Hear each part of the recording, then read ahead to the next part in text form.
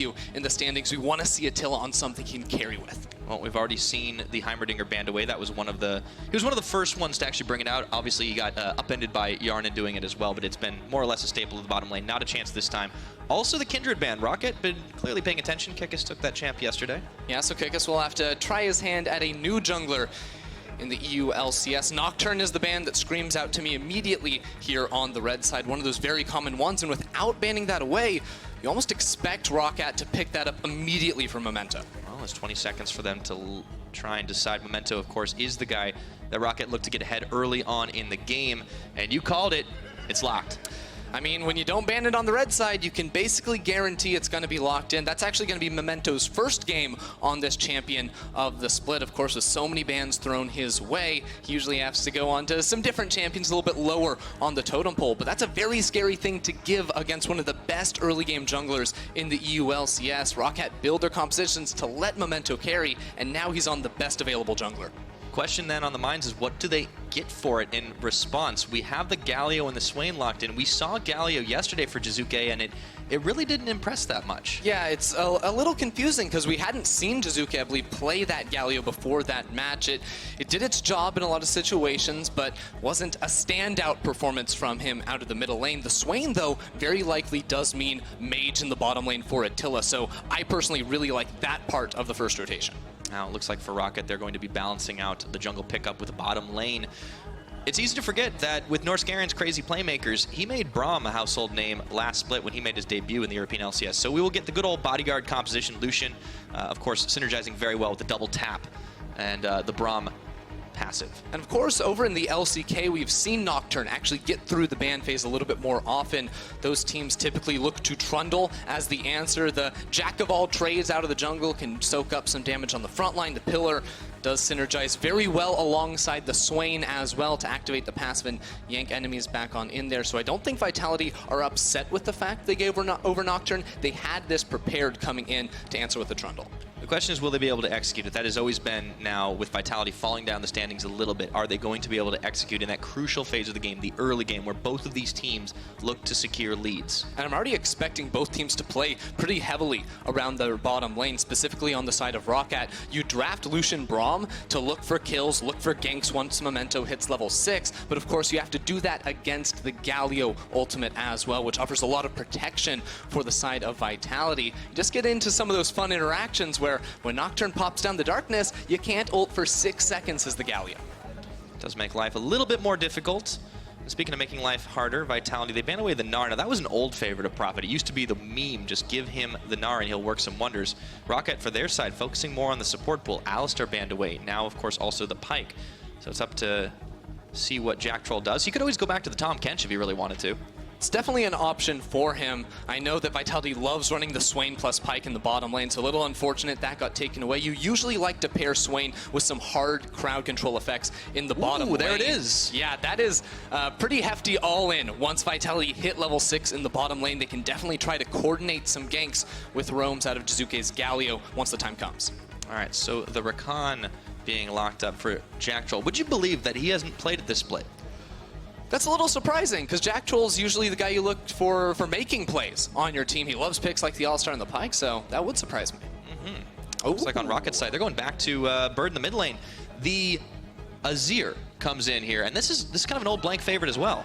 Nice hover, by the way, Yeah, so we saw LCK earlier. Teemo got played earlier in the LCK as a bot lane carry. We're not going to get it today, but oh my god, that was crazy. Yeah, Norscarin is the guy that would just Bring it on, oops, baby. My finger slipped, right? But it's the Vladimir. This is what Prophet has been making a name for himself on this split. Especially during the first few weeks, it was almost first pickable for Roccat. They always wanted to get Prophet on that champion. In past weeks, it's fallen a little bit down in priority to picks like the Mundo, but after some nerfs, now we get to see Roccat on a playmaker, on a damage dealer in the late game, which is certainly interesting, considering we now know that he's one of the guys making the shot calls throughout the game, gonna realize who gets the resources and where.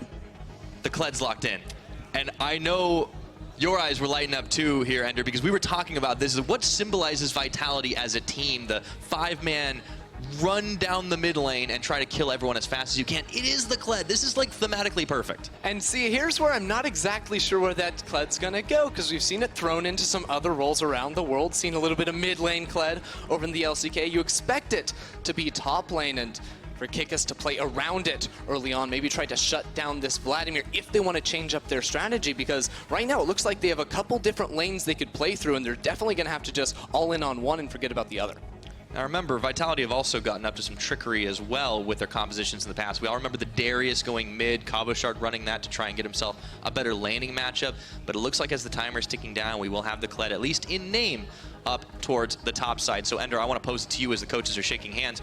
Who do you think takes the win in this draft? Ooh, it's a good question, because I think at different points in this game, teams have very different strengths. For Vitality, it's about mid-game team fighting. You've got the run it down mid with the Kled. You want to charge on in there and look for fights with 4 bruisers to beef up your front line. But if the game drags on long enough, like we're sort of used to seeing when Roccat play games, they have one of the longer game timers in the EULCS, the scaling of Vladimir and Azir might just be too much for Vitality to deal with. That is always the risk you run now. Vitality, they made a couple of shifts here. Kikis once more in the jungle. We saw him once already earlier this week coming in for Gilius. Will this changeup be enough to get Vitality back on track to victory? Or will they be destined to fall to Roccat once again? It does seem like Roccat sometimes the Vitality kryptonite. Yeah, right now 1-2 is their record against them this year. At the start of the split as well, it was Vitality coming off of a 2-0 week. We thought the meta suited them. They were looking so strong on all these bottom lane mages. And then you had this barn burner of a game against Roccat where Vitality had the lead. Roccat were able to stall out and turn around in the end for one of the bigger upsets at the start of the split. Well, it certainly was the case. It's always been an exciting matchup between these two. It'll stay exciting. You can take a look up in the top left corner. The first dragon that'll be on the Rift will be the Infernal as well. And it's exciting for so many reasons. They are incredibly close. These two teams right now, it's not just that they're 6-5. It's that whoever wins this takes 4th place. Pending what the Schalke results are later on in the day, that's incredibly impressive, especially for a team like Roccat. And it would also put them only a game behind Fnatic and G2, of course, with more games to come on through during the day, but certainly trying to make a case for who is that 4th place team, because if you can sort of solidify that in week 6, week 7, before we get down to those last few games, then you don't have to worry about maybe even dropping out of that playoff race in the last few weeks. And looking back at, the history angle of it as well, Roccat as an organization, this is massive for these guys. They've had a couple of rough years. I got to go way back in my mind to find out when they were in 4th place. You want to know when that was, Ender? When was it, Pyra? That was all the way back in 2014. The all-Polish lineup. They had Jankos, they had Zazis, they had Celiver. That's when Roccat were like a 3rd and 4th place team at the end of the split. I was still in high school, man. Come on. Youngin'. These kids these days. But yeah, that was Roccat. Now they've made playoffs last split. That was obviously the road to them really stepping things up in this one. But take it from an old man. It's nice to see Roccat really getting back to the form that they were once upon a time. Jizuke goes in on blank to start things off. Just a couple love taps in that mid lane. Yeah, the Azir's another one of those picks we just haven't seen in a really long time here, back since the spring split.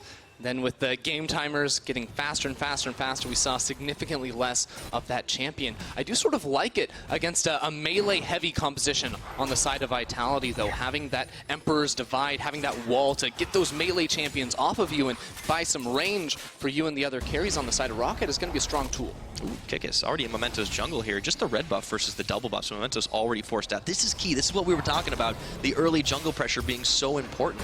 And this is something Kikis did a lot of yesterday on the Kindred, as Jizuke's taken some wild trades there in the mid lane, but he was very aggressive in his pathing, invading to get marks on the Kindred, sometimes to his benefit, sometimes he got caught out and punished, but right now, because his lanes in both top and mid have priority, he's allowed to get this pressure off and try to slow down Memento's journey to level 6. And this is the plus side of having a changed jungle or moving things around a little bit. You don't know necessarily what to expect because this guy is not the same jungler you've been watching over the course of the split. You can't necessarily prep for this as well. So Memento finding out the hard way that he can't always have the easy jungle he wants.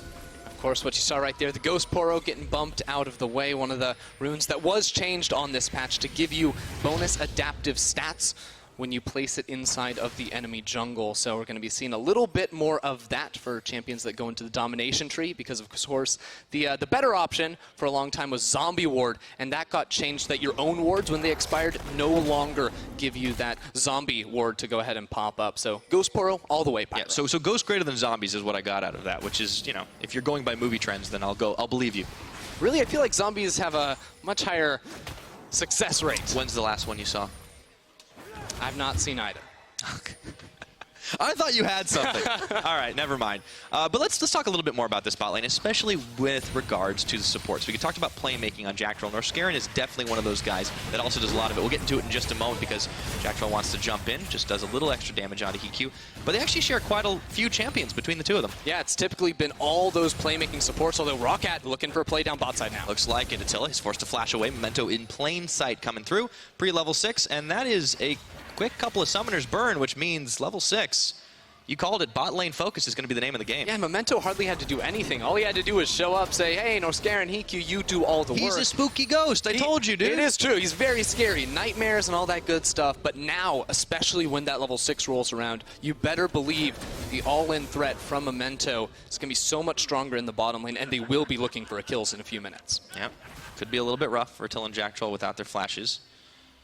For the time being, still holding strong and actually have the CS advantage over Hiku.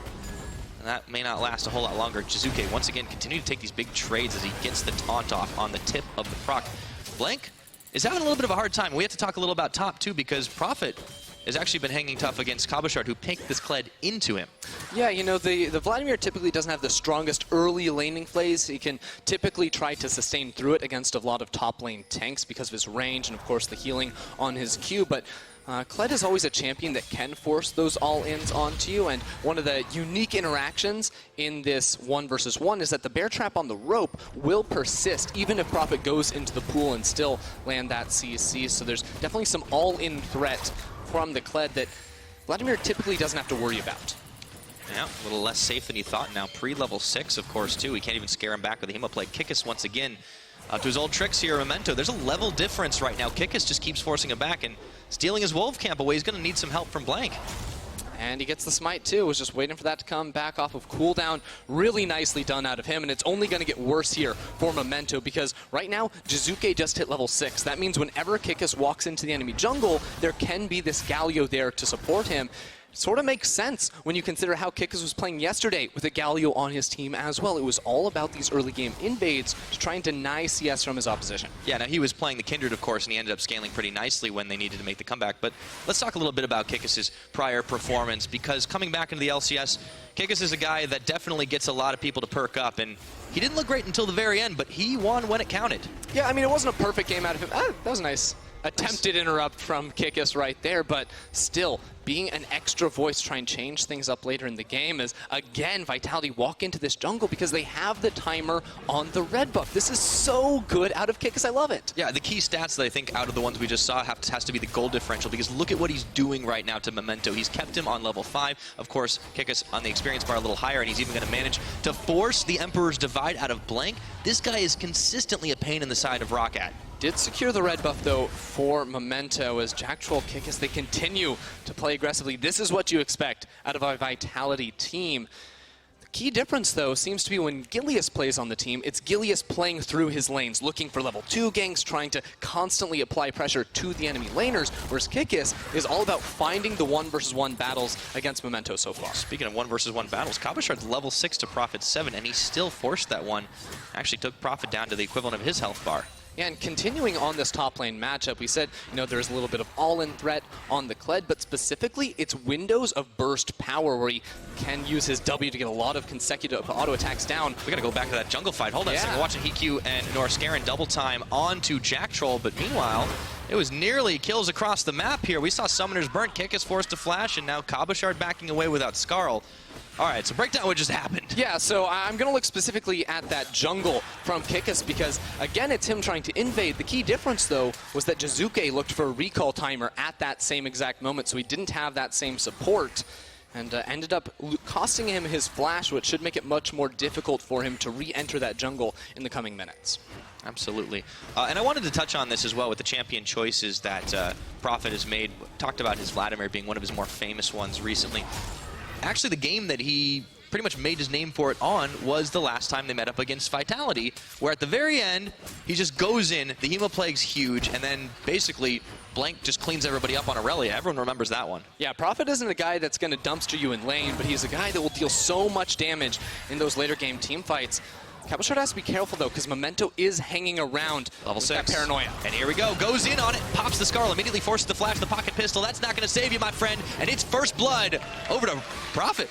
Excellently done. And we know, hey, Prophet's the one calling the shots behind the scenes. He's like, hey, Memento, get on over here. Cabochard keeps going for these aggressive trades.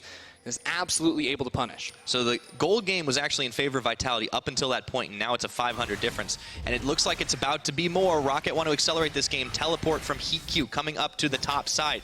This will result in a tower trade, but Roccat have got the jump on it. The only thing Roccat have to be worried about is that there's an Infernal Drake on the bottom side, so they do have the tempo advantage, but after this, we would usually like to see them walk into a Rift Herald. There's not a Rift Herald up, though. It's only 9 minutes and 40 seconds into the game, so Vitality should be able to come out positive on this trade. Interesting decision, too, because Roccat had to have known that this was going to happen one way or the other, and they opted to take it anyways.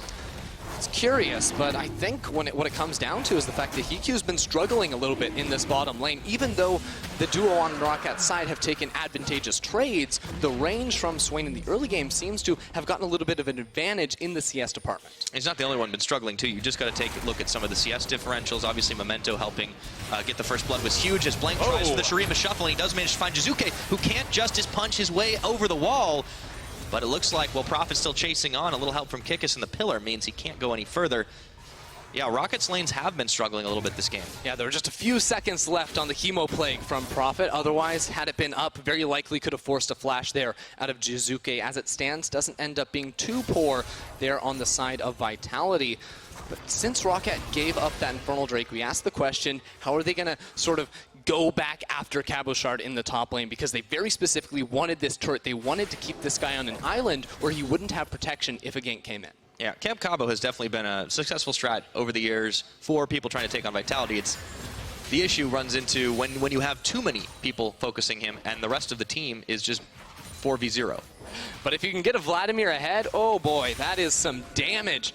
When we get into these fights later on, and he already got that first blood, went very defensive in his itemization. He wants to make sure he doesn't give over any of his advantage, but you don't really need to build all that much DPS if you're always going for 2v1s. Oh, that's a good point. Having Memento in your back pocket is certainly going to help, and I think he was happy for something to do considering Kikis was just stealing all of his jungle, but now the focus is closer to the mid lane. Jack Troll coming in.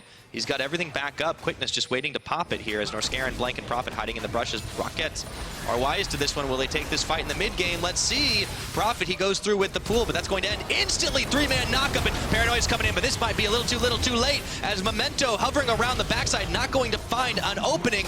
And here comes the Kled on the charge. Norscarin, the rest of Roccat in full retreat. Under tower, Vitality still go as Attila looks to finally finish off Prophet. Does not find it, but in the Demonic Ascension, he forces Memento back, and that is another taunt. Memento blown to pieces. Prophet trying to make something out of nothing. Just one more. Jizuke finally is going to fall. It ends up being a 2-for-1 trade.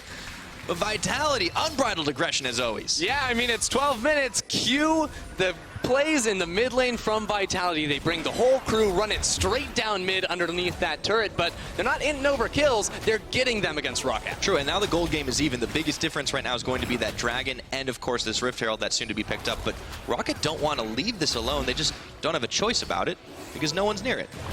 It's tough, too, for Roccat because they almost went in for that fight. We had Prophet coming around the flank thinking maybe they could take that advantageously, but it's a Vladimir, it's an Azir, very heavy on the scaling department, and it was also the quicker rotations, it looked like, from Attila in the side lane, and this engage right at the start from Jack Troll on the playmakers combined with the eventual hero's entrance to burn those stopwatches was very important to allow Vitality to press forward for this dive underneath the turret, where they can tank for so long because Kled can de-aggro with his passive. I don't think he can de-aggro here, unfortunately. He looks pretty dead, but let that not interrupt your point. I mean, he can de-aggro into the turret, but not in a 1 versus 3 situation. See, he was just tanking damage in that last fight. 69 DPS overall. Hey, he hit an ult. Yeah, I guess. Yeah, it worked, you know. But you know what? He did his job. Here's the thing, though. Like this is where Vitality were stronger. You talked about it in the pick and ban phase. This is not only where they like to fight, this is where their composition is strong, is going to be in these mid-game fights. And Memento, all he could really do was turn the lights off at that point and hope that Vitality would get scared and run away.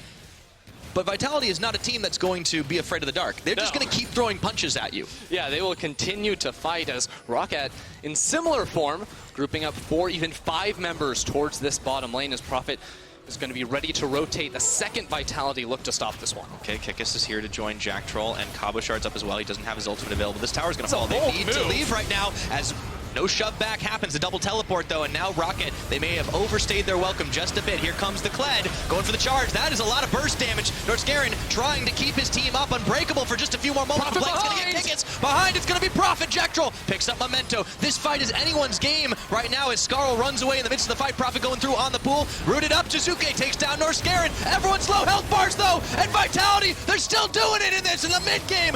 Big shutdown gold going through, and there's the charge onto Hikyu to finish the fight. Cabo Shard, Jack Troll, and Jizuke sweeping it up. You do not want to fight against Vitality in the mid-game. They will take it every single time, even when it looks like a horrific mistake.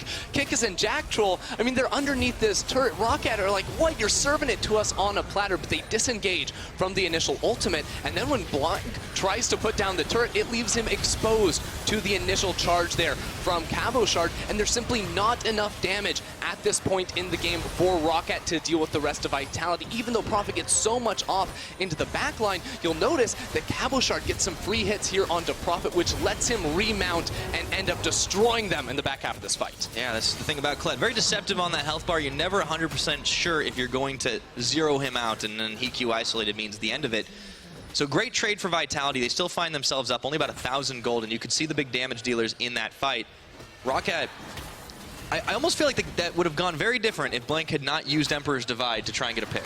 Yeah, I mean, they could have disengaged. They could have kept them at range. That's typically what you want to do as Roccat against this Vitality composition. Unfortunately, they got a little bit blind to the fact that even though all he saw on their screen was 2 members, the rest of Vitality were quicker to pull the trigger on the rotation. Talking a little bit about Kikis and what he's been able to do on this team. You see, typically, going into the enemy jungle is something that is considered quite risky, but Kikis don't care. No, he's the honey badger of junglers.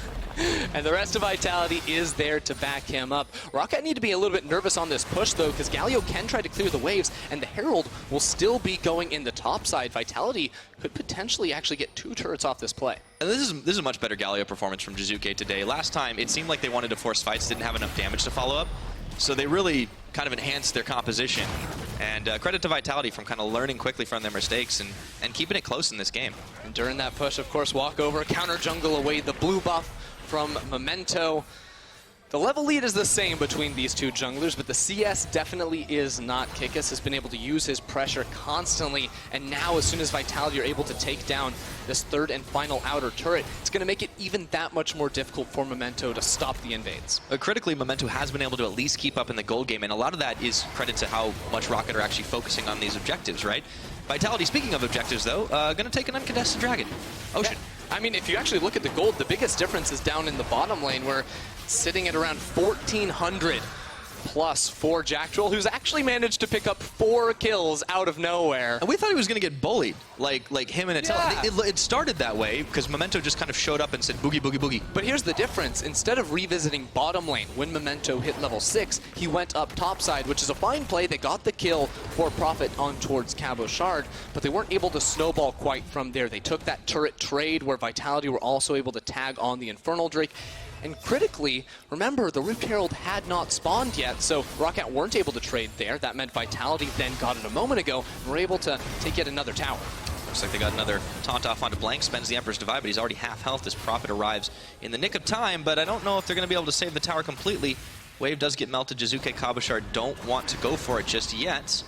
And Jizuke can be a little more reckless on this. This is the type of champion that he definitely can afford to. His Rod of Ages at half stacks already. Not a lot of other items to speak of, but he's staying healthy in most of these fights. It's funny, too, because I've never seen Galio E4 this recklessly as Jack Troll is threatening on the flank at the moment, but Vitality are just continuing to poke out here towards Roccat while Attila gets this wave rolling on the top side of the map so they can try to collapse a few of these waves at the same moment and then break the mid lane turret once a couple members of Roccat go to other areas of the map to pick up those minions. Okay, Norscarin contesting with Jack Troll on a little bit of vision here, and you know, we heard about the way that this team does the calls, how it does kind of split a little bit with Prophet being the main shot caller in this team, stating that he wanted to make some plays happen up early top. You got to wonder, though, if this didn't kind of bite them in the behind a little bit as Vitality were able to react better, and they've been pushing their lead just a little bit ever since. Yeah, the real mistake from Roccat has come from trying to take these fights against Vitality. We mentioned in the draft, this composition is built to fight between 15 and 25, 30 minutes, where they can just use all the base stats you get when you have all these melee champions, run straight on in with a fantastic engage of a Kled as well as a Rakan, and the scaling just hasn't quite caught up for Roccat to be allowed to go head-to-head in these fights. Yeah, and you can see how strong Vitality are, obviously just watching the fights, but even in some of the items. After it looked like Cabochard might get shut down early on, well, guess what? He's got a Black Cleaver. He's living his best life at this point to combo with the Merc Treads. And everybody's actually not hurting for gold here. Kikis might be the one who's in items the furthest behind. Yeah, it's pretty even across the board, just a couple hundred in the advantage for all these teams. His bottom lane Prophet's in trouble. Okay, he's going to go pool, and it's going to be Darkness. Memento tries to turn this one around with the lights out here, but that's a lot of damage following through! And he gets deleted off the map before the rest of Roccat can even respond. Looks like we're in for a big old fight, though, right now, as they get the charm up, forcing the flash out of Norscarin. Trying to disengage here. Roccat realized they did not want that fight as Suzuki takes down Prophet. Hiku in the back, getting the full culling channel off it. Vitality might be a little bit caught between a rock and a hard place, but they're still going through. There's still no Attila. It's a shutdown. Attila hasn't even joined this fight, so Vitality actually stay way too long and get punished. Little unfortunate there. Hiku tried to back on over toward the side where the rest of his teammates were. I think they could have gotten a little bit more off of that fight because Attila had not teleported in. Yeah, but Vitality still did win that fight. It was 1-for-2 trade, but it seemed really tense for just a moment. And with Attila not TPing, I wonder how that would have gone elsewise. Yeah, right at the start of the fight, I don't think teleport was actually available there for Attila, and there's a lot of time bought out at the beginning, but Memento going in is a huge mistake because Prophet was in the pool. There was no one else to CC Kikis or Cabochard, so ended up making it a 4 versus 4 fight once Hiku came in with this teleport. But in this situation, I think Hiku's in a pretty good spot because Vitality have already spent the engage going in towards the rest of Roccat. Maybe if he'd stuck towards that inner turret, could have pumped out a little bit more DPS and actually caught Jizuke or Cabochard on their way out. Yeah, slight uncertainties out of Roccat, and at the moment, remember what these guys are fighting for. Sole possession of 4th place, proving themselves not just in the middle of the pack, but a little bit above it. Vitality have to get back to it, but Roccat are working their way up to it for the first time in a long time. First time in a long time, but they're sitting dead even with Vitality in the standings at the moment. Now, Vitality, usually when they're able to get leads in the early game, they can snowball that and just take out opponents later on into the game. And it has been a decent lead so far for them, 3,000, but usually when they're picking up their wins, they're snowballing that into much, much more earlier on. Vitality's games have gone a little bit off the script as of late. We all remember what happened yesterday, a wild roller coaster of a ride against Giants. But at the moment, seem to be in the driver's seat, setting up themselves a death brush. And a lot of it's vision control. You can see we're only looking at Rocket's vision right now. This is starting to look a little scary as Vitality members closing in around the sides. You know, the only reprieve here for Roccat as Norscarin has to get on out of there is the fact that Vitality's Baron DPS is relatively low. They don't have a traditional marksman in the bottom lane. Swain Galio isn't going to be the highest amount of DPS, so even with limited vision, they should be relatively comfortable knowing that Vitality are going to be more hesitant to start up a Baron. Well, they certainly can take the fights if you've been watching these ones, so if they peel that off a little bit faster. I was just realizing as they got the pillar and the never move up, this team has so much CC, it's disgusting. Yeah, I mean, it's what you want to do to pair alongside the Swain, and Yeah, it is. It's especially rough for someone like EQ, who doesn't have the flash. Blank now, too, does not have the flash, so you have to be especially careful whenever they face check a brush, which could happen very soon. This is the bush you see teams so often just camp inside of, because you know Roccat has to eventually walk in. Looks like the brush is coming to them, though. Vitality trying to find the fight, trying to find the play, but nobody presses the go button on ultimates. Cabochard holding on to that charge as Roccat were able to bait out a Vitality response, but it's a standoff in the mid lane. Look at these side lanes, though. Roccat have massive waves built up, both top lane and bottom lane, so Vitality are really trying to force a fight, but if they don't pull the trigger fast enough and sit around here in the mid lane, they might end up losing out on a lot of that golden experience. Yeah. In the meantime, they can, on the Roccat side, look to try and maybe contest on a Dragon, but Vitality still forcing out as they see Attila going back up towards the top side to clear the wave there. And Prophet doing the same to push the wave in the bottom, so both teams opting for non-aggression for a change. Yeah, we still have to keep looking at this timer here from Roccat. When do they come online? When are they going to start turning these fights in their favor? I think we're going to be looking at maybe plus 30 minutes here, because right now, even though Blank has his 2 core items, EQ as well, Prophet went very defensive in the setup. Zhonya's Hourglass plus the Hextech Proto Belt and Ninja Tabi's on top means that his AoE teamfight damage is going to be significantly less than the Rabadon's Death Cap Rush plus just all the AP you can build in the world that we've typically seen. Someone's got to go defensive on this team. Come on, Andrew. You look at the Dustblade of Drakthar build now with Give me a Memento. Spellbinder. Yeah, a Spellbinder. Okay, sure. But Prophet still has time to build those. He's still got item slots. Yes, it's going to be a little while. But Roccat, the gold lead is no longer getting away from them at this point. The Dragon lead, on the other hand, is something I would be a little concerned about, considering that Mountain Drake went down for free. Yeah, especially when Vitality have such good control over the Baron. Actually has slipped a bit when they went over to secure themselves that objective. Of course, this is how the game is sort of spun out of control here for Roccat. They actually had the lead off of the plays of Memento. The issue was, again, taking those fights as Vitality looked for another. Oh, Prophet, he might be caught out a little bit. Throws on a 2-man Hemoplague and goes for the pool away. HeQ and Norscarin are coming. I don't know if it's going to last that long, but the teleport on the opposite side is coming through. HeQ, Norscarin feel that they don't want this fight anymore. The charge unstoppable as Cabochard looks for Norscarin. Attila throws on his own ultimate, and it looks like we're in for the fights once again, but Vitality don't find the quick pick they're looking for. Memento zoning Jack Troll away, or is it the rest of Vitality zoning Memento away? Looking for that damage right now as the pocket pistol pushes the Kled back. Nobody dies. Very tense situation, though. Multiple flashes being blown on the side of Roccat to disengage from that fight. Vitality are going to take that as a victory for now, knowing that the next time Prophet overextends in a side lane, that's when they'll be able to pick up a kill. Yeah, 2 summoners for a teleport on Attila's side and Cabochard as well. And now Vitality making tracks up towards the Baron. Are they going to start the bait out? Prophet has TP. He's the one in the bottom lane. It looks like they're going to go for it, at least to bait in Roccat. Well, they will not take much damage from starting this up. They really just want to force a fight. They want to force Roccat to enter through one of those tight corridors for the engage, but there's no ultimates on their side. Roccat only have the Emperor's Divide left for Blank, so I think both teams are going to go back and lick their wounds and wait for those cooldowns to come back. You can see the Vitality are not as confident as they were before. They peeled off very quickly, and as a result, actually, it looks like they're going to lose their mid tower. So this will even up the tower game and put Roccat in touching distance of the gold. That's very important, too, because when you are trying to get into that Baron area, trying to have mid lane priority, having the minions shoving in your favor is very important, because as soon as those go into turret, 1 or 2 members of Vitality will have to go back, and now that the turret's been pushed back further away from the Baron, that's longer distance to cover, and there's more of a window of opportunity for Roccat to get vision around that Baron area whenever they're able to push in the wave. So I know, Ender, you wanted to see some more aggressive items, offensive items being built by Prophet. Well, there's an Oblivion Orb in the inventory. You getting excited yet?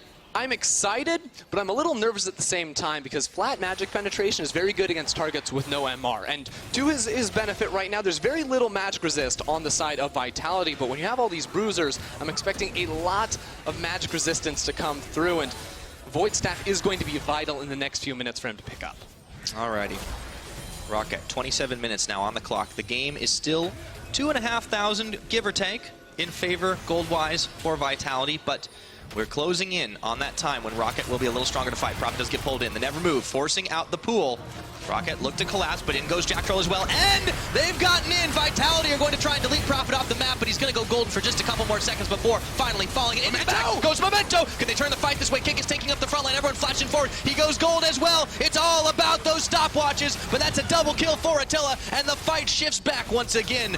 Roccat just out of range to try and find any more. It's a 2-for-1. Vitality come out ahead. Vitality keep taking these fights and keep pulling away with the victories right there. Jack Troll sacrifices himself for the engage, but Vitality are going to continue to look. Emperor's Divide, Blank shifts himself out. No Eye of Sauron for him today, and Vitality may finally be in a position to start contesting the Baron.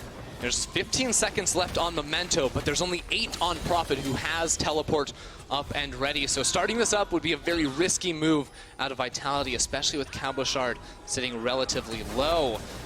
Even though Vitality are winning these fights, the gold lead is still only 3,000. It has been for the last 10 or so minutes, and that is certainly an advantage over to Roccat the longer the game lasts. It's such a weird thing to think about, that Vitality are winning the fights, but Roccat may be winning the game, because this isn't Roccat at their full strength. This is the training montage in like 10 times normal gravity.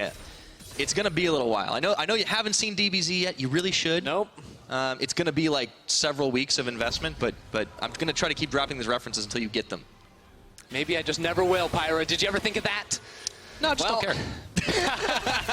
All right, tell me through this fight again. Yeah, here's the engage from Cabochard again. Just as soon as Jack Troll's on the way, they coordinate the engage fantastically. For a while, though, it looked like Roccat were almost going to be able to turn it around when Memento dove into the backline and bought time. The issue is the low range of Azir and Lucian meant that they couldn't actually finish forward onto Kikis and return those couple of kills.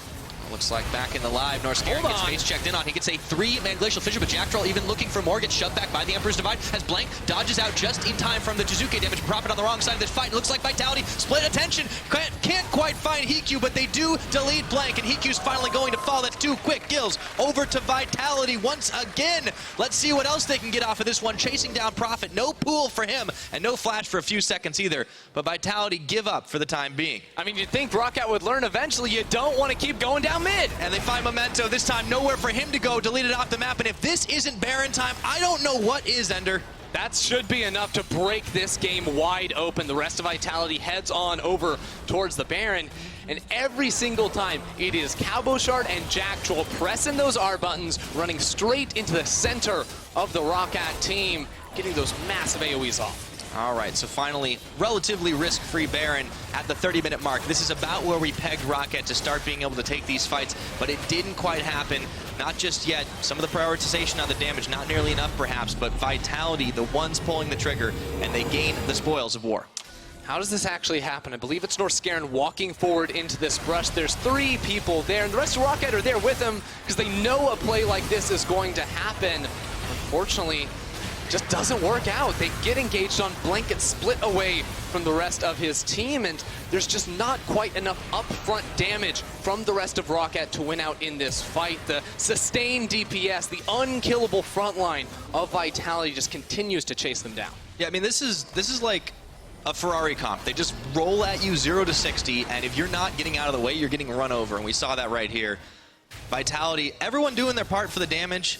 Really got to give some credit to the CC chain, Cabochard, Jack Troll, really doing their work to set these fights, these picks up. And remember that Vitality intentionally let the Nocturne get through.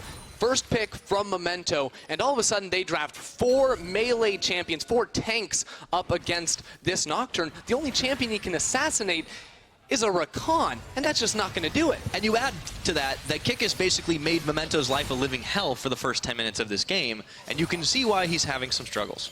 I mean, this could be a very pivotal moment in the actual metagame of the EULCS if teams realize how to actually play against this Nocturne, draft compositions, draft specific picks, and then play towards those strengths. Maybe this doesn't have to be a permanent red side ban anymore. Well, that could certainly shift the balance of power just a little bit. And for Vitality, they're hoping to shift perceptions. This is a team that's had some struggles. Getting this win right now would not only boost their spirits, but boost their chances. Holding 4th place alone for the time being would be a huge boon to this team who had slightly fallen out of favor. Let's see if Roccat can hold the line here with the Baron push coming. The difficulty for Vitality now is actually closing out the game because they only have 1 ranged champion and it's a Swain, so actually auto-attacking and sieging down these turrets will be difficult. That being said, Vitality could probably just go ahead and straight up dive under these towers. We've seen them do it so far in this game. But I want to bring it back almost to that week 2 match where Vitality were in a very similar situation and threw in this same exact area. Roccat are going to have to try to pull off some miracle now. I'll see if Lightning will strike twice. It was up to Profit and Blank the last time around, but there will be no follow-up fight here. The first inhibitor is going to fall in the top lane. Vitality, 5-man unit, just keeps on going. With that inhibitor down, should make it much easier to break open this space. Minions in the bottom lane, not quite in Vitality's favor, and the rest of Roccat have their summoners up if Profit wants to find a flank. Now could be the time to do it, but gonna have to try and clear away these minion waves somehow. You do not want to give over 2 inhibitors. Here's the start. It looks like they want the fight right now. It looks like EQ and Blank out of harm's way, but the tower and the rest of Vitality maybe not so lucky to get the taunt up and delete Profit. That could be the difference maker. Rooting up EQ, he dashes away, but that is going to be 1 dead tower and 1 dead inhibitor. Vitality making use of this Baron buff. 20 seconds still left, and they've got 2 inhibs. Vitality just don't take any damage. They go under the turrets with reckless abandon, find kills, and come out with full HP bars. Look at this build on Jizuke. Yeah, you're talking about reckless abandon. That's a God. Magi Soul Stealer. 10 stacks on the Magi's, a Rabadon's in there as well, and you just see how this fight starts off. The pillar slows down both carries on the side of Roccat, lets everyone else get underneath the turret, but Memento and Blanc, they can't hit anyone in this fight. Profit is stuck out to dry. Just 5 members of Vitality whacking down onto that Vladimir. Yeah, so could they close the game? The answer gets a little easier now, Ender. I mean, it's obviously always a chance that these guys can lose a big fight. Roccat have turned around crazier games, but it's 10,000 gold difference at 34 minutes into this game. They have every dragon. They had the Baron, which is now gone. But it doesn't really matter when the base of Roccat is as well. Yeah, Vitality can basically just come down into this bottom lane, wait for the minion waves in mid and top to crash on down, but Vitality isn't a team that's very keen on waiting. They're a team that wants to just fight, dive underneath these turrets, and end the game as quickly as possible. And frankly, we're probably going to see that on, if not this wave, the next. We'll see if this is the final push or not. Vitality stated Roccat has been their kryptonite in the past. Let's see if they can turn that around, make it 2-2 in the head-to-head on the year. But of course, it is a long, long series, or a long, long season still ahead. Vitality, though, would be very happy to get themselves in that 4th place position. Good wave clear from the Roccat side. Here's the fight. Will they be able to do it? That's a big old Hemo Plague, and it's Darkness. Vitality getting some redemption here as well, turning back over to Profit. Gets the damage. Kabashard, he's found the kill onto Blank, and the Vitality switch is flipped. EQ trying to get a deletion off, but it's not going to happen. Target disengaged and re-engaged, pocket pistols and everything flying. And it looks like Vitality are going to go for the end of the game. This composition Yamato Cannon built could not lose in the mid-game, and they're going to take this one home. Big old Heroes entrance for Jizuke, and for Vitality this game, the Roccat is in the bag. All right, Vitality, I'm liking what I see. These mid-game teamfight compositions drafting exactly how they want to play out the game, and executing on it just about perfectly. For Vitality, they took the mid-game into the late game. They just never stopped the train.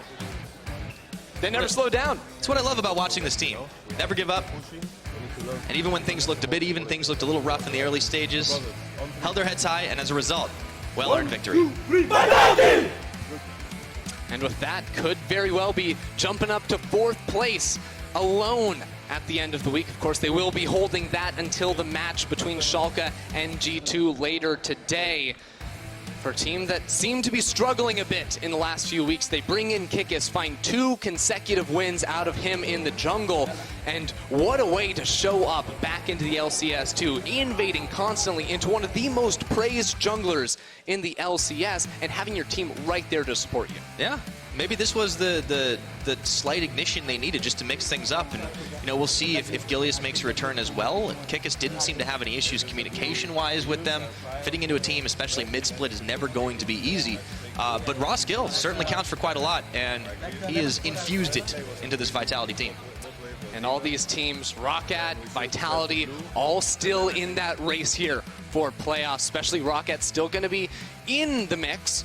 But of course, you don't want to be dropping games against these teams right neck and neck with you in the standings. Vitality are going to be very happy that they were able to come out on top here and try to inch themselves away from that 5th, 6th place. Yeah, and everything can really change at the drop of a hat at this point, because you've got Splyce sitting at 5 and 6. That's now only 1 win less than what Roccat have. You could easily find yourself out of playoffs. So it's tough, man. You've only got a few more weeks to make it count, but Roccat, they gave it all they got this game. Just wasn't enough. Every game matters, man. Every game matters. It's almost like we used that once or twice. Now, you guys are deciding the player of the game, which of course stands between Kikis, Attila, and Jack Troll. So give us your vote at LOL Esports on Twitter. I'm not even going to ask you because I always do anyway. So, that's it from us. For more on Vitality's win, let's check in with Lore and the support. Thanks, Pyra, and thanks, Jack Troll, for joining me on stage. So I'm wondering, you guys chose a hard engaged composition, even though you had issues defining your style lately, and you went with Roccat, Galio, Kled. So can you explain a bit more? It just everything collected together, It's my first ever game with Roccat in competitive, and I'm really happy with my performance today. What can I say more about the comp? Why did you think that fit today? This one fitted today? Just confidence. I think it's not about we go to the game and we know the comp that we play already. We just take champions that fit good in that exact scenario. It's not something that we prepare and it's 100% this, Awesome. Well, yesterday I talked to Kikis, obviously, and I want your opinion on this. How different is it from Gilios in-game? What's the difference between those two? In-game, it's not much different because they are both leaders. But the playstyle is a little bit different, and just because we played with Kikis these 2 games, it doesn't mean that we gave up on Gilius. He's still a really important member of our team, and I'm sure that we'll see him more in LCS. And we'll with see, Vitality, of course. Hopefully. Well, we'll see over the weeks. Thank you for joining me at this second. And we're going to take a short break. Right after, it's going to be UOL versus Giants. Don't go anywhere. You know what, Laura? They keep feeding you misinformation. It's still us for a little bit. Wonderful interview. We are the break. We are the break. I mean, a lot of people turn off when they see us anyway, so I guess that goes. Wonderful interview with Jack Troll. He was feeling cheerful. First time Roccat, which I think is nice seeing how that game played out, because it was all about the engage and it was all about the team composition. So let's dive straight in and look at the team fights, because honestly, that is what it was all about. 11 minutes in, Vitality did what they do best, go mid lane. I mean, this team fight started being really good for Roccat, but so far the team comp of Roccat, I don't really understand. Nocturne is a completely bait for Vitality. Here, whenever Nocturne goes in, he's just gonna straight die. So he pops his ultimate to not even enter the team fight. So it's a win team fight for Vitality. Yeah, it's kind of strange watching an Azir plus an AD carry who are, consistent DPS. We want to have long team fights where we're standing back, we're kiting, there's a Braum protecting them. And then there's Memento is press ult on Nocturne and it never wants to go in. It looks like it was a bit of a panic because they hadn't scaled enough to do damage themselves. So whenever Vitality did something, he was just like, all right, darkness, and maybe I can negate some of the damage, but that doesn't really help you because you end up dying after. Right, exactly. And I think Yamada Cannon and Vitality over the last couple of weeks have kind of tried a lot of different drafts, a lot of different kind of compositions, where if you look at the one yesterday, they ran also with the Galio mid, but it was a Tom Ken support. It was a Kindred support. So it was very we want to sit back now, but then Galio didn't really fit in. This, I think they nailed the draft today. And this is the best Vitality draft we've seen in a couple of weeks, because it was all in, all of it. Swain going in, Trundle in the front line. And at the same time, this is the kind of composition they're running right now in Korea, where we talked yesterday about how they let Nocturne open these last weeks on Korea because they can build these kind of comps. They just go all bruisers, all tanks, and there is not a single target that Nocturne can go in and kill. So who are you going to ultimate? Swain, Kled, Galio, they are all tried the Rakan, and that's it. It's just impossible to go in. Let's take a look at another example of that exactly. An insane bottom lane fight for Vitality brought to you by Acer Predator, which actually starts as an engage by Roccat. But what you just said right now is here in action. Vitality can turn it around. The Nocturne Darkness doesn't really do anything, and in that moment, they can re-engage and just slaughter Roccat. I mean, first of all, they missed these 2 ultimates because Nocturne ultimate was for nothing. Azir ultimate was also for nothing, so now they're going to teamfight without the lack of these 2 main ultimates, and they have no teamfight composition. They need Azir to scale, they need Azir to do damage, they also need Lucian to scale as well, and they cannot do this because they are fighting early game when they should not be fighting. Looking at it again, though, it was a bit closer than I remembered. The because next it does ones, look the like next ones will be more they could one-sided. turn it around. But that's when we get to that composition, right? A fantastic team fighting comp from the side of Vitality and not the right tools built against it from Roccat. We often say Memento have one style, and you said very actively yesterday, I like it. I want Memento and Roccat to play that one active style, and that is not Nocturne. So don't pick stupid Azir as well. That's all late game scaling. I need early game fighting from Roccat. I need a jungler that can gank in the early game, that can go mid lane or top lane and get a kill for a strong pick. Azir is right now, if you ask any mid lane in Europe, a champion that is very weak early game, but of course still has the strong late game. But that's the trade-off. You give up the early parts of the game, yet they pick it. So that part I didn't like. I don't think that's the reason they lost, because I think there was actually still moments where they could play. But this Vitality draft just made it so hard, and you get punished for every mistake you made. As a possibly dumb question from my part, yesterday I saw a Nocturne do insane early game moves against Schalke and EULCS with Orianna, who is also a controlling yet bit scaling. I like laner, Nocturne if you just draft a mid laner who wants to dive so in. that's the issue. Yeah, give me a mid laner who wants to dive with Vladimir plus Nocturne. It's still not perfect against the full tank comp, but then I can see the Nocturne Well, makes I was sense. talking to Albert during the game, and he said he hates Nocturne as an early game champion. No, I'm not talking about early game, I'm not talking about fighting. Okay. Yesterday, what happened with Fnatic, that Nocturne actually killed someone level 2, you will never see that happen. That shouldn't happen. You And this is not will early never game. see that happen. That's completely early game, but it's Sen allowing that by the first gang, wasting the flash of Yasuo and then Orianna pushing it, and then Nocturne doing the dive. But that should never ever happen. Like, there is a lot of early game champions. Taliyah is one of the best early game junglers. Trundle is one of the best early game junglers, and then you have champions like Nocturne, who is completely late game. You have Sejuani, that is mid game. Like, early game is fine, mid game is really strong, late game is really strong, and then you have something like Kindred that scales a lot. Early game can be strong, but he needs his marks. So it's something like that. But Nocturne is the worst early game jungle right now in the metagame. So if you have Nocturne in this game, because we're not talking about early late game jungle, we're talking about how does it fit with the Azir in terms of fighting, right? Yeah. So what mid laner, if you look at the rest of the draft from Roccat, if you were the coach, we would have said, okay, if I pick, random example, the Galio myself here, I have Galio, Vladimir plus Nocturne, I'm happy then with the team fight, at least. I mean, so far, every single time I played versus Galio, I tried to put that some 80 damage. So you can pick, for example, the Corki. That is a champion that is coming back to the meta with the rework or the buff on the E. Corki is really good into Galio.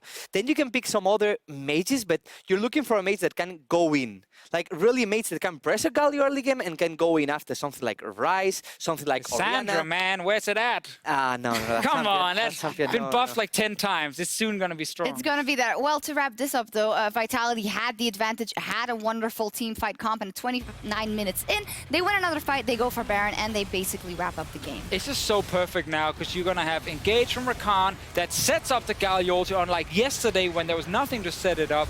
And then you have also Kled ult to just constantly run at people. And you can see the damage. Like, Hikyo is actually trying his hardest, but he's on a native carry that's behind. And you can't kill Brutus fast enough. Well, if we step back now, that is a 2-0 week for Vitality. The player of the game, can you guess once again? Is it Kikis Kikis, again? I will say, right? Kikis. Yesterday it was with Interesting. 70-something% of votes. This time it is 56% of the votes. I mean, his early game was amazing. Like, It how was. he pressured Memento all the early game, just stealing his camps, going to the Wolves, pushing him away and taking them. Every single camp, he's so far going into enemy jungle, he was getting it. So I think his early game was really good, but I think also that his team support him all the time because we have Kled roaming to him, we have Galio all the time constantly moving to him. So I think it was so far the team. You doing already well. know what I'm going to ask you. I said it yesterday when Kikis got player of the game and they won. They now get a 2-0 week. Yamato's change worked. It definitely worked. Very positive change also from day 1 to day 2. You can then argue as the draft or whatever, but Vitality looked much better today in team fights. Kikis currently is the change they needed. A week of scrims. Gilia's playing next This week. is so interesting. Like, what we see now that they move up to 4th place. Of course, Schalke is still playing later. They take an absolutely crucial win here, and Roccat go 1-1 once again. So this might turn out to be the most Stupid Rocket successful- 1-on-1. Yeah, I we mean, all predicted him. Yeah, I will we never, were I will never all, bet. I will baited. never bet again for Roccat. No, If I see first game winning, I'm gonna bet like all my money to the lose for the second round. So interesting. So interesting. I guess what's you're gonna starting happen this Kikis next week. based on what happened If this you're the week. coach, you start him next week, indeed, and then is when that dynamic becomes really interesting. But we will have to ask some of the members ourselves. Of course. But I think from a coach perspective, now what you can do, so far you see Kikis is working out. Right now is the moment that you can try both. Like couple of games with Kikis, couple of games with Gilius, and you can even decide. Probably Kikis can be better early game, probably Gilius can be better mid to late game. So then you decide, like, what team are we playing against? If you're playing a late game comp or a late game team, we're going to use Gilius, because maybe he's shot call better. I'm just predicting stuff, Yeah. like I have no idea inside, but you can decide between each other. So I'm not going to say it's going to be 100% Kikis, because now they can decide, because Kikis works, and I think Gilius in the past was working as well. Kick is top lane. The kick is top lane. I mean, they could still throw out a little flex for combo. sure. Sharp plays a mage. In any case, psychologically within the team, I mean, you give something up, right? You have this now in your back pocket. You can change the jungler, but you deal with the interpersonal relationships that also rise from having a sub for a star player all of a sudden. Interesting.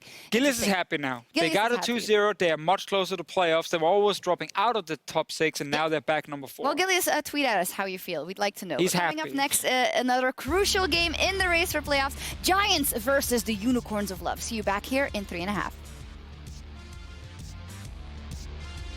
Bushard has to be careful, though, because Memento is hanging around Level with 6. that paranoia. And here we go. Goes in on it. Pops the Scarlet. Immediately forces the flash, the pocket pistol. That's not going to save you, my friend. And it's first blood. And that is another taunt. Memento blown to pieces. Prophet trying to make something out of nothing. Just one more. Jizuke finally is going to fall. It ends up being a 2-for-1 trade. Nordscarin trying to keep his team up unbreakable for just a few more moments. Prophet Blake's going to get behind. tickets. Behind, it's going to be Prophet. Jacktroll picks up Memento. This fight is anyone's game. Finally falling in attack. Goes Memento. Can they turn the fight this way? Kick is taking up the front line. Everyone flashing forward. He goes gold as well. It's all about those stopwatches, but that's a double kill for Attila. But Prophet on the wrong side of this fight. It looks like Vitality split attention. Can't quite find Hikyu, but they do delete Blank, and Hikyu's finally going to fall. That's 2 quick kills. Big old heroes entrance for Jizuke, and for Vitality this game, the Roccat is in the bag.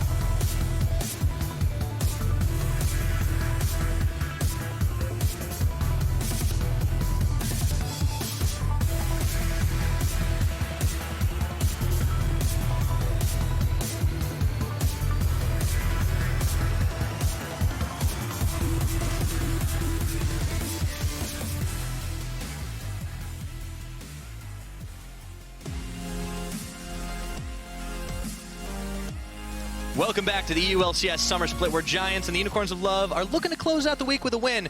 And they certainly need it right now. Sitting close to the bottom of the standings there, Ender, you want to make sure you get these wins with the people around you to get yourself higher up into the playoff position. Especially because both these teams are locked neck and neck in the standings. One of our other great games in today to try and separate themselves from those other teams that are locked right in there with each other. All right. Kicking things off here, Giants start off with the Zoe ban. That's pretty much become standard fare against a lot of teams. Not so much against Exile. It's interesting, though, because he has played that champion 5 times so far in this split, and I think it has been one of his better champions as far as performances go, but will be taken off that champion. It was nerfed in the latest patch, but still definitely a good ban to throw his way.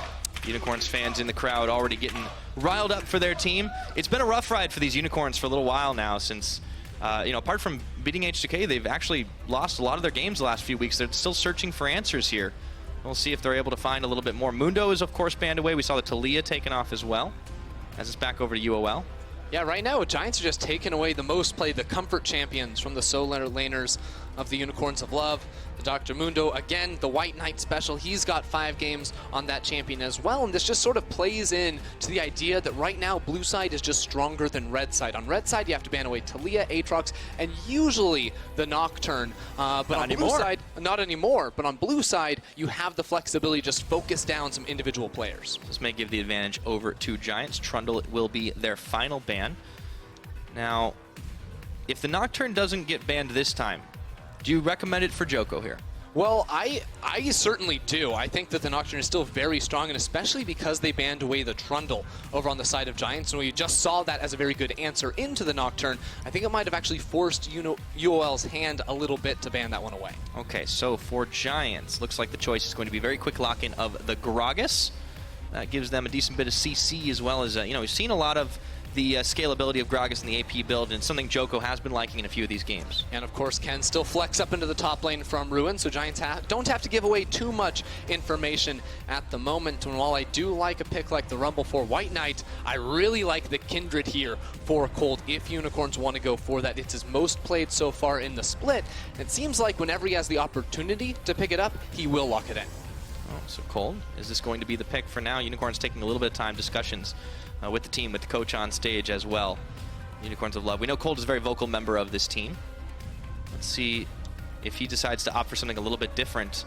He's had a lot of success on the Sejuani over the years too. This is more in the old wheelhouse, back when he called him trashy. Yeah, it's interesting though, because you look at a player like Cold, especially his recent performances on the team, and you want him on a carry, you want him on something like that Kindred. But we have heard that these teams want to diversify their playstyles. Even when you look at junglers like Memento and Cold that usually are on those carries, you still have to be able to play something like the Sejuani. And right now, Unicorns are setting up for more of a team fight with the Rumble on top of that. Well, the Rumble will have to contend with Ruin's Gnar up in the top lane, so now we know that it's not going to be the Gragas flexed. It's more of a Joko champion anyways, but let's see if Giants want to match some of that team fighting pressure. If Betsy picks up a very quick Orianna here in the mid lane. Yeah, I really like the start here from Giants, especially that Gnar pick that, talk a lot about the LCK, has been popping up a whole lot more frequently. Wit's End actually been very popular on the champion, specifically into AP matchups like the Rumble. Will turn into a beast of a split pusher later on into the game, and Giants can try to toy around with the Unicorns a little bit by splitting up the map. And for Exile, going for a signature kind of champion, the Assassins is always been something he's liked to play. So the Yasuo gets locked in. He's had his hands on it once this split already, and we enter ban phase 2. I think this Yasuo is a little bit of a double win here for the Unicorns of Love as well. Not only is Exile very proficient on the champion, one trick back in the day, all that good stuff, but also, if you want to send him into a side lane against Ruin's Gnar later on into the match, that is a fantastic matchup for the Yasuo and can try to shut down potentially one of those win conditions here for Giants. Yeah, as always for Exile, it always seems like his biggest enemy is himself. Like, he's actually not been able to find a win on this Yasuo so far. 0-3 is the record I'm getting from stats in my ear. And it's not necessarily that he doesn't have the skills, it's when he doesn't know when to not go in. Yeah, and Alistar would have been a champion that the Unicorns could have picked up to tell him when to go in. You get a 5-man knockup, he presses R, and that's probably a good time to do it. I do expect Giants to continue with some of these CC displacement support ban. Something like a Pyke perhaps has been a champion that Totoro has been very, very strong on when he's been given the chance, and would be another one of those specific target bans just because you know he loves to play that champion.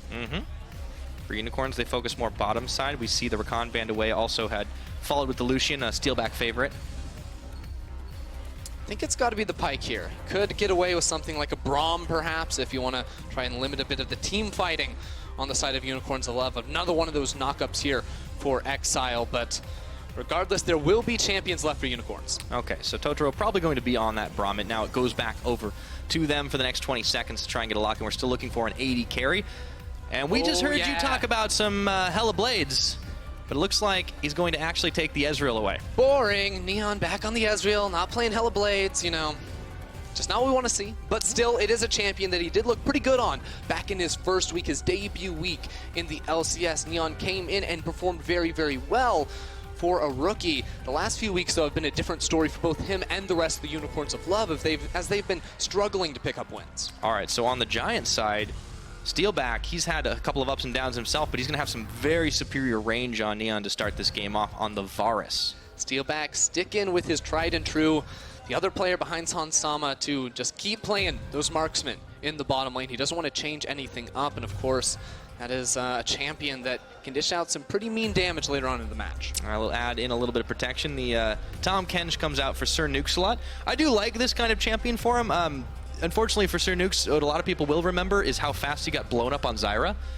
But that's just health bars, man. Yeah, you don't get instantly one shot, especially because they also banned away the Zoe first. Maybe some bad memories. Yeah, flashbacks to the game against Caps. Well, you need a little bit more tankiness, right? Like you have the Nards, a situational tank. You added in here the Tom Kench, and it's still a pretty beastly team fight. Yeah, and it's also some good protection against the pick potential that Unicorns are bringing, of course, with that Sejuani. The Morgana as well for Totoro, another one of those champions he has liked to play so far in this split, and will give a little bit more presence here for the Unicorns of Love's duo in the bottom side.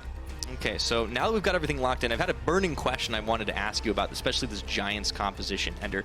When I see a Gragas and an Orianna together, my brain goes, wait a minute, doesn't that do the opposite of what you want? That's what your brain tells you, but these players are very coordinated when working together. You get that big body slam. That's what sets up for the Shockwave. Shockwave puts them all together.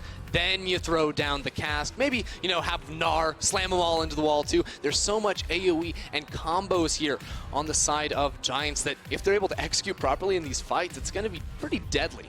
Well, and Giants have been able to find some pretty epic fights of late. It's just putting the game away seems to be the difficulty. We saw what happened yesterday against Team Vitality. They had actually turned the game in their favor, but it wasn't quite enough. They'll certainly be looking to correct from past mistakes. But you can say the same thing from the Unicorns of Love. Every game is going to matter here. These teams need a win to stay relevant in the playoff race. The Unicorns of Love came into the split looking strong, picked up a few wins early on in the weeks. Everyone was talking about how they were scrim gods, picking up wins, playing out of their minds, but it never really translated to a successful performance on stage, apart from those 3 games they picked up early on. Now, in that race, that push towards playoffs on the second half of this split, you have to win against the teams next to you in the standings. Certainly do. Those are the ones that are the most winnable, if you think about it. Of course, sitting down there in the bottom, there's a big separation, right? You've got Splyce there at 5 wins comparatively. Giants and Unicorns still only sitting at 3. But the team's still here to support them. That's going to count for a lot. Unicorns always one of the more beloved teams in the EULCS through all of their trials and tribulations. We'll see if they can live up to the legacy they have for themselves up against Giants here today in EULCS Week 7. How can you not be a fan of the Unicorns of Love with a name like that? It was fun. When they first came into the league, man, everyone kind of raised some eyebrows. Like, wait a minute, hey, what's going on here? But they also came in after beating TSM with a Twisted Fate in the jungle, playing the pre-reworked Poppy as well. Also, by the way, it's week 6. Everyone, I remember what week it is. I just completely brain farted. As in the game, also paused. Yeah. Well, right before the pause, we saw Joko actually skill the body slam and bump over the wall, and Totoro doesn't realize what's going on. There's very likely going to be a collapse coming soon as 4 members of Giants are positioned around that support. Because that's going to build a lot of tension right now as we're in the pause game. It looks like issues relating to something going on with Unicorns 11 Cold on stage talking to league officials. In the meantime, we'll see what the issue is if it persists for a little while. But let's talk a little more about our compositions. Oh, compositions. All right, let's talk about those compositions. I want to talk about win conditions, man. Yeah. Important things. Let's keep it focused here.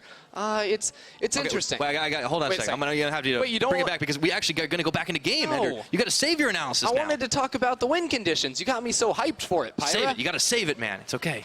Let's talk about that level 1 that's probably going to happen. Get him, Joko. He's right there. They just saw Totoro. Uh-oh. Here we go. This is spooky. This is spooky bad business. right now. This is a collapse. Full on. Goodbye, Totoro. We knew you well. Good flash over the wall. Exile's there. They're actually not going to find him. He did skill up the Black Shield at level 1, though, so that is a little bit unfortunate. How did he get in that situation? Well, he walked into a bush, and then Joko jumped over a wall, and then somehow this giant Gragas just came at him from behind. Okay. Well, that's a little rough for Totoro to start things off, but no more shenanigans after that. Junglers, of course, both starting respectively topside jungle, blue and red buff. So we talked a little bit about this Morgana and how it was supposed to actually be a little advantageous here for Unicorns in the laning phase. The pool, very good poke tool, can help Ezreal get an early shove off, but when Ezreal has to go by himself into lane against the range of Varus and the Tahm Kench, you usually don't get that shove, and especially because Totoro has the no Dark Binding, actually has the Black Shield, it's going to be especially punishing now for this actual 2 versus 2. So this is going to be a little bit of an unfortunate start for Neon and Totoro, but let's talk again about where these teams are in the standings right now. I mentioned it, 3-8 currently sitting at the record, and this is why it's even more important than it was for our last matchup to get every single win, because you are knocking on the door of playoffs if you can do it. Yeah, I mean, you're tied in 8th place, but you're only 2 games down behind from 7. Few more and to go, and you actually get into that 6th place spot, and it's so important too. Cold pointed out, it is do or die time today if they want to keep the playoff dream alive, because I really don't think you make playoffs if you lose against the other 8th place team. That dream is still possible mathematically, but very, very unlikely. Yeah, the schedule doesn't get any easier from here on out, so this game is probably almost more important than a lot of the rest of them that are upcoming for both Giants and the Unicorns of Love. And it could be all down to inches, that early start. If Neon and Totoro find, an early Joko in their face down in the bot side, that could change a lot of things.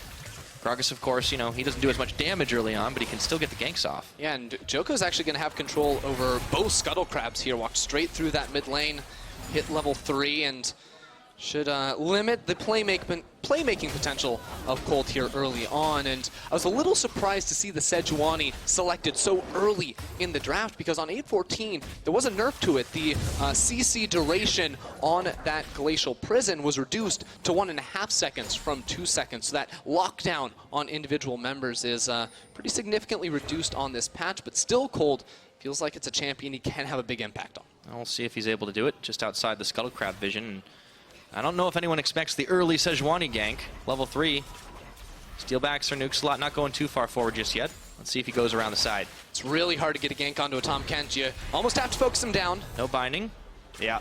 Steelback safe. Nice attempt by Cold, though. Unlucky, especially because there's just not much Cold can do at the moment. Joko got the best early clear off that is literally possible almost in League. He got his entire top side, both Scuttle Crabs, and is now finishing off on that bottom side of the map. So he's going to hold a pretty significant experience and gold advantage over Colt. Let's compare the two junglers as well, because they fulfill very important roles on their team. Joko, though, does seem to have the edge a little bit, at least, when it comes down to jungle proximity and hanging around his team. Yeah, both players, I think, as you said, very similar positions on the team, because their laners usually don't crush in the laning phase. They can go even, but they don't build up massive advantages. It really is up to Joko and Colt both to make early plays and build that advantage for the first 15 minutes.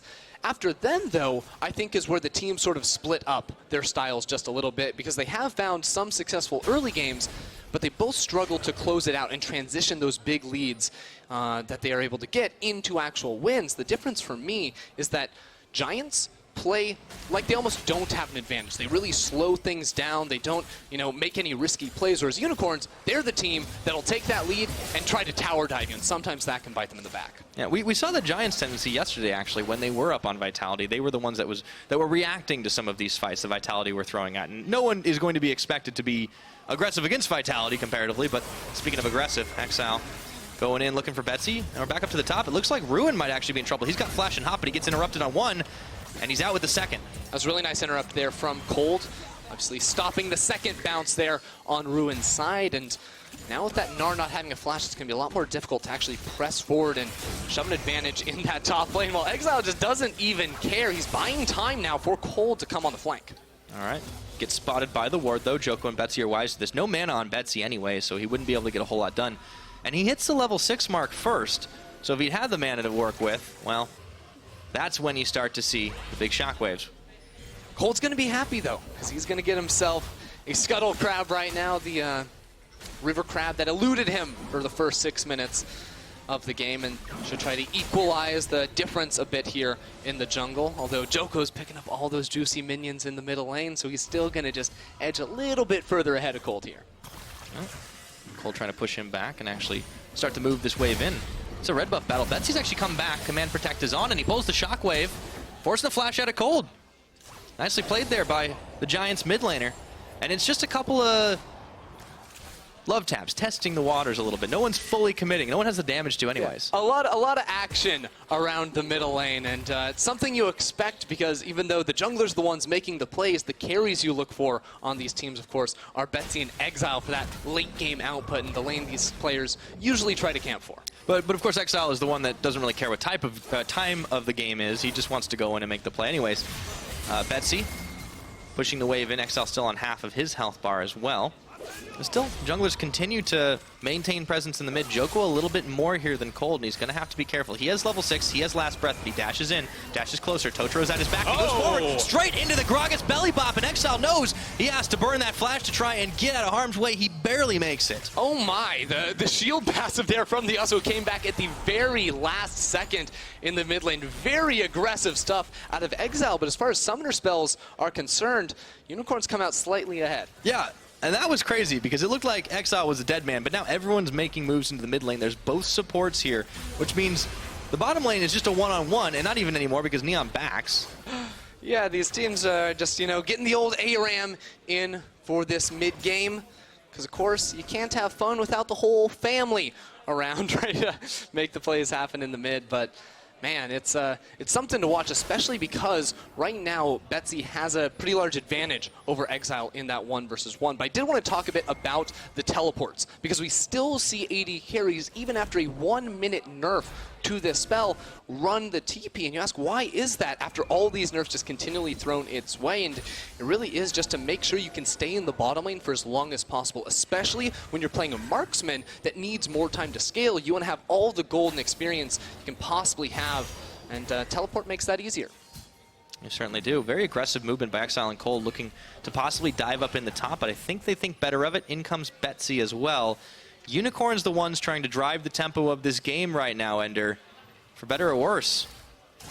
Getting all that deep vision down, maybe gonna try to make a play and deny the blue buff from Betsy. That is very important when you are playing a resourceless mid laner into a mid laner like Orianna that takes mana. If you can deny the blue buff, you can actually a lot of times get that mid lane priority and continue to force plays around the map. But I have a feeling Giants aren't going to let this one go over too easily, Pyra. No, Joko's there. He finds out that it's already being contested, so it's a jungle battle here.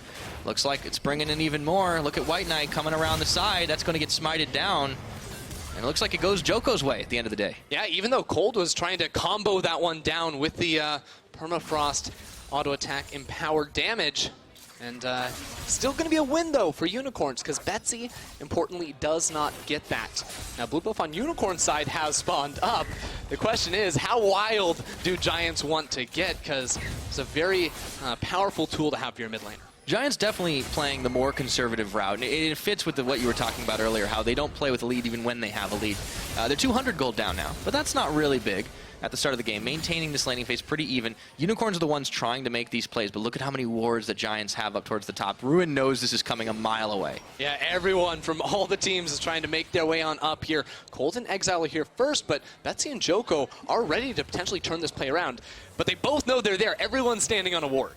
Oh boy, yeah, a lot of vision. This is why wards are important, ladies and gentlemen. Awkward. Information. Just run into each other like, no, we don't want to fight that. That's like when you're out and you're like shopping and then you like bump into somebody that you don't really like. Yeah. And you're just like, but you don't want to tell them that. You just want to, hey. Yeah, no, the worst is when you see them coming down the hallway from you and you awkwardly make eye contact, but then when you're trying to pass, you glance away like, oh, my phone, I must be having a text right now. Look how I interact in the real world. We need some more Ender internal monologue. Make it happen, Twitter. Neon, ooh, nice. Good shift at the last second on those Chains of Corruption. The Black Shield comes in as well. Black Shield is OP, man. Yeah. Morgana versus Tahm Kench can't do much of anything except in the mid lane. All right, not a lot of damage yet on the Shockwave, and Exile puts down that win wall. Let's take a look down towards the bottom, though. Cold coming in. There's a teleport now. Ooh!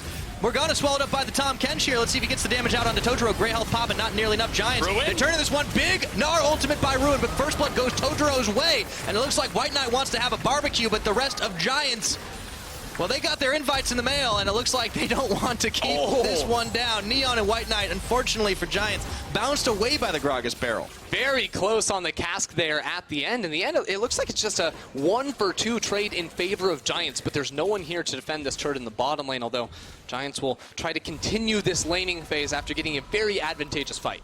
All right, let's talk a little bit about one of the other Giants players, Steelback. You see him backing on your screen right here, and how he's basically been doing pretty well. Okay, we'll talk about that in a minute. Looks like we got the replay of the game going here. Yep. This is the play down there in the bottom lane. The teleport comes in first from Ruin, and it's so important, too, because he has that rage bar fully charged as soon as he makes it into the fight. Gets the double slam into the wall, and those members from Unicorns aren't going anywhere. Even with the best efforts from White Knight and Neon, it's still a 4 versus 5 because Exile was farming in the mid lane. Absolutely right, and they could have had a little bit more than that. So here's what I want to talk about before the replay. Steelback, even in the loss versus Vitality, he actually stepped up pretty big, and I want to give this guy credit because he's been honestly not impressing throughout the split, but yesterday's performance, even in a loss, was something to give hope. He has had a couple of good performances, and this is a player that has typically not been on the highest end of the tier list for a lot of people, a lot of analysts, but it is important to note that there is a little bit of inconsistency. He sometimes finds those breakout wins, and especially when his team can play around him, and you saw that kill participation too.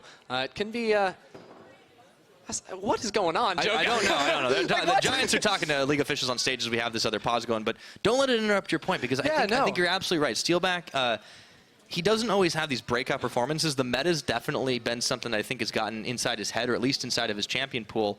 But he has come up with a couple of monster games, and it harks back to another history lesson for you, Ender. The 2015 Fnatic Steelback, when this guy first hit the LCS right before MSI, actually was a pretty big standout player. Yeah, it's the arc of Steelback. I believe he had a stint over in NA as well. There's a pretty long arc, man. It goes up, it goes down, it weaves around a little bit. NA, I don't know what that was. That was like a pit stop or something. That's like season 3 when your main character goes through a little phase and learns some like has some epiphany and then like comes back even stronger. Yeah, comes back home, realizes where it really counts, where it really matters. You do know your anime archetypes, my friend. I'll give you that. EU, baby. Yeah, that is EU. In fact, it looks like we'll be getting back into game. So pause resolved. Didn't get quite word on the issue there, but it was a quick one. So let's take stock of where we are after that play. The Giants coming out a little bit ahead here. They do find themselves at almost a dead even gold game, but it looks like that could change. Exile going aggressive once again, gets the last breath, and they combo it up, but Betsy immediately pulls the flash cleanse, and he's out of there. These junglers just will not leave these two mid laners alone. No one is going to give them any room to breathe, but I really like the timings at which Cold is making these ganks happen, because you'll notice the last few times he's been here, it's been right as a Scuttle Crab is spawning. He gets mid lane priority, burns a Summoner spell or 2 off of Betsy, and then is able to go back, get that Scuttle Crab, and maintain closeness here against Joko, who had that fantastic early pathing. Yes, indeed. So things are even, not just in the gold game total, but I think across the board at this point. The big difference maker could be Cold and Exile trying to take down the Rift Herald, but there's a ward they're sitting on. There has been so much vision up to this top side for both teams. Joko calling for help. Will they get there in time to try and contest? That's a lot of damage between Cold and Exile on the Rift Herald. Giants slow to respond. Yeah, there is a teleport on Steelback, though, so Unicorns, they're in trouble. Want the fight. Here comes Ruin. Mega Gnar, he throws the boulder, not going to be nearly enough damage. The Rift Herald's even getting in as he gets a little bored of things right at this point. And that barrel, big whiff there by Joko. Ruin gets knocked up. Nobody dies here today. It's a yikes for me. That ulti we went the wrong way, man, and the Gnar ult as well. Didn't quite get him against the wall, did it?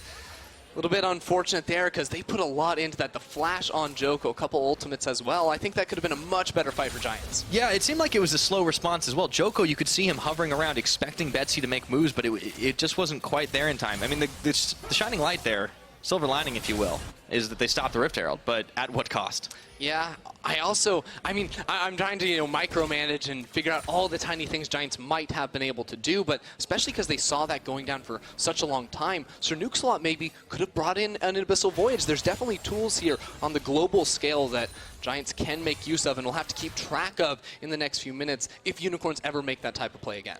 Yeah, and Unicorns have been taking a leaf out of Vitality's playbook, to be completely honest, really going very aggressive, not just in the mid lane, but trying to take away jungle camps, keeping Joko down.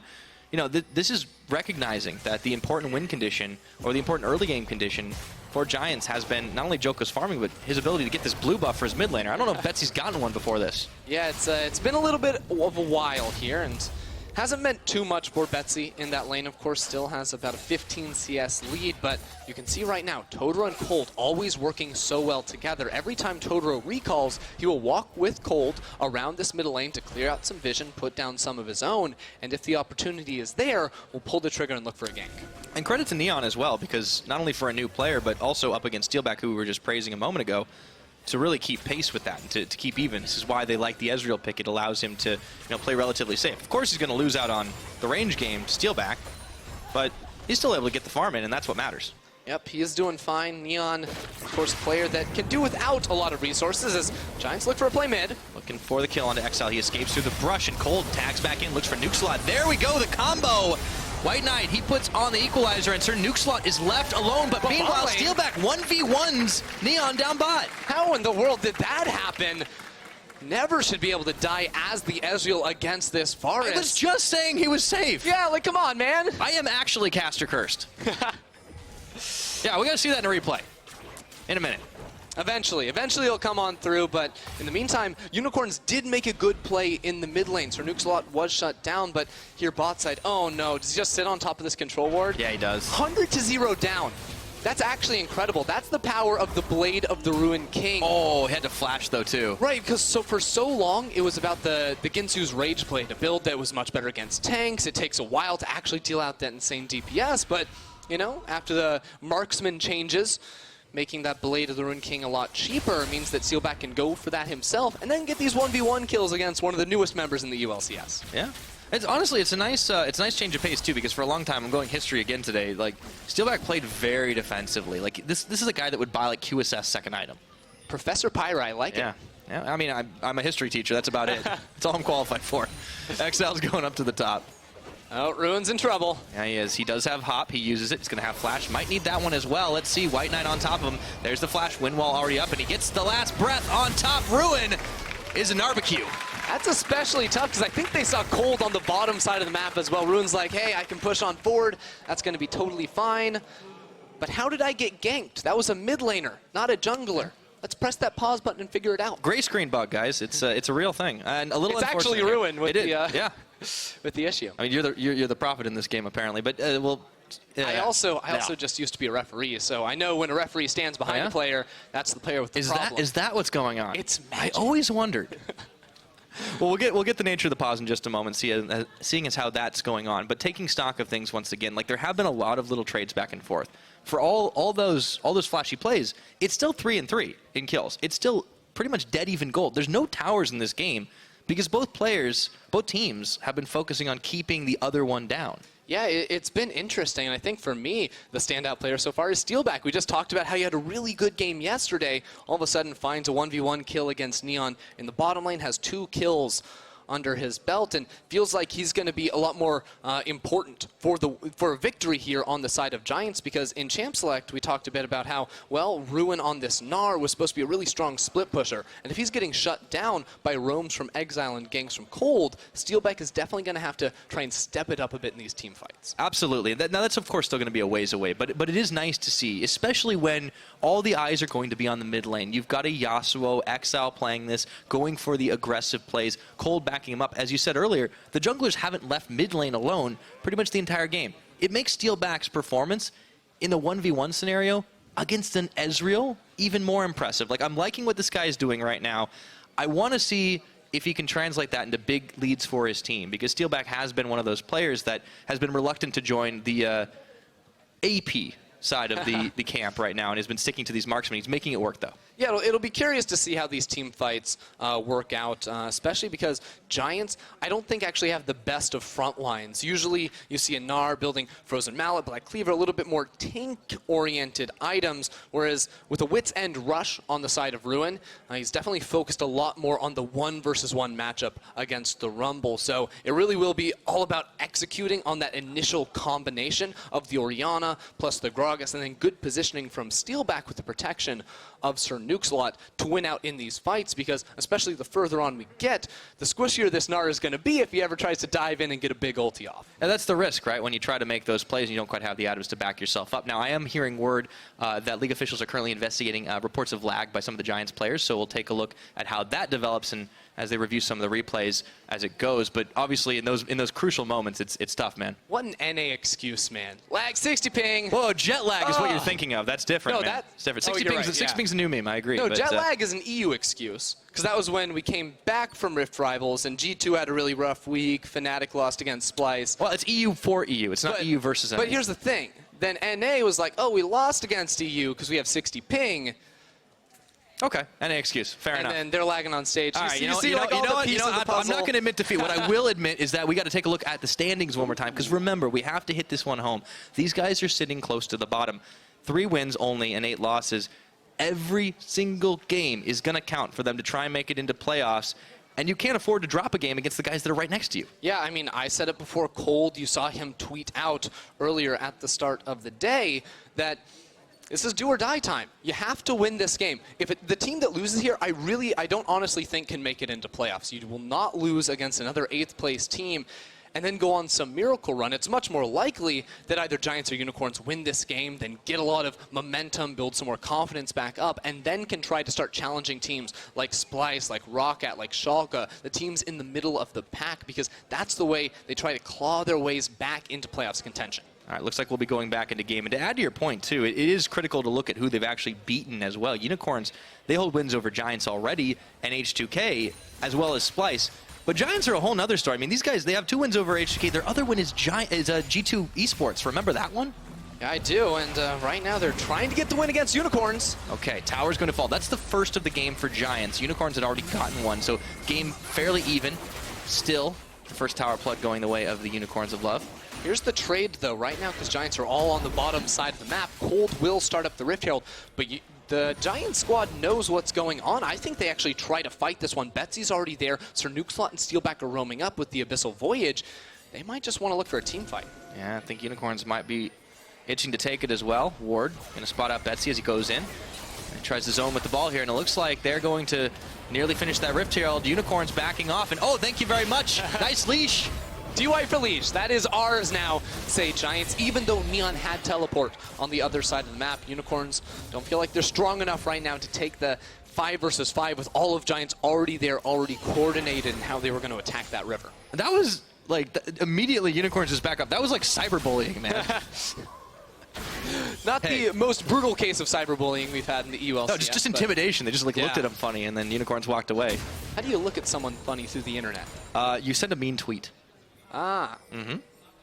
None of these players really send mean tweets, though. No, these guys are pretty nice, actually. They're mellow. They're I mellow dudes. I mean, there's always a bit of banter, right? But you know, like with Cold, he's very serious about it. He talks about you know, the importance of not just winning each of these games, the attitude and stuff. Whenever I have been speaking with Cold, he's always kind of focused on that, like making sure things are positive and things are upbeat, because that's how you get yourself out of a funk. It definitely is. Right now, though, on the side of Giants, I like how they're playing. They're using this tempo advantage that they got by taking the first turret on the bottom side, rotating Steelback and Joko up. It's like his second support here with that Gragas. Try and knock down another turret. White Knight can, though, use the equalizer to clear away that wave and try to stop this if he wants to. Okay, can do just that. Totro's here as well. They don't want to keep forcing the fights. It looks like Steelback and Joko are just going to tank the last few tower shots anyways, so Giants get that tower advantage, but once again, Exile on the side lane, on the Yasuo, and he's going to equalize that. I mean, you already see the flowchart sort of unfolding here for Giants. Take bot lane turret, take top lane turret, they throw in a Rift Herald there, and all of a sudden they can rotate into mid lane and use that to break the final outer turret of the game. That has to be the play coming in from them once their duo recalls on the top side. Okay, so Cold and Exile. Now, this is one thing they can add to what they've already gotten, is that Cloud Dragon, a little bit of extra move speed. We hit this 20-minute mark, but very rarely do we see the game just being like this tit for tat over and over again, like consistently matching pressure. The biggest difference has been the fact that Unicorns are trying for all the crazy stuff. And as you mentioned, Giants is like, it's like full corporate mundo, just flowchart after flowchart. Yeah, we have to sort of bring it back to the tendencies of these teams, because usually, even when Giants have a lead in the early game, and it's very even right now, but they're not the ones to drop the Riptail. They're waiting around a little bit more, so it's nice to see them taking the proactive approach here to take yet another turret. But now the challenge is, how do they extend off of that? I talked about Joko. He needs to step up as a leader on this team, start calling the shots, and that shot might be to collapse into the bottom lane, because Exile's been split pushing this entire time. Yeah. Thought for a second Sir Nukes was going to go for the bot dive. Exile actually waiting around. You can hear the players on stage. Unicorns kind of, why is this thing maybe happening? Giant step forward, look for Totoro. He's got the black shield on. Point blank, it looks like he's going down anyways. Nice use of the stopwatch chick, but that's only going to buy a little bit of time, my friend. Ruin picks up the kill with the boomerang. Some say nice use of stopwatch, others say that was a total waste right there from Totoro, but nevertheless, it's still 5 members of Giants pushing in mid lane, while Exile is down bottom. He's trying to equalize on these towers. He's going to be able to get it, but Giants, they're just 5 members strong here, and I don't know if they want to take a full-on base race, but man, Exile just doing work on these objectives. They're definitely going to have to base, and they can't go over and start up the Baron, because top lane and bottom lane are both in really tough positions from them. I like how Unicorns are playing this, even though individual members keep getting picked off. Yeah, no matter what, despite the fact that Giants were the ones able to force the fights, able to execute on it a little bit better, Unicorns find a way to get these plays, and let's see if White Knight can get out of harm's way. Yes, he can. Just walks through the lane. Joko, very even. Joko thought the Scuttle Crab was a little more enticing there than the kill onto White Knight, potentially.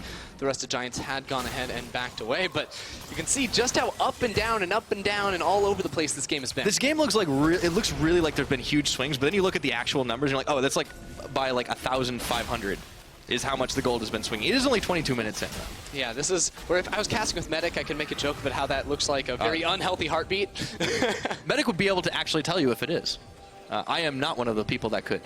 All right, Cold. Ruin. Nice. Gets the stun off. Ruin. Okay. And straight into the last breath, but Ruin flashes the wall, followed by Exile. Going for the base gates. Exile, he dashes over. Very aggressive play, and he makes the kill. And he follows him through there, but there's no teleports on Cold or Exile. Unicorns love this. Has to be a 3v5. All right, it looks like it's going to be 4 members of Giants Gaming inside the Baron pit. Totoro, White Knight trying to stop this True Shot barrage, and the Equalizer comes and tries to force him up. Look at what's going on with Exile. He's taking the tower in the base. And the Equalizer disengages Giants off of the Baron. That is going to be 1 turret for Unicorns in the bottom side, and now the rest of their team is pushing through the mid lane. I'm loving the creative play out of Unicorns. I love Exile decides to not push his luck on this one. He takes the tower, and Unicorns get mid as well. This is where the gold game starts to go in the favor of UOL. Man, Giants are finally trying to make proactive plays in the mid lane, but the Unicorns are just taking them to it, sending Exile, keeping him in the bottom lane, even when it looks dire for the Unicorns. When members get picked off, when Giants start up the Baron, they stay calm, they stay true, and they get rewarded for it. Yeah, and they're playing objective-based gameplay, too. This isn't like the chaos fights, like we're just going to try and crash up 5v5, because they know that Betsy is going to hit those crazy shockwaves, maybe not right now, but in a couple more items. Seriously, like I'm loving this play out of the Unicorns. And I'm liking the build here from Exile too, because recently you've seen a lot of second item GAs or Sterix Gauges on the Yasuo. That is a cowardly build for Yasuo. I like the Infinity Edge. He's a brave man. Damage. He's going into a side lane. He's trying to split push against the Naren. That's where it gets difficult for Giants, because they want Ruin to have an advantage and to match up against White Knight. But if Exile is always the one going into a side lane, all of a sudden this Gnar pick really doesn't do that much for them. Yeah, I mean, Exile, it's kind of like a little mission that he's been going on now. He might run face first into Joko and Sir Nukes a lot. Turns tail and runs for just a second. Nice use of the wind wall. However, the barrel will knock him up against the wall. Nowhere for him to go, but over the wall, followed up by Sir Nukes a lot. But the rest of Unicorns coming to join this party. Exile 1v1ing. And he's able to make it happen. The Unicorns keeps going. Ruin, he does get one into the wall, but not nearly enough. Shockwave only going to connect onto Totoro. Cold takes down Ruin. This is a chaotic fight, but Unicorns are coming out ahead. They've only lost Totoro, and they've taken down 3 Giants in the process. Exile is an absolute beast on the Yasuo here. Oh my god, in the 2v5 situation at the start of that fight, he gets over the wall, he comes back in, turns it around, and still doesn't drop. That was fantastic. That was actually sick. I was I was like mouth agape for a second. What is going to happen? And Exile pulls it off. Well, because at the start, I'm like, oh no, he used the wind wall on the first barrel from Gragas that leaves him exposed to the cast. Then he just casually sidesteps it, doesn't get hit, and then Sir Nukesalot tried his best, but Exile used him to go through the wall. All right, we're going to go ahead and take a look at that again. Man. That replay is brought to you by Acer Predator. There's so many things to look at. That's why I sort of broke down a bit at the start, because again, it's 3 members of Giants against just the 2 of Unicorns. You just watch Exile through all this. Sidesteps the first one, jumps through the wall, but then doesn't get spit back over by Nukesalot. That is absolutely key. He's able to keep it alive and swag a little bit. Dab on Steel back on the end too. Yep. Excellently played. Shockwave gets spent only on Totoro. And now that threat is gone, I mean, at this point it's cleanup duty, so Unicorns just kind of chase him away. I thought they were just playing for the objectives. They're playing for the fights as well. Now Exile, let's see if he Mission Impossibles his way out of this one. Stops the Varus ultimate with the wind wall, but there's nowhere for him to go. Shut down. So Steelback gets very quick revenge. Yeah, that is a 675 bonus gold off of the bounty that Steelback just picked up too. So while we were just praising Exile a whole bunch, Giants say, you know what? It didn't work out the first time we tried to get Exile, but we're not going to stop there. We go back one more, and now we'll get the massive payoff. Yeah, no kidding. And it goes to the pocket of Steelback as well. So now Giants feeling a little more swagger in their step with 24 seconds left on Exile's respawn. They're starting up this Baron in full sight and range of the Unicorns of Love. It's going down relatively fast here. Let's see if the Unicorns collapse is going to be enough in a 5v4. Equalizer thrown down. Maybe not the most optimal position. They do get a stun off onto Sir Nukesalot, and White Knight still charge rolling Ruin. Joko very low. He might need to smite a little early for the health, but he doesn't want to do that. It would be very risky as he knocks away Cold just in the nick of time. Giants hit and run, smash and grab, whatever you want to call it. They get the hell out of dodge. Let's see if they can keep making their escape. Joko flashes to avoid the follow-up damage. Very close right there. Giants get away with murder. I like what I'm seeing, though. I'm feeling a lot more confident about this Giants roster. They are finally taking command. This has to be Joko calling the shots in the mid-game to make those types of plays, and it was his cast, too, that made that Baron go his way. Yeah. Giants, you know, honestly, the 3-8 doesn't necessarily reflect the way this team has been playing. I thought it was such a close affair with Vitality yesterday that they just dropped at the very end. Just unfortunate fights for them. But Giants really executing well despite being behind in the gold game, despite Unicorns finding angles to attack them, to take down these towers right under their noses. Now they've got the Baron buff to work with. Let's see what they can do with it. That has to be the question. It's always the question with Giants, too, because, again, it's hard to send Ruin into a side lane against Exile, and even more important that they don't get caught out in their own jungle, because Unicorns are more than happy to start up a fight, because there's no turrets down in this bottom lane to protect Giants. Pretty easy. Of course, you don't want to over-push yourself, too, because you might find yourself on the wrong end of a shockwave. Meanwhile, up top, so Ruin, he's the one getting the split push on this Gnar. Big old wave of minions. There's no way that this is going to get contested, because all of the Unicorns of Love were busy in the mid, busy in the bot. And it looks like that's going to mean Giants can start bringing this gold back. And wouldn't you know it, Ender, 28 minutes later, we're right back with an even game. This is actually just incredible, because I was almost sure that one of these teams would blow up in the early game. Much more crazy playmaking out of Joko and Cold, but instead they both sort of faced off, stared each other down. We only saw a few ganks actually result in a kill at the start. But now Giants have to keep using the Baron buff. They have a minute and a half left on that bonus, and try to crack open an inhibitor, but of course that's going to be very difficult because there's still an outer turret left they have to work their way through. Starting for it, Joko looking for the flank, not going to find it. Meanwhile, Exile gets chunked a little bit, but here comes the Tom Kench. Sir Nukesalot bringing up the rear once again as Joko finds Cold. Barrel comes out. No, the black shield was on him. So he spends that, doesn't get anything out of it. However, there's still a couple of minions. Let's see if Giants can find enough chip damage on this turret and force Unicorns of Love back. It looks like the answer is yes. Well, Exile, he had to walk all the way back into the fountain, so only now is he going to be returning into this fight, and Unicorns can look for a turn. Oh, see, Cold, he's got the stun off, but it's only onto the Tom Kent Shockwave pulling into. That could be the turn. A big Gnar from Ruin, and Giants right inside the Unicorns base. Redemption, I don't think so. Neon does find the Gnar, and Unicorns will turn them back. That's low health bars on the Giant side, and no more ultimates to work with. Cold still chasing them down, but can they make the great escape? Looks like the answer is yes. That was, I can't believe that was a 1-for-1. Just centimeters away from Unicorns, completely turning around the landscape of that fight. One Q landing from Neon, giving him the movement speed he needed. could have been the difference maker. You see this one more time, though, because at the start, Giants feel so confident walking into the base, but it sets up for this equalizer, a 4-man equalizer in towards the stun. And again, it turns around. It looks very good for the rest of Giants, but their carries are low. Ruin gets taken down at the start, while Neon is completely untouched in this fight. He's poking around with Qs, and if just that one can land on Joko, if the next one can land on Sir Nukesalot, that could be an ace for Unicorns. Yeah, and that could very well be the way this game shifts, and you can see the shockwave damage was pretty real in that fight. Steelback actually danced a little bit around the outside of that one, didn't get nearly as much damage done as you would have wanted him. And that's kind of the tendency we were hoping to not see out of this guy. Yeah, that's sort of typical Steelback fashion where he doesn't want to risk losing his life, so he doesn't quite get all that same DPS off that you see out of other players, and especially now that he has the Ginsus on top of the Runon's Hurricane and some protection with that Quicksilver Sash. He needs to be up a little bit closer, getting those autos down. Speaking of closer, I think it was a little too close for Sir Nukesalot. Now White Knight looking to get another barbecue going here in this jungle. White Knight's not quite going down, but the big barrel comes in, and now Unicorn's still the stronger team. Late teleport out of Ruin. He cancels it as the fight is already lost, and XL comes up with a double kill. For the last 5 minutes, Unicorns have just been running around as a 5-man unit and forcing skirmishes inside the jungle. Now, even though they might not have a Baron buff, there's no wave clear left on the side of Giants, and they might actually be able to be the ones that get themselves an inhibitor without that bonus.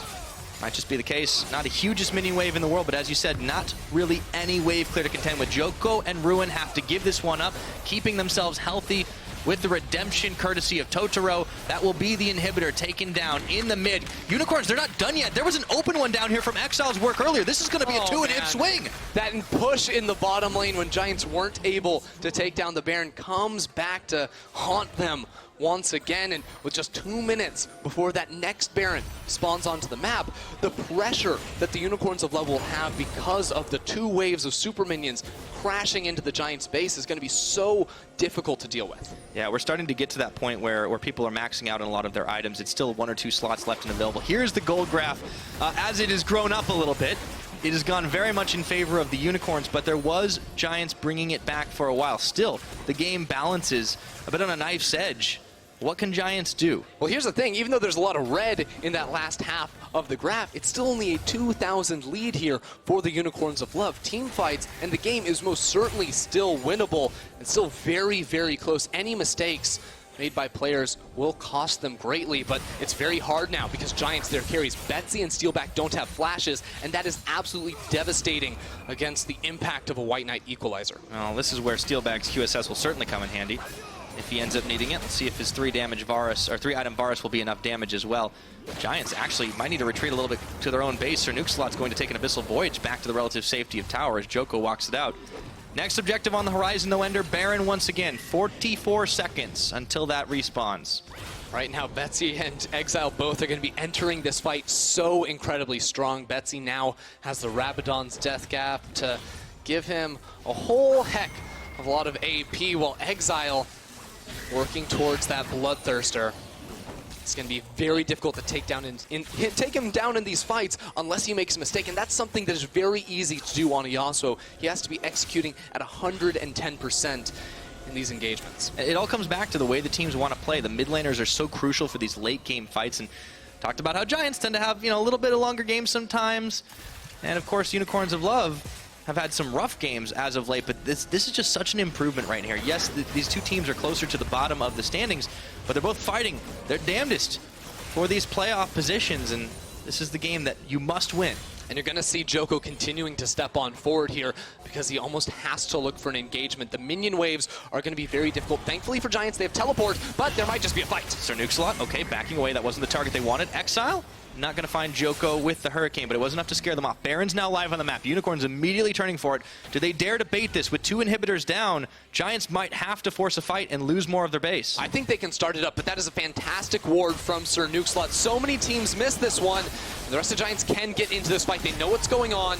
And the rest of the team is collapsing on over here to try and stop this. 2-man Baron, though. Neon and Totoro, they're keeping the gates this time. And looks like Baron is nearly going to fall. This is going to be a very fast one if they don't turn in. And Unicorns have actually turned away from it, just keeping the Baron aggroed. It's such a tense dance right now as the redemption even comes in, and White Knight, he's nearly melted down, but everyone's rooted up. The Baron finally gets smited. It's taken away by Cold, but Ruin looking for the fight. Neon gonna delete Joko off the map, and Unicorns of Love showing they are the stronger team fighters. It's not over yet. Double kill for Exile, looking for Ruin. Cold and Neon chasing him down.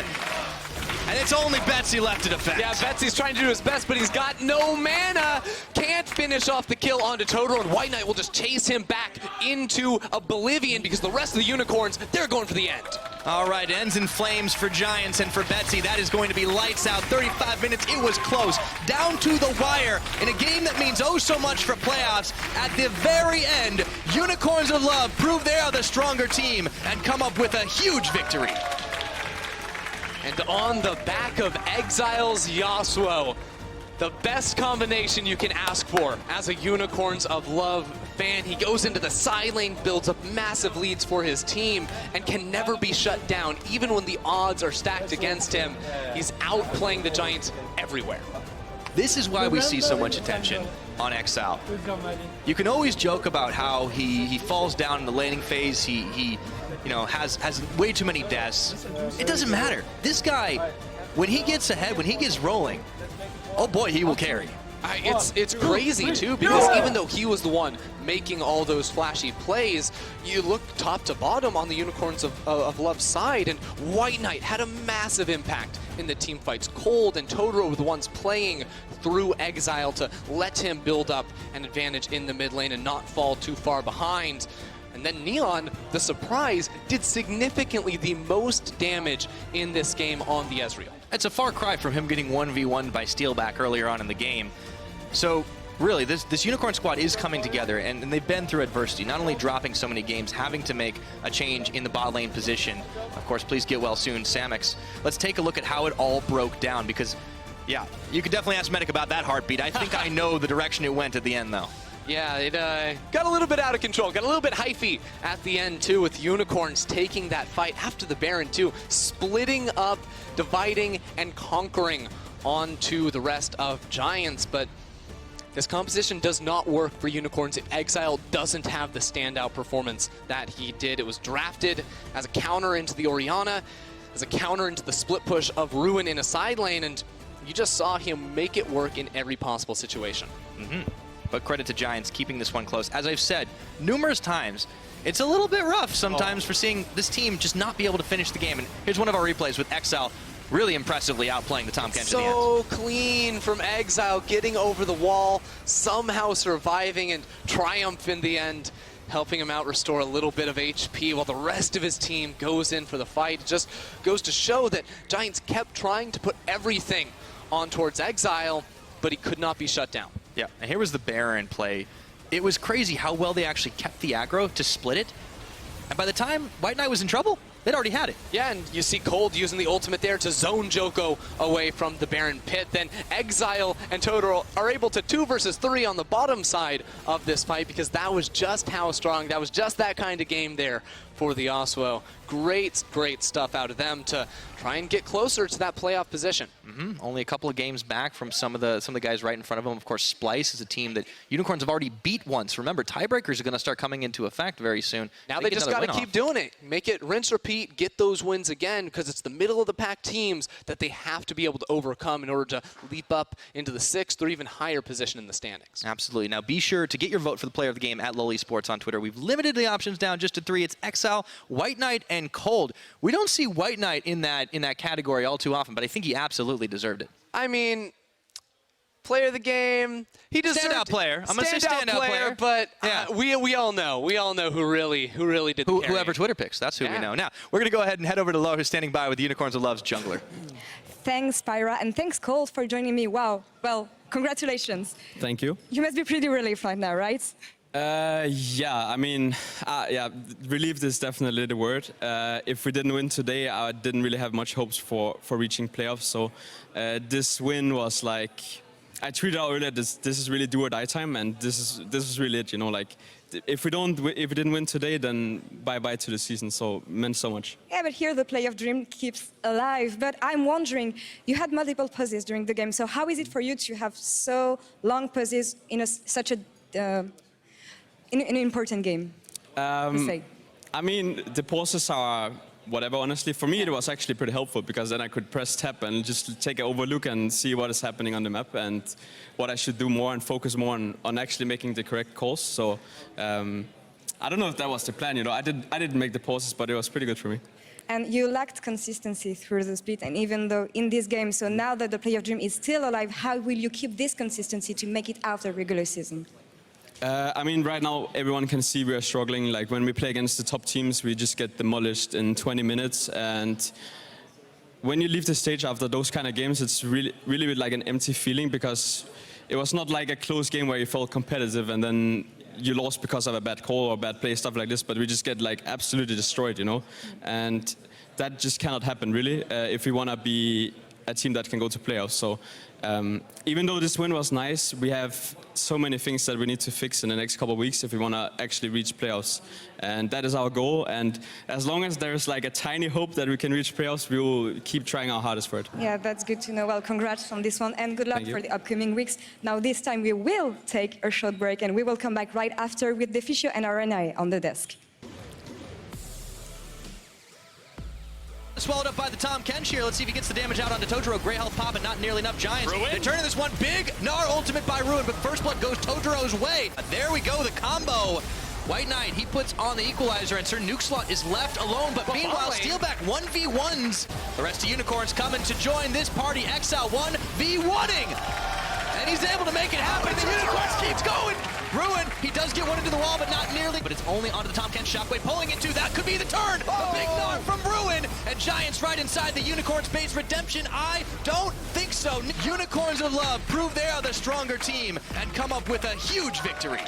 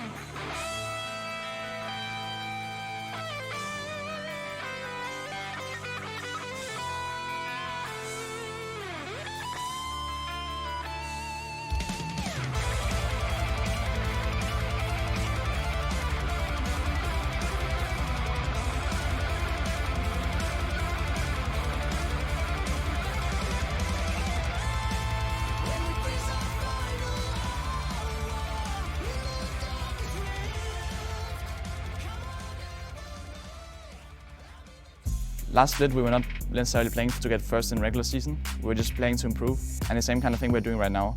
We were really confident last split when once playoffs hit that we would be able to destroy every team.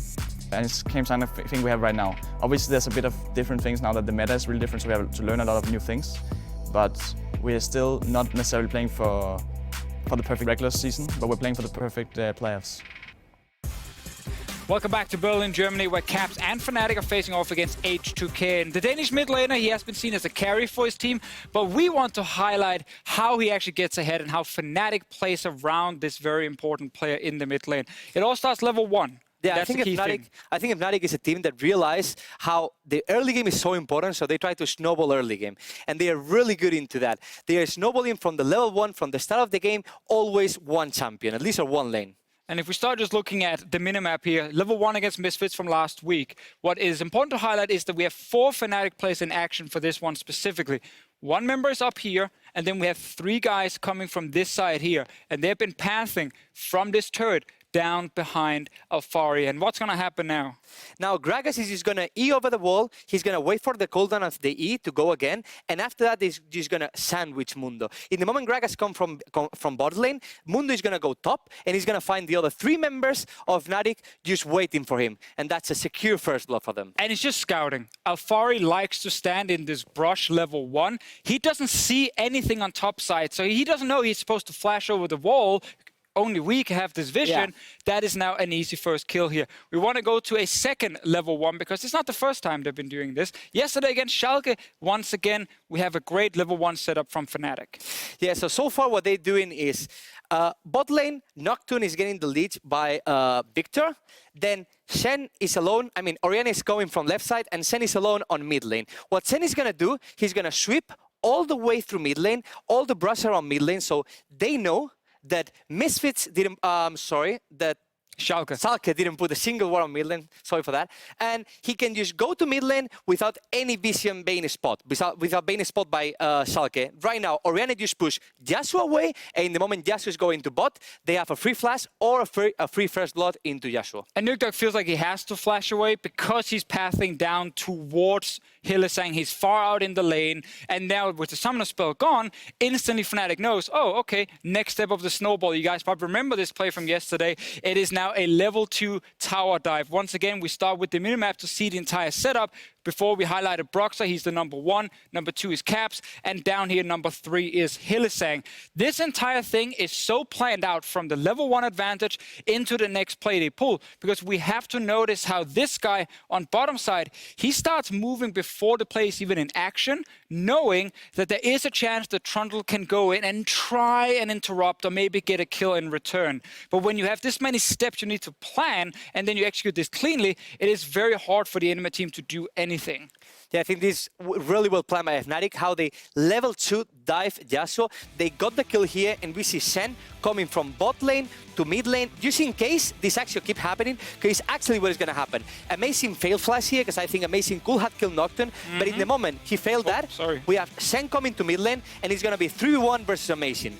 There we go. Zooming didn't really work for me, but trust me, Hylissang has moved before Vander. He's here first. Amazing ends up dying as well. And by constantly sending more members, Fnatic know they can overextend. They know they can be aggressive. They can dive between turrets. And in our last clip, we once again are going to see how Fnatic, by moving first, provide backup for everything that happens around mid. What we're going to show is how Fnatic is all on the same page, how Fnatic just move all together to the same action. There is one action in the map, and all the members of Fnatic has to go to that side just to fight there. So in this clip, what we're going to show is, once again, you can probably zoom this in. Bad boy there. We have the vision around mid lane, so Misfits, Senkux doesn't know where is Pyke. He doesn't know where is Sejuani at this point. Sejuani is going to go bot lane right now, just to secure Ryze pathing into mid lane. And how they're going to force once again on mid lane is by moving everyone to mid lane. We see Gragas moving from top to mid. We're going to see Sejuani and Ryze moving from bot to mid, and Pyke as well ganking mid. So they're just going to force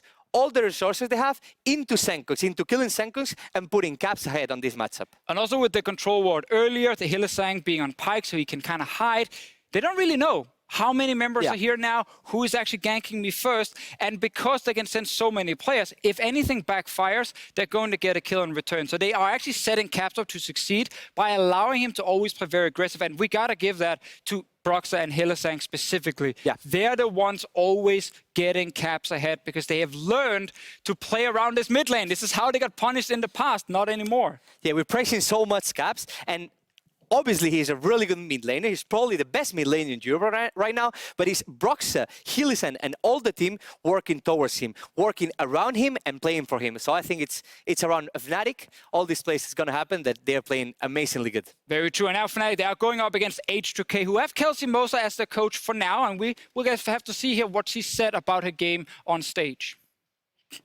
This time I'm with Kelsey Moser. Thank you for joining me today. So, quick question. You've been analyzing League for years now through your work, but how different is it to actually give coaching advices to players through your analysis?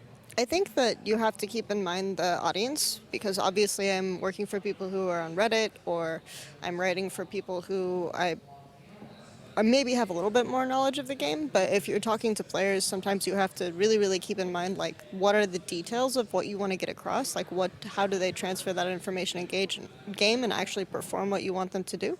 And just if you keep that in mind, it's not too different. Right, so from the players you saw on stage over the years and now the fact that you are with them in the gaming house, can you talk me through your work? How do you do it? How do you process all this?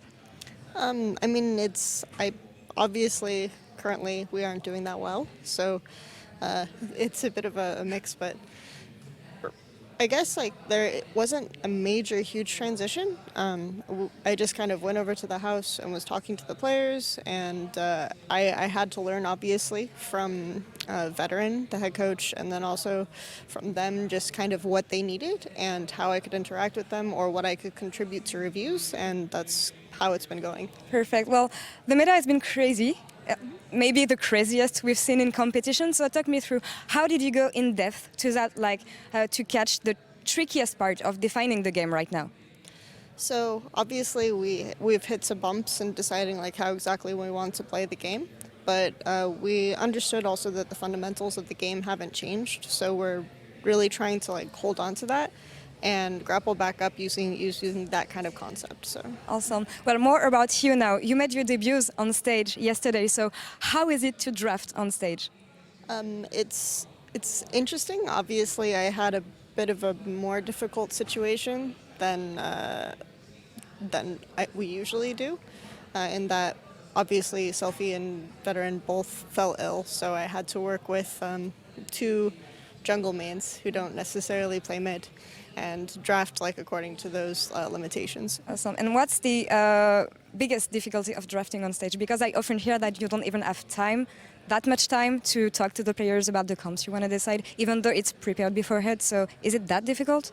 I think it is a bit difficult. I kind of didn't really know how much time I would have, so I maybe undershot and didn't give them as much advice as I wish I could have. So there was always that, but it can be a bit tricky, and hopefully I do a little bit of a better job today. So yeah, well, you'll go on stage today as well. So good luck on that, and good luck on your team.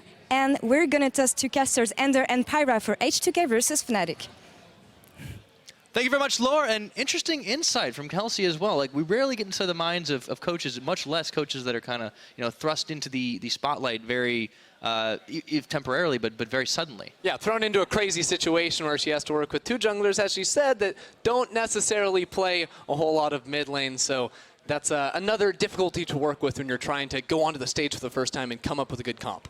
Very true. So definitely some challenges for H2K, but if they can bring it back, I mean, this would be an incredible turnaround. And H2K have managed that before, but of course, Fnatic, like, that is a hell of a Goliath to go up against. Yeah, Fnatic look pretty good right now after taking down Misfits, or trying to challenge for that #1 spot in the league. And for them, all the teams below them should just be business as usual. They should come on in, get the job done. But on the other hand, you have H2K, a team with not a whole lot of expectation behind them. That means a whole lot less pressure, and definitely means some weight off their shoulders. That's true. You don't have that weight of expectation anymore, whereas if you are the team that drops to H2K, all of a sudden you're not feeling so good.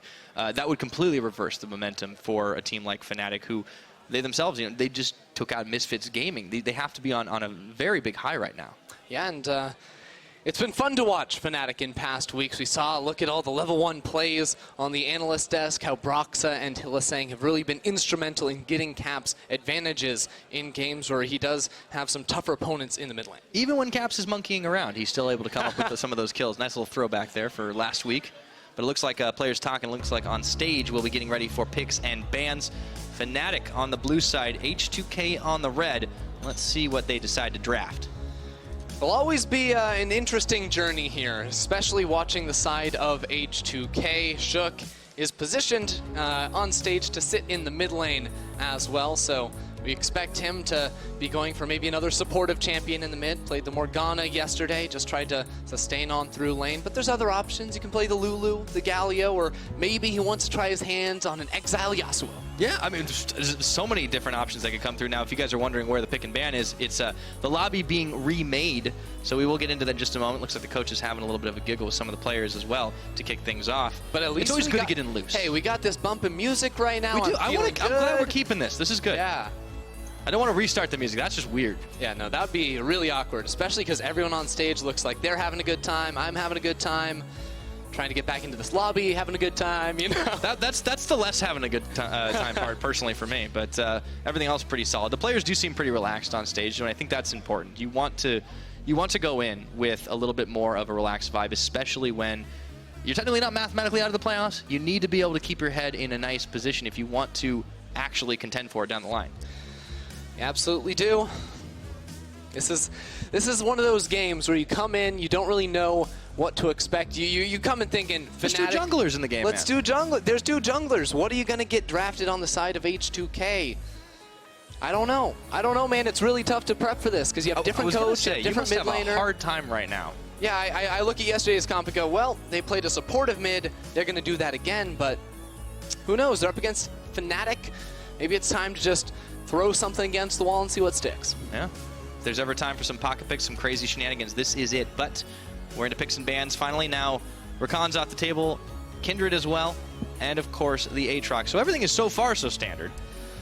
It is, so far. Kadril has only played 1 game in Summer Split, and that was on the Kindred, so we're going to have to see some change on the side of H2K, something fans have been asking for a very long time. They thought that Kadril coming in as a substitute, maybe he was going to be replacing Shook in the jungle. We didn't really know, and then didn't play for that first week. Now he is playing, but Shook's in the mid lane, not quite what people He has replaced Shook in the jungle. For. It's just Shook is still there. It'll be really interesting to see Shook in the mid lane, too. All right, so the Draven ban from Fnatic. Interesting choice as well, as it leaves the Swain up with the Talia ban.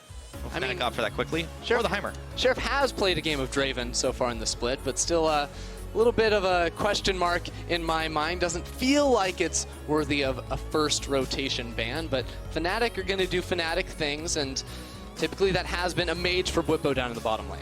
Well, it's not a far cry from what Bwipo's old role was up in the top lane, and of course he's played a little bit of top lane himself. There have been a couple of Swippy swaps, but for Fnatic, they're leaving him in the bot lane position for now. So Swain's locked in. It's over to H2K, and here's where the guessing game begins, Ender. What is Kadril gonna play? You peruse through the solo queue. He plays so many carry junglers. It could be a top lane Groggs. We don't know. It could be, but I feel like it's not. Yeah, but this is actually, so this is interesting right here. You see Gragas paired with the Braum, and usually Braum doesn't have a super high priority, but back when Gragas was super meta, back 2016, 2017, Braum was a really good pick into it because you could throw up the wall, and then instead of getting knocked into the enemy team by the cask, you'd get knocked away, and that felt really good. So a lot of teams would try to pair the 2 up so you couldn't have that counter thrown your way. Ooh. Timer ticking down here for Fnatic right now, and I'm excited. Oh, it's a switch away. I wanted Broxa to take the Nidalee. That's an old favorite of his. He got his hands on it a couple of times and like wrecked people with it in the LCS when he first made his debut. But it's going to be the Pyke locked in alongside the Trundle. Ooh, Pyke Swain, very deadly combo in the bottom lane. Caps will not be playing the Swain. That's my bold prediction. Not that bold, because we usually love seeing Swain paired with that hard CC. You land 1 Bone Skewer, 1 CC from Swain, you just right-click on him, get that passive proc, and get a kill. So H2K very quickly lock in a Lucian. Now, I want to say it's Sheriff, but there's a Smite mid lane right now. Is Shook just going to actually play jungle like it's not even funnel? I mean, Oh, that is actually true. They could still Double flip. jungle, dude. Because again, Kadril was a mid laner back when he used to play on H2K, then made the role swap halfway through the spring split, got replaced by Shook, and ever since hasn't really played mid lane. I talked a bit about his solo queue account. He's ranked 3rd on Europe West at the moment, but he hasn't played a game of mid lane in over a month, Pyra. Okay, so we know what he's definitely preferring. I think it's safe to say he will stay in the jungle position. But now I'm starting to wonder, Braum, is this possibly an H2K funnel? See, that's On what 814? that's what you would think back in 813. I really don't think that funnel will persist after the changes, meaning that you actually lose gold actively for your team when you are the one being funneled and still farming minions in the middle lane. If it is a funnel, we can break those down a little bit more, but would be a huge surprise for me to see. Okay, so a couple of bans that came through were some interesting ones. Sheriff flashing, of course, the Wukong of Caps, just for a little bit of fun, but timer ticks down. Let's see what they actually decide to lock in. It will be the Camille. I like the Camille. So now the Gragas could very well be in the top. Yeah, it's very likely going to be the Gragas top. I think as far as safe and actually strong early laning, the Gragas is going to take the cake over the Camille, and Camille can do very similar things as a Gragas can in the jungle. The hook shot, the body slam, very good when paired with your flash to look for very early level 2, level 3 ganks with those champions. Okay, Fnatic, couple seconds more ticking. Looks like it will be the Poppy locked in. Trying to guess at what they're going to be up against in the top. We'll see how they round out their composition. Still looking for something for Caps. I want to see Caps go for something wild in the mid lane here. It's not going to be the Wukong, and unfortunately he has to blind pick, so we're probably not going to go too off the rails here for Fnatic, but I know his champion pool goes so deep. He can play so many different things that anything is a treat to watch. That was not what I was expecting. Neither was I. Okay, so we saw Nazir earlier today, and it wasn't quite as what we expected. I'll get into the weeds with that in a minute. Ender, what does H2K round their comp out with? Well, they need a matchup up against the Azir. We could very well be seeing a flashback to Spring and get a Ryze locked in the mid lane. But again, I'm skeptical because it's very likely Shook playing mid unless they... Wait a second. What? Wait, League of Legends just broke. Malphite. Okay, cool. So let the thing shuffle for a second. Is that support Gragas? And then maybe they do like the weird funnel thing with Braum again? I don't even know. I'm not even going to guess. Well, if it wasn't a Camille, I would say that they could be funneling, but it's very unlikely the case. Do they just run 2 junglers? 2 junglers, baby? Nobody goes mid? I'm thinking like, okay, you can go AP Gragas, and then you're still doing some damage and stuff, but I'm trying to cast my mind back to when that was a thing. If they really just double jungle and leave mid alone... It'll feel like a blind pick game. No one expected it. I will have to admit, I don't think Caps knows what's going on there. Well, here's the thing. I'm going to assume, I'm going to give him the benefit of the doubt and say it's a funnel. But maybe it's just mid lane Gragas. He got some AP buffs too. I have to wait until the summoner spells are locked in. There's still 10 more seconds left before we figure that out. Regardless though, the funniest part is that we had a Malphite locked in, and we're not even talking about it because what's going on in the mid lane is so crazy, and I've got good news. It is 2 smites, one for Kadril and one for Shook. If we go back to like double jungle, that's like beta. This is going to be an interesting one. So for Fnatic, they go for the late game scaling in the Azir. I wanted to ask about this one, Ender, because it seems like it's a fairly balanced comp. They have a lot of pick potential early on, as well as some good ways to get Caps fed nice and early. But why the Azir, you think? Well, Azir has been making a resurgence in other regions around the world as game timers continue to climb longer and longer and longer. He's given more time to sort of scale up and become a team fighting beast in the later stages of the game. Of course, was always a relatively safe blind pick, even back in the spring split. There are some champions, typically has to do with long range, stuff like Zoe or Xerath typically did well into him, but apart from that, there's not many matchups that you actually just like hard get stomped. You know what a matchup is really good for Azir? One where there's no one facing him. Gragas with Smite. Oh, wait, so actually, here's the thing. It doesn't have to be a funnel. Back on 813, remember we saw champions like the Talon actually starting with the Smite. Oh, that's, I completely forgot about that for a second. So, he got a jungling item too. Yeah, he has to start on a camp that will give him level 2. Now, the specific changes to the jungle item, that was the biggest change up in this patch, because not only did it hurt the hardcore funnel strategy, but also the self funnel here for Shook. It basically meant that when you have the most individual gold on your team, you'll receive 10 less gold for lane minion kills. So As Shook, if he takes the wave at level 1, that means or if he takes a camp at level 1, he'll have the most gold on his team. That means he walks mid lane and then gets 60 less total gold from a wave, which is a pretty massive amount. But what if Kadril gets gold faster than him? That is fair. Yeah. But then as soon as he farms 1 minion, he'll have more than Kadril, because Kadril will be running around. It's like it's a term from computer science called race condition. You want to get yourself up to like the fastest way, but it looks like this is... They're leashing in blue buff. Leashed, yeah. So I'm still pretty confident it's going to be a mid lane Gragas here. But it's definitely playing out like one of those games in solo queue where you both lock in jungle, everyone's button heads, no one wants to give it over. Report for taking jungle. Yeah. I don't even know how Fnatic's going to respond to this. That's the interesting thing for me, is like, what do they even need to do anything about it? Wait a second. Kadril and Shook are going to share in the mid lane. This is wild. It's innovation, Ender. Especially this is what innovation looks like. If Shook going to last hit these? Because it doesn't look like he is. It's like they're handing it over to Kadril, so it is somewhat of a funnel, even though they gave a buff over to Shook at the start of the game. Caps is poking them out. Yeah.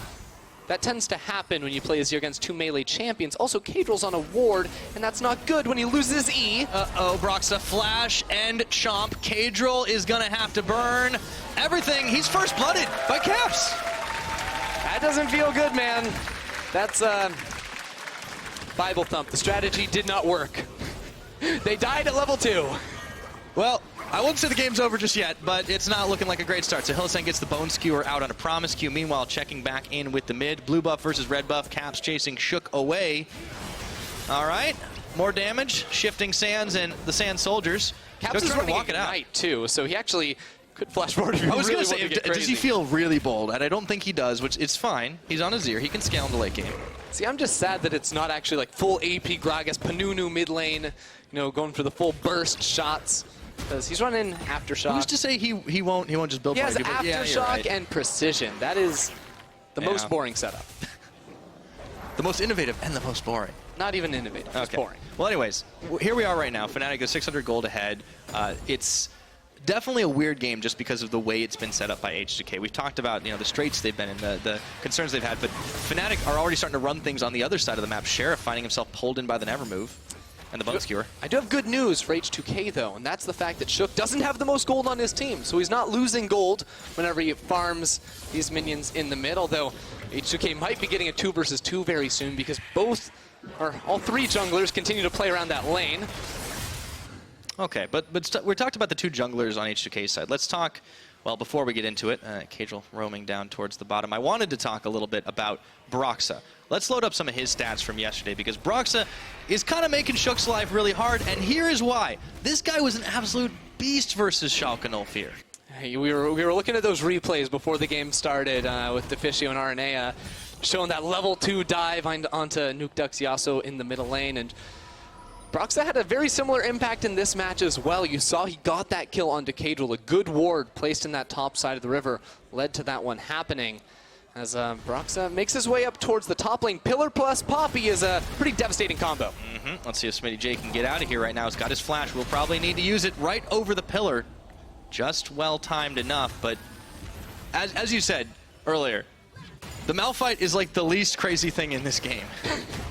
Yeah, except how many times do you get to say that? Yeah, maybe the bottom lane is a little bit less sure. That's a normal bot lane, but Smitty J has actually been, not too far, held too far behind so as to start this game off. Yeah, I mean, why do you pick the Malphite in this situation? And I think it's actually because Poppy would have done so well into either the Camille or the Gragas. She got some buffs to her laning phase, specifically range on her passive, that buckler toss, as well as some buffs to team fighting later in the game with her ultimate not actually making targets untargetable during that knock-up duration. And Malphite is just going to start off some team fights. He's going to be a big initiator for them, but feels like this composition has a very brief window where they can actually win games. When they can press that R button on the Malphite, try to lock down an Azir, and burst them out with this just AoE, all-in style of composition. But later in the game, a Lucian as your only damage source isn't going to cut it. I agree. Bone Skewer pulls and Shook. He gets a 2-man belly bop there, and Promise Q's actually arrived, but so is Caps and Kadril. Let's see this 3v3. It's getting a little wonky right now. It's a 4v3. In comes Soaz. Can he get the knock in the wall? Oh, Promise Q. That was a promise of death. That's not a good look right there. At least he's having a good time while he's going down. Was caught between literal rock and a hard place. Yeah. which is funny because the giant Rockman is on his team. Yeah, but he got baited trying to go up there and help him out. Yeah. Unfortunate. So, 2-0 kills for Fnatic right now in this game. Caps having a field day. I mean, I want to compare the mid lane, but of course, you know, Schalke has been in and out of said mid lane. There's no mid lane. So let's just look at the replay. There's two junglers. There's fighting all across the board. It's actually really interesting because both supports recalled and made their way up to this top side of the map where the fight did break out over the Scuttle Crab. The difference really was that Soaz stayed in lane and roamed down while Smitty J recalled, and that meant that the fight wasn't going to work out, and Promiscu had to laugh until he got taken down. Top 10 anime betrayals. Unfortunate. Sheriff a little bit low on the health bar. Hylissang actually coming in around the side, was hoping for possibly a bone skewer between the minion wave. It's not going to happen this time around, though. And there's just no action going on in the bottom lane just yet. Hylissang can land. You said immediately as soon as you said it. Here we go. We got ourselves a fight. Demonic Ascension from Whippo. Hylissang also chasing Sheriff and Promiscu back. Whippo flashing forward. That is so close to being a double kill. No action in the bottom lane, he says. Okay, your caster cursed as well. We'll see. I was about to say, you know, like, oh yeah, Hylissang's been roaming around, therefore they haven't been able to fight too much. But now there's no flashes on the side of H2K or Fnatic's duo. But there is a Hex Flash for Promiscu. It's Fnatic that still have HP, so they get to stick around and deny a lot of minions to the bot lane turret. And the crucial thing here is Fnatic can go ahead and pick themselves up a Infernal Dragon, and for a team that does want to have some scaling, you know, take a look at your mid and your bot. But H2K have 2 smites. How could they lose this objective? The math doesn't add up, man. They're supposed to go for that at level 3 or something. That's what I tried in Season 4. Yeah. Well, we've got a quick stats specialist, so maybe we'll get a quick shot on that one to see how that could happen. Because I'm at a loss, completely honest. I wonder what the professional win rate is for teams that run more than one smite in their game. Well, I can tell you from my experience, which is not professional, by the way, we ran a Pentasmite comp once.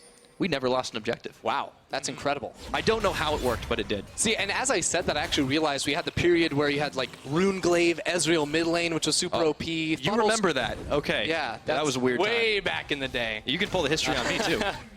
But yeah, no, there's definitely been some strategies. Smite's one of those summoner spells that has always been very exploitable by laners when the items back it up. Mm-hmm.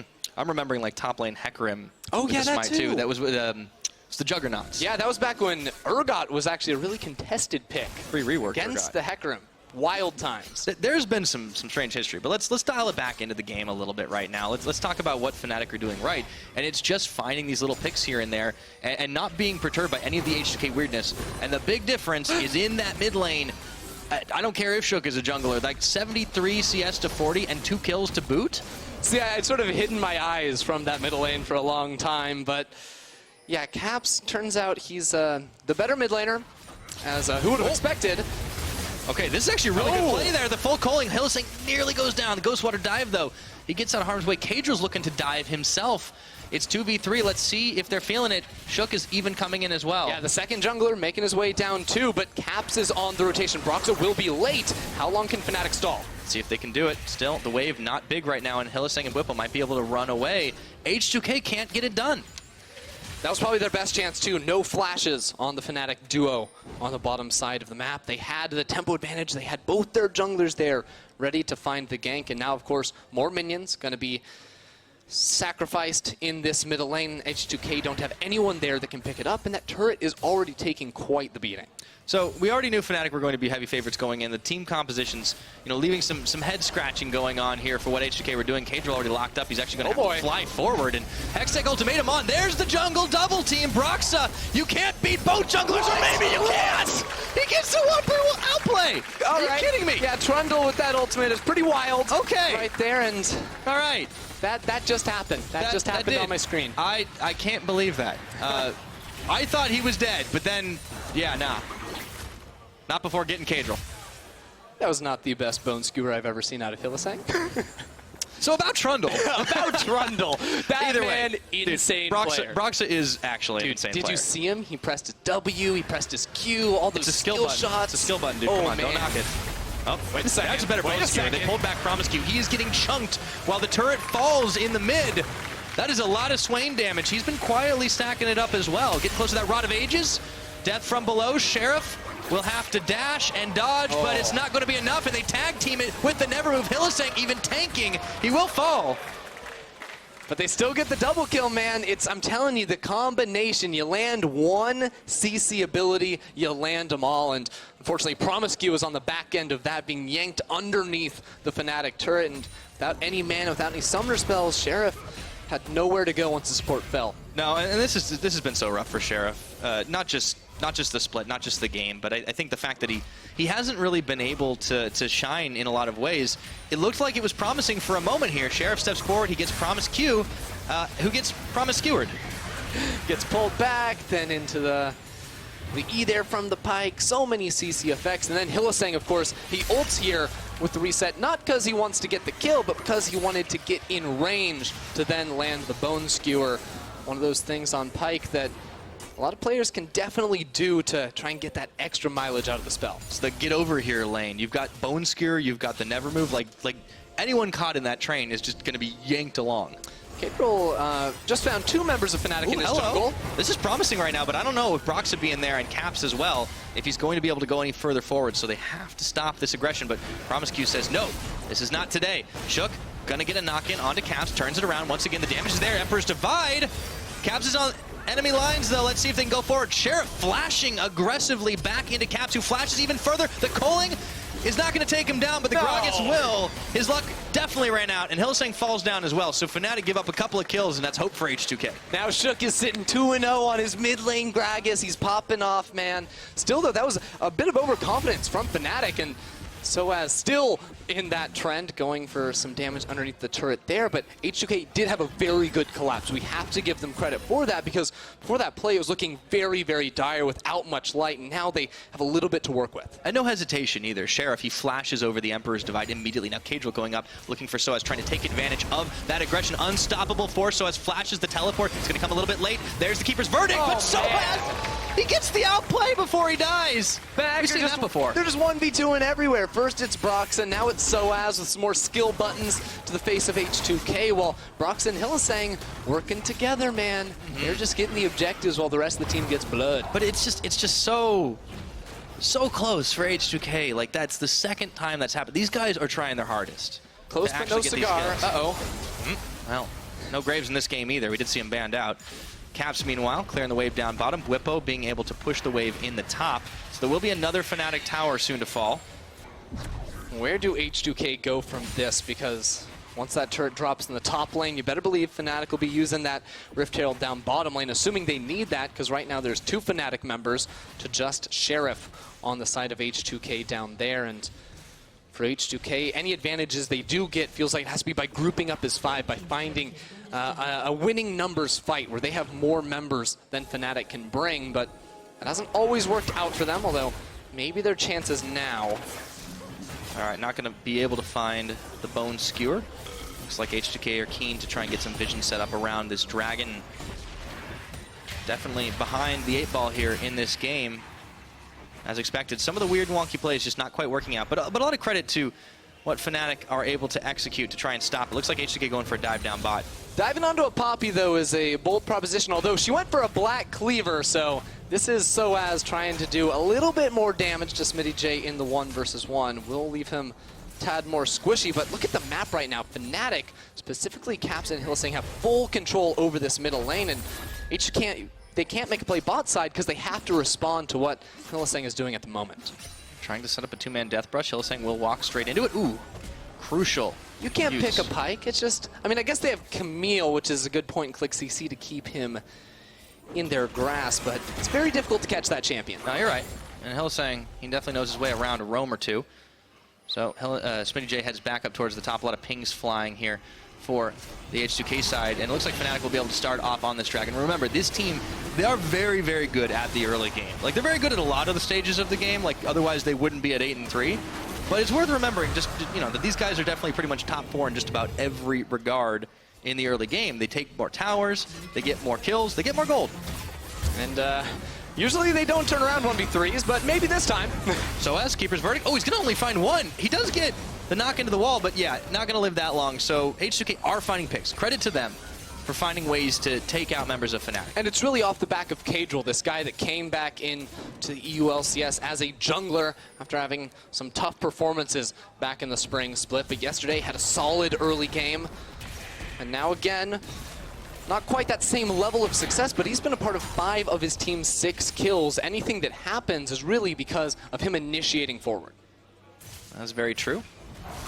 So both junglers in this game. Didn't think I'd be saying that today. Have tried mixed impacts. Sheriff gonna get found out. Hylissang is there with the death from below, but not nearly enough damage, and Sheriff just gets deleted. Hylissang's gonna live for a moment before Smitty J comes with a flank around the side. Nonetheless, Bwipo gets the double kill, and the rest of H2K are way too late to do anything about it. Fortunately for H2K, Cadril wasn't there for them in that fight. And now Fnatic actually, whoa, Hello!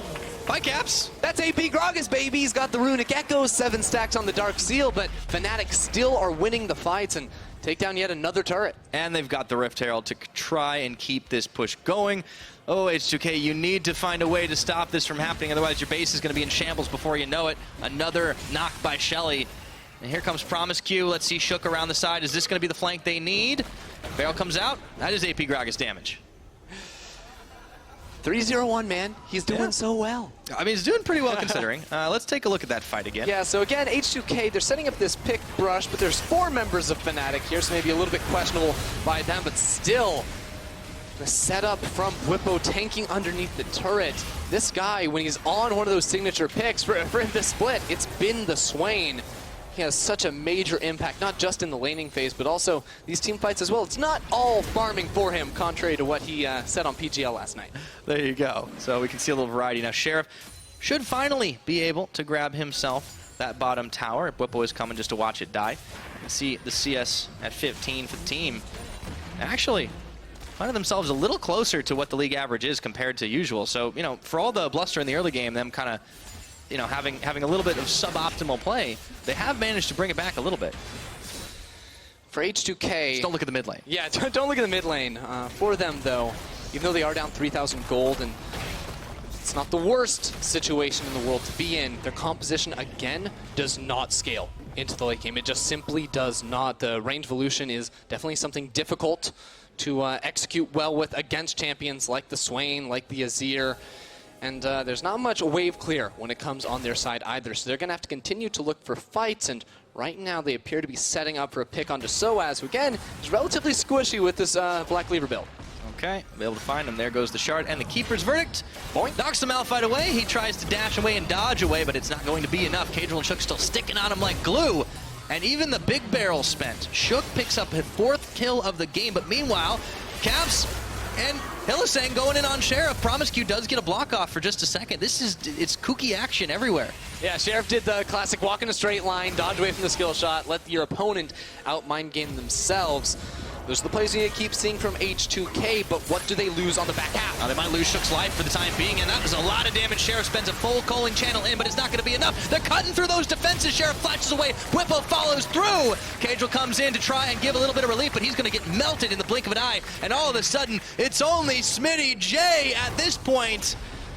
He's going down one way or another here, Ender. Yeah, they're going to be chasing him down, not for that long, because they have so much CC to keep him right there in the fight. And he can once again get back on top of this mid lane inner turret, because there's no one to defend. No one at all. So Inner is going to get taken down. 15 seconds on the Baron spawning up in this game. And I'm starting to think this might be one of those Fnatic games that they just decide to rush down the Baron as soon as it gets up. Certainly a possibility here. You see the fight. It's all Hylissang finding the hook initially onto Shook. Then the pillar means he cannot go anywhere and keeps the rest of H2K in this tight corridor. Not just for Bwipo to get off the damage, but also Caps before he falls. All right, just so many low health targets or not tanky targets. They get melted through the critical though. H2K, they took out Azir, but that's about it. Yeah. I mean, you take your wins when you can get them. Unfortunately, it wasn't a big enough win for H2K to be super comfortable with. And now Bwipo, he's feeling good about himself. He has the Mejai's Stole Stealer with 10 stacks. He's getting some light reading in during this game. He's got that. He's got the Morellonomicon. I mean, the dude's got books in both hands. And something tells me that that number is going to get higher before this game ends, Pyra. Oh, bold prediction, Ender. Let's keep track of that. I think you're right, for the record. In case you were doubting it, Fnatic, they're roving up towards the top. Should be a pretty easy take on this tower as well. H2K a little slow to respond and no defense mounted. So 21 minutes into this game, this is where the gold lead starts to snowball out of control.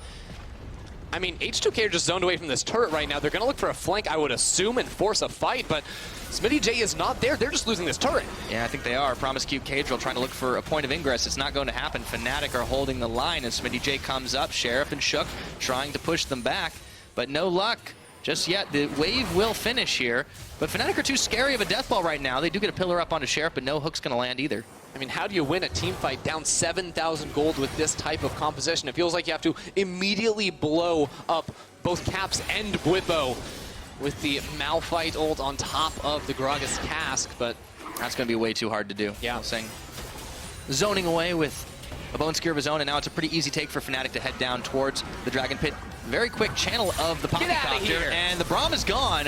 Meanwhile, Shook gets caught up, and half his health is eaten through. This is the downside of that AP Gragas build. Hylissang, he goes forward, he pulls Cadril back in. There's the Never Move. Dragon gets taken by Fnatic, and they immediately turn their attention back over to H2K, who don't seem too keen to take a fight today.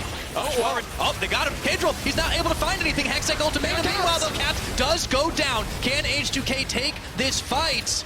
I don't know about that one. It looks like a little low on the health bars flashing away. They found Bwipo, so you said it, Ender, and it did happen. They had to make that happen. Immediately blow up Caps, keep Bwipo trapped inside the rest of the team, and this has to be it. The desperation Baron call. There's 3 members alive from Fnatic. It's all the tanks, so in theory, this is the best case scenario for H2K, but it's still such a difficult objective to start up when they're already this low. Well, they're waiting and baiting. This is the Death Brush. Fnatic know it well. Well, Death River, if you will. Hylissang puts down a control ward of his own and even interrupts the back from Sheriff. Unlucky, man. Sheriff gonna have to do the walk of shame back to the Tri-Brush over on Fnatic's own side of the jungle, but H2K have to be so happy with the result of that fight. Again, you have to kill the damage dealers on the side of Fnatic, and even though it's Fnatic that initiate this fight, it is Shook on top of SmittyJ that immediately destroy Caps. Then SmittyJ is able to keep Bwipo on the side of this fight with the slows and section them off from the rest of Fnatic. Yeah, a little bit of a mismatch for Fnatic for the start of things, but the crucial thing is Bwipo, his slate swiped clean with that Magi Soul Stealer. Not such a good purchase now, is it, Pyra? I Maybe guess. not. Wait, our prediction was so off. Hey, look, sometimes if you're right, it was completely wrong.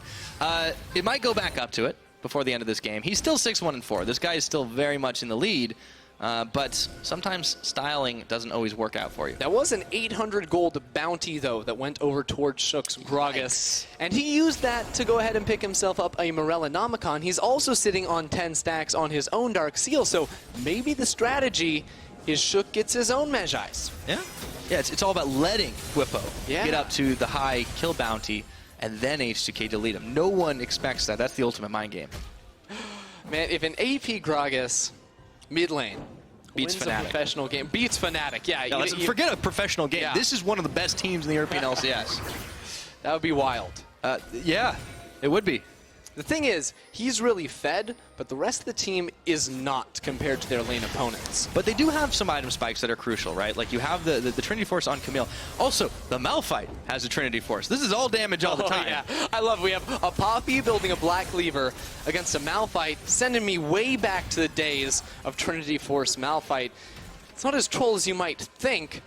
And, I mean, it helped him get that one shot onto Caps. Who am I to say it's not correct? Yeah, I mean, this is the thing. The Malphite ultimate is something that you so seldom see, because you so seldom see Malphite, that it's kind of hard to expect it and how much damage you can actually do once you've got that Trinity Force up and available.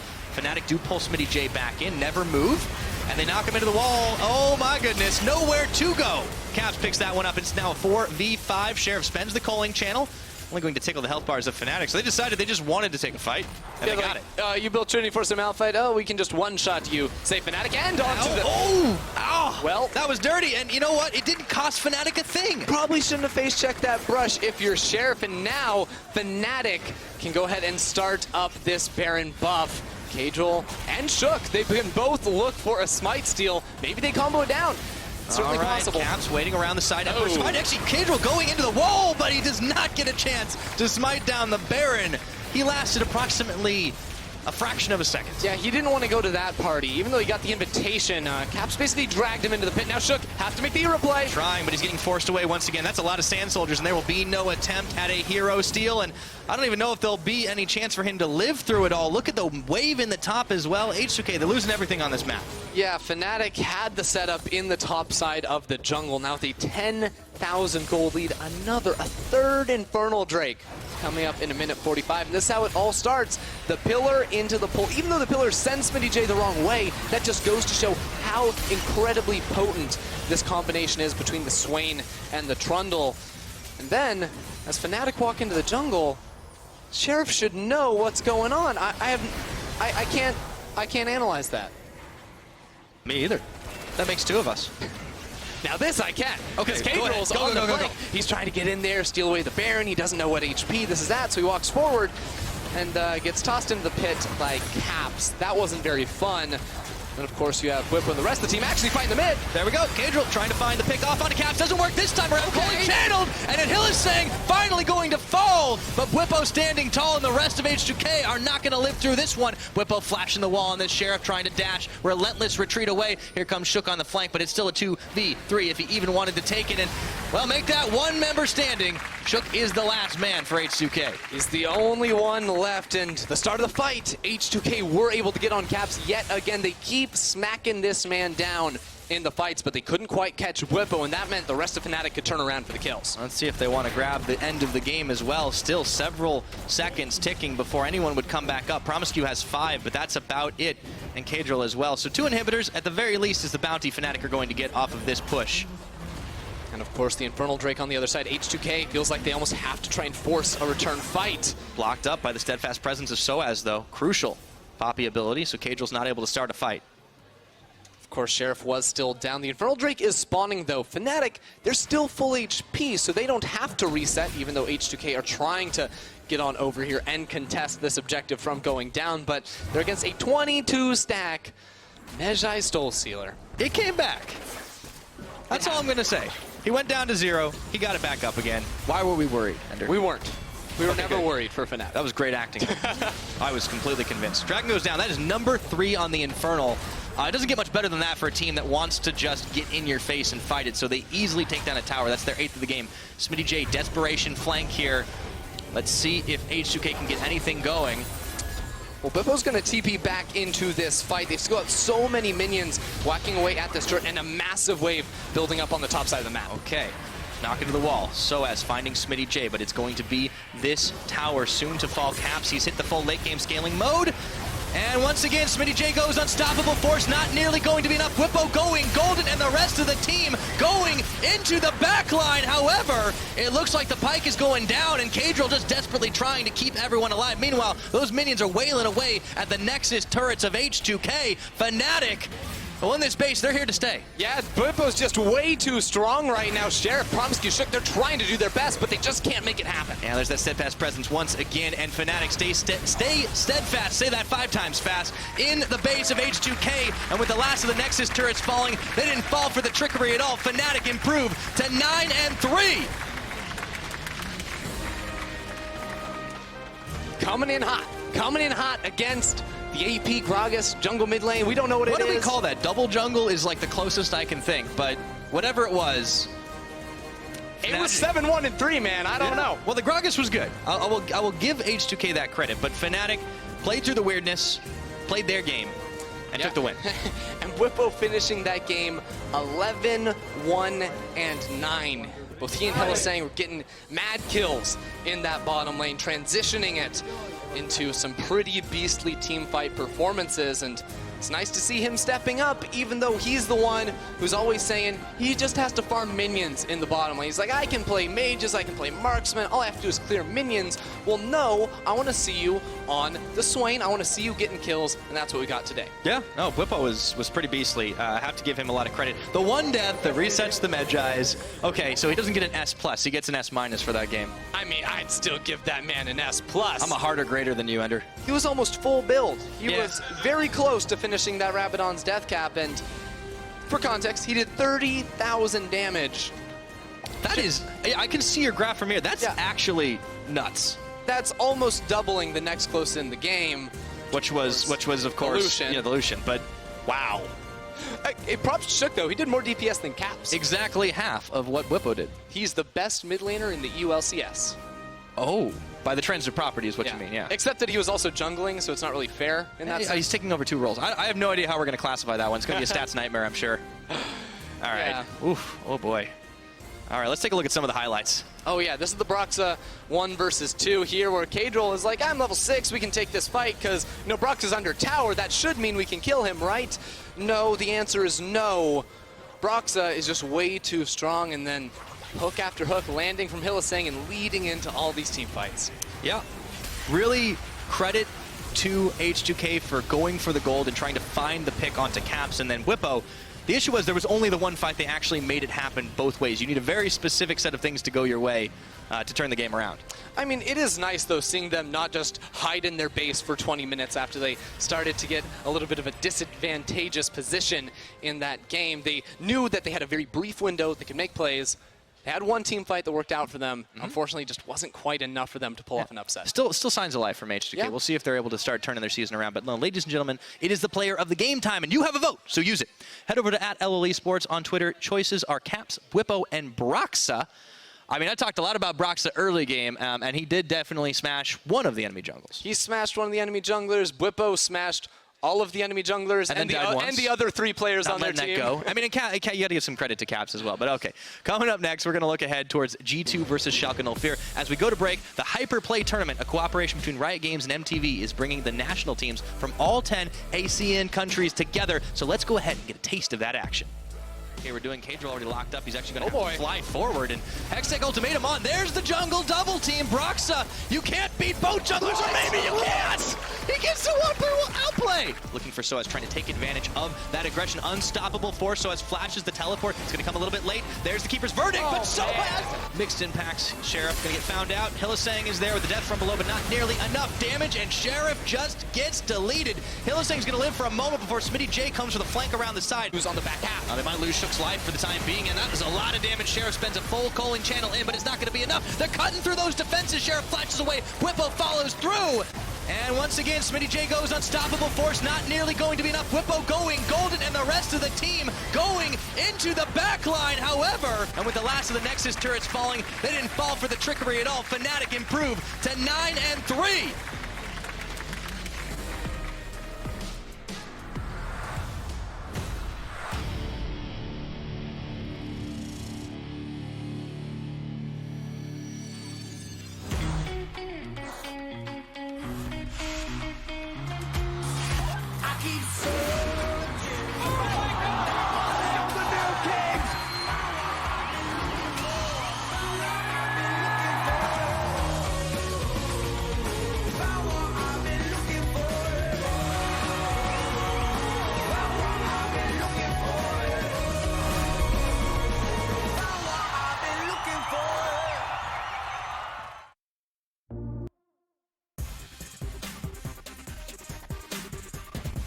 Welcome back, everyone, to the Year of the Duck. I've been waiting for this moment for over 5 years, and now it's finally here. Nuke Duck and Schalke are taking over the EUL.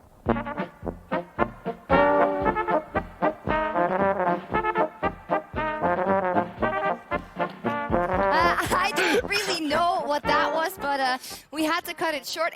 It's out of control. First, Trevor has to get dragged off the stage because he's going mental with his quick stats. Now, Deficio is obsessed with the Year of the Duck. Don't you guys run out of it. Where did Deficio go? Yeah. He was right here. You guys please stay calm and don't go mental on me and help me in the... I'll be your rock, Shocks. Okay, you guys will be my rocks. Good. Then let's talk about the Year of the Duck, because it has been put on hold indefinitely.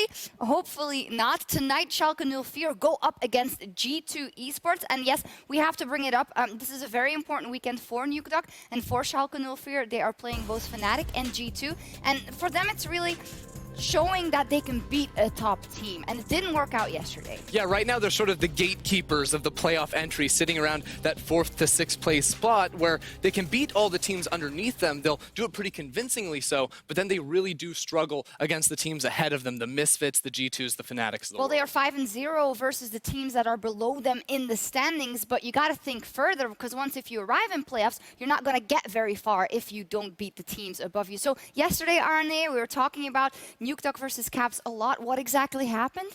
I mean, he got literally camped. Like from level 1, we were explaining before with the physio how level 1, Hilisan came to mid lane, level 2, Broxa went to mid lane, level 6, the first time that actually Nukeduck went aggressive into Caps, it was Broxa waiting with the ultimate, killing him again. So I think he didn't enjoy that much that So when it that comes game to yesterday. games like that, it's like when Odoamne got camped, how much can you really fault Nukeduck for that scenario?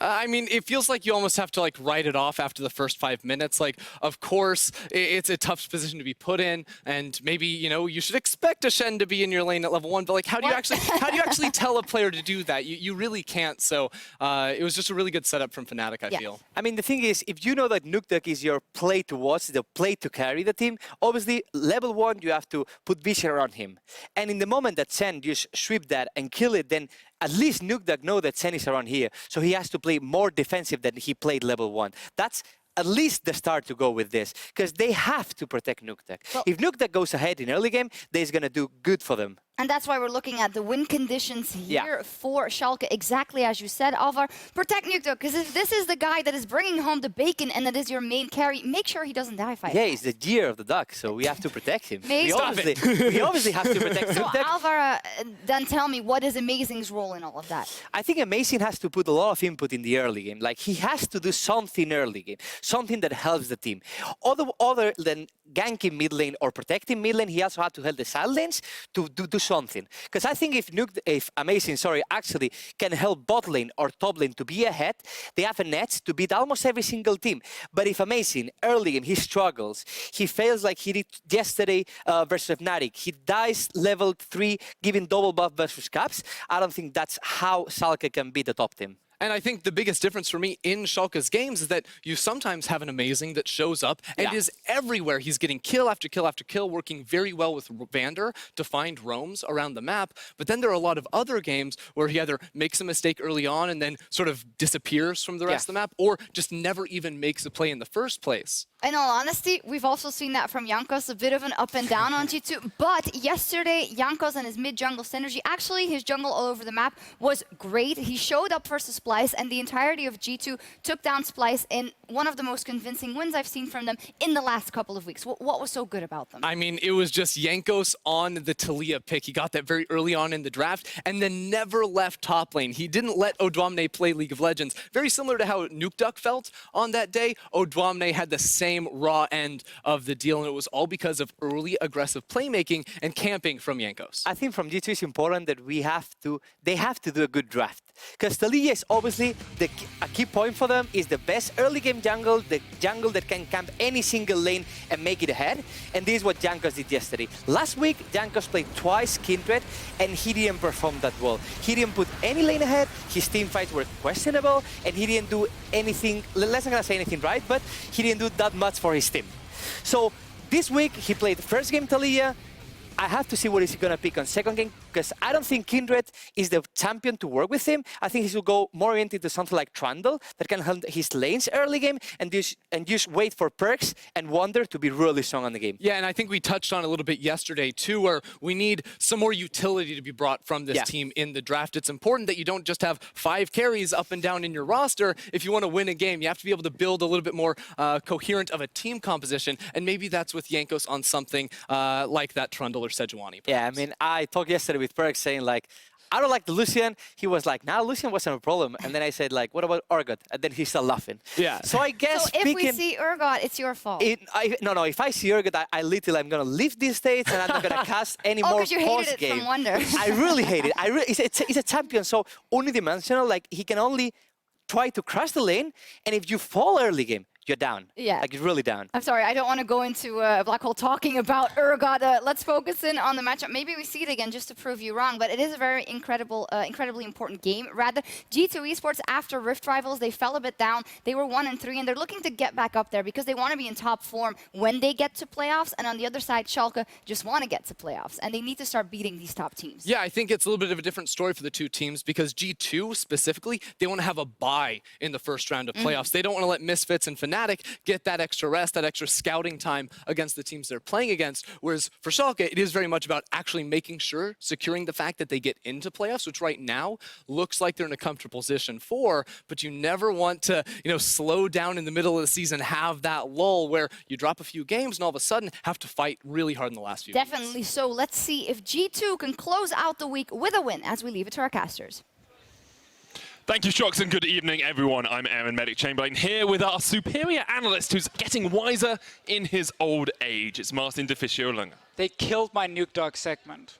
Yeah. I spent a week preparing that. I spent like an hour recording it multiple times because I messed up so often, and they cut it after 10 seconds. And they put the Vedius thing in ReadyCheck as well, so it's obvious who the favored color caster is now, de Fischer. Yeah, it's actually getting really annoying that they won't let me hype Schalke anymore. Well, if they beat G2, it's back on the menu. Okay, but only if they beat the G2, because Yes. yesterday against Fnatic, they did not look strong at all. They're on the blue side this game, they get rid of the Heimerdinger and the Brand, and G2 will take away the Talia and the Nocturne. This is like the most classic thing with Jarnan and all the different mages he's playing in the bottom lane. 2 bans against him. That's a lot being spent on a player that obviously is important in the current meta, but not really the member you're looking to play around if you are G2 Esports. No first pick Aatrox for Schalke. They don't want to be forced to grabbing it. Talia was also banned in this one. That's an Alistar first pick. Interesting choice. Yeah, we have seen Alistar played as part of a Funnel composition by Amazing before. Can, of course, go down to Vander in the bottom lane as well, with Funnel being a little bit less favorable now on patch 8.14. It definitely should be bottom. They're guaranteeing themselves engage. Rakan was banned away, which is one of the other big engage supports, and it is a big pick for Wadid. But first pick is still interesting. I just want to see what happens in the rest of the draft here around the Alistar pick specifically. Why was it necessary to grab it this early? It's not a pick that we see in Europe taken in the first rotation all the time. So it doesn't spell something for certain. It's a pick that we don't see that often as first pick. Could be a lot of opportunities. Yeah, it could be. It's guaranteed engage, which is something they wanted for Vander. That's what it tells me, and they want to take it away from Wadid as well. Vladimir is going to be bot lane most likely, I want to say, but of course can go to multiple lanes still. Ryze, funny enough, actually just when this meta started and we got back into competitive play after MSI, we had Ryze versus Vladimir very often in the bot lane. Vlad got picked early, then Ryze got picked against the Vlad. It is a fairly even matchup between them, but it has been upset playing the Ryze lately. Yeah, it's something we saw him play yesterday against Fnatic. Didn't really have the chance to perform on it at all because of how strong Fnatic were in the early game. I'm interested that Zoe has slipped so far through the pick and ban phase here. Not even being picked up in the first phase. Instead, Perks will get Yasuo for himself. So it's not going to be Alistar Yasuo on the side of Schalke. Of course, they have the Gragas already to set up. Trundle ban most likely going to show on the side of Schalke, just because you don't want to give Gragas, Trundle, and Yasuo as a fantastic trio. You can always force good ultis from him. Poppy is the main pick for Vizicachi. His go-to other choices have been Mundo and Cho'Gath. He's one of the guys still grabbing the Cho'Gath top lane. Not always able to do a whole lot with it, but it is still one of the safer tanks for laning phase. And there is the Trundle ban that you talked about. G2 won't get their hands on that this game. Still a world of opportunity here. You look at the G2 Esports draft and you say that Gragas could go towards the jungle if they wanted it to. Could be top as well. The other two slightly more locked in picks. And there's still a world where G2 just takes the Mundo, puts Gragas jungle, Vladimir down bot lane. Because Mundo is the only remaining of the very standard, blind pickable tanks. I guess you can make an argument for Ornn, but we still see a lot of teams actually not favor him, at least not as a high priority pick anymore. So the Mundo in itself, because Mundo would also work fine against Gragas plus Vlad on G2's lineup. I just want to see what they want to do. Obviously, you can last pick for Wonder. You have a player who can grab any sort of carry top lane and try and dominate. That is what they decide to do. Save last pick for your top laner. Makes a lot of sense. Will we just get Mundo locked in here for Chachi then? That's a possibility. That's not a Mundo. That's definitely not a Mundo. That is a Zed. And is another new champion here for NukeDuck in the NukeDuck, middle baby. lane. Oh yeah, the year of the duck. If he the hype train's carries, back man, on the rails. If he carries, that's how you get the hype train back against most likely the Yasuo pick for Perks. At least that seems to be the initial intention. Oh, Chachi not on a tank top lane. He's actually on a carry. He gets to play League of Legends today. We have to break down this draft at some point. I want to know how all of these champions work together. It looks like it is going to be the Mundo, or at least a tank in the top lane for G2 into that Rumble pick. But Schalke's draft is fascinating. It is actually so cool to see this team try something unique now, try something different.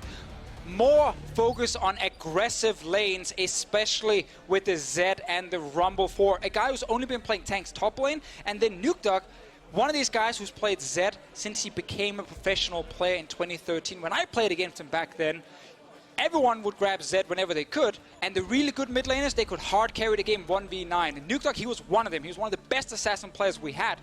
It's obviously a long time ago, but this Zed pick, whenever I see it, I always tell myself, pro play? Nah, it's not going to be great. Enemy team is going to get defensive items. Vladimir can pool. You have, things like a Mundo and Gragas you can't really kill. But if a Zed snowballs, professional game or not, he can still take care of all these squishy champs like a Yasuo. NukeDuck has an exactly 50% win ratio on the Zed across the course of his professional career. 4 wins, 4 losses. He'll be looking to up that a little bit in this game against G2. A big game for both these teams as well. Schalke sitting at 6-5, looking to catch up with Vitality, who are now at that 7-5 mark. G2, they win here.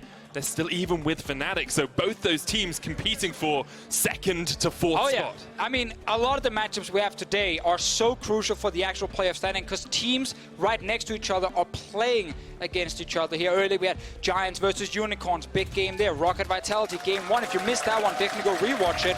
This game, however, Schalke, they're gambling. They're saying, we believe we can execute this comp here with multiple carries. Vander and Amazing are the 2 tanks in the front, but we're all going to be looking at that Zed in the mid lane.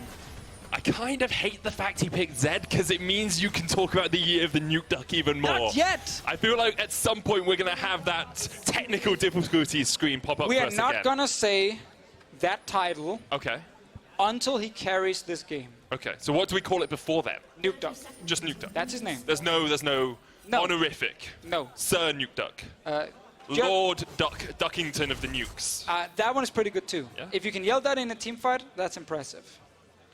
Let's see what happens in this game, because Schalke is actually setting up with a composition where you have a real split pusher who's not going to be that great in team fights, and we don't see that super often anymore. I think most drafts sort of focus around having strong 5v5s at some point in the game. Obviously, the other 4 champions are going to be good there, but the Zed specifically, once you reach the late game and people have tanky items, Knight's Vow, Roccat, these kind of things, it gets so difficult for Zed to suddenly one-shot anyone. We have to remember when he jumps in, there is time to CC him and just burst him down before he can actually jump back out. So do G2 then have the tools to CC him? You've got Bone Skewer from what did, yeah, you've got Jankos as well with the explosive cast and the body slam, but apart from that, you don't actually have that much CC unless Perks has prepped that Steel Tempest Tornado. Well, we have to see if that's enough then for G2. There is tools definitely on their side, but I think mainly just Wonder also grabbing the Mundo. He saw the Rumble, so he can go for Spirit Visage early game, and then he can get tanky items potentially against NukeDuck later. But if you look at the mixed damage on Schalke's side, like that's kind of the idea around early picking Rise, then grabbing Rumble as well, as you have enough magic damage to force the enemy team to not just stack armor, which means NukeDuck and his lethality build is obviously going to be fairly effective. Because if you do just draft, or sorry, if you just go for magic resist early, NukeDuck's going to show up level 6, level 11, and he's going to find targets with very low amounts of armor. So there's definitely some reasons behind grabbing the Zed here. It is still such a risk. It's not a pick we see in the meta very often. Putting a lot of their eggs into that NukeDuck basket, but have different ways to play out the game if they need to. Perks has picked up the Yasuo for the first time this split as well.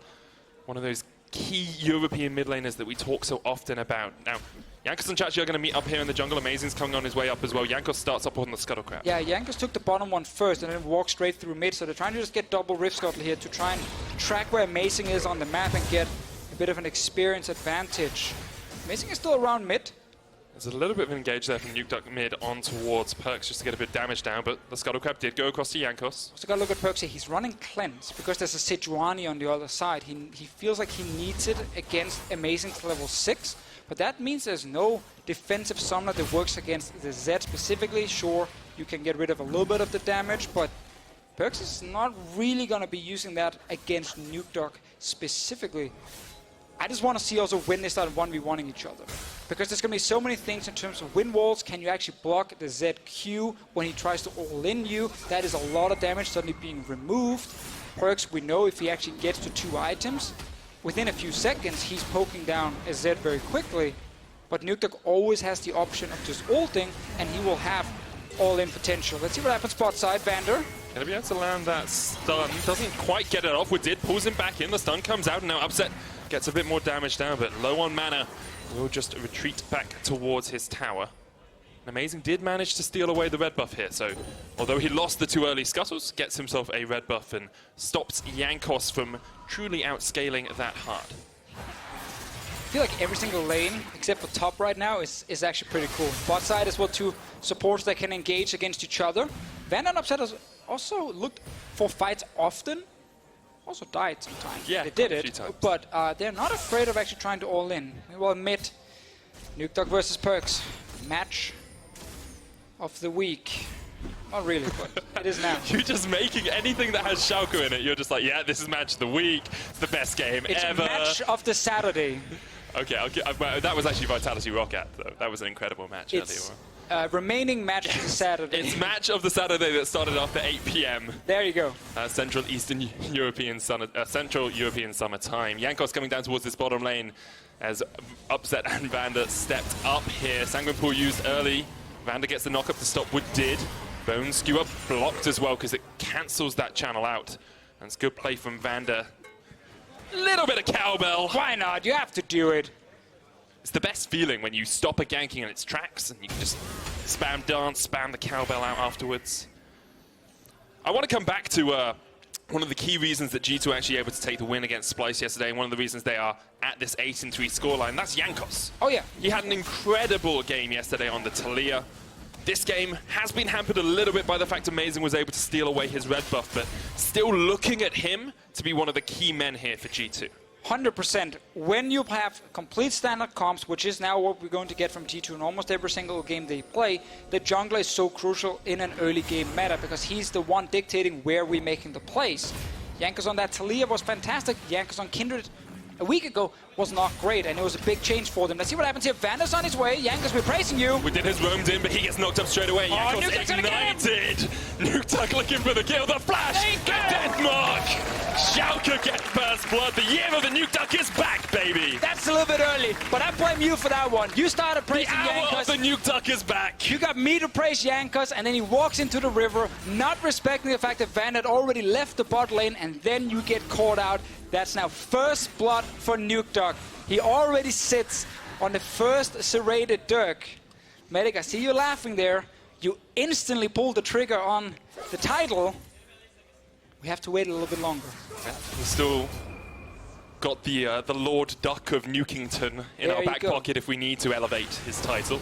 Upset's getting a bit of damage down towards this bottom lane as well. And Upset and Vander have done a good job of keeping this bottom lane in check of Hjarnan and Widid. I just checked here on games. Oh, never mind, they're fighting. Last breath comes out. It's fine, it's fine. Yeah. You can always pulled the trigger too quickly there. Always try and disengage there, but I was just checking Games of Legends for like professional Z games here in the summer split across multiple regions, all the major ones around the world. Only once in a major region, it was in China it got picked, and that's it. So Nukeduck is now trying to make it happen. This is obviously Jankos not respecting that the enemy support has moved, and Nukeduck has to flash for it. But pretty easy first blood for him, and smells like a Ghost Blade, Dusk Blade as well. I want to see if he's going Storm Razor, trying to get that guaranteed crit when he does go in, because that's obviously a massive chunk of damage combined with your ulti. And the Dusk Blade. And the Dusk Blade. Could Why pretty not? much one-shot any squishy members on the enemy team, but G2 don't actually have that many squishy members. It's his perks. He's going to kill perks every single time. I think actually also from knowing Nukeduck, like he's very calculated in his team fights. there's a high chance we're going to see Schalke full on engage with the Alistar Sejuani, Rumble to come down, and Nukeduck does not jump in instantly. Kind of hovering around in the flank. The moment Yanan pulls and he's back from the pool, suddenly he's a target you can go for. You can also just use the Z with the extra damage against the low HP target to wait for a tank to drop down, and then you can all in this guy. Like, you don't have to necessarily try and kill Perks every fight, because there's not that traditional AD carry, which again makes the Z pick so interesting in this situation. And Nukeduck showing a lot of confidence after yesterday when he was shut down by Fnatic. Something I love about the Schalke G2 matchup is you always know you're going to get something interesting in the mid lane. I remember last split we cast them playing Zoe LeBlanc yeah. against Zoe, and both of them were just outplaying each other left, right, and center. I'm looking forward to more of that today. Once again, Jankos goes in, gets the explosive cast knockback here. Woodid on his way up. Perks has to flash. Amazing has joined the fray as well. It's a 4v4 brawl. Upset there. Woodid will be able to get away for the moment, but Amazing's on the chase. The Realm Warp as well comes in just to bring Amazing closer. Woodid pretty much sacrificed by his team here. Does have the flash, but straight into the path of the prison. Upset gets second kill of the game. Second time it's Jankos in that river looking for something. First time he dies for it. Second time he ults hoping Perks is ready to ult. Oh, all in? All in the mid lane as well, but Perks, oh, Deathmark comes out. Perks trying to dodge around. He can't hit him. Doesn't get the final Shuriken, blocked by the wind wall. Yeah, Perks was holding on to the wind wall, waiting for the animation from Nukeduck, but all Nukeduck needed there was to get in range for an auto attack, and he would have gotten so much more damage onto Perks, but he could not close the gap. Jankos here, he wants to ult upset so Perks can go for him, but Perks is already taking damage and couldn't actually do anything in time, and now Jankos kind of baited the rest of his team into a fight they're not looking to take. The Yasuo needs items way more than the Zed when it comes to dealing damage here in this early game. That's a bad flash from Woodid as well. Yeah. Never flash in a straight line against someone that throws something in a straight line.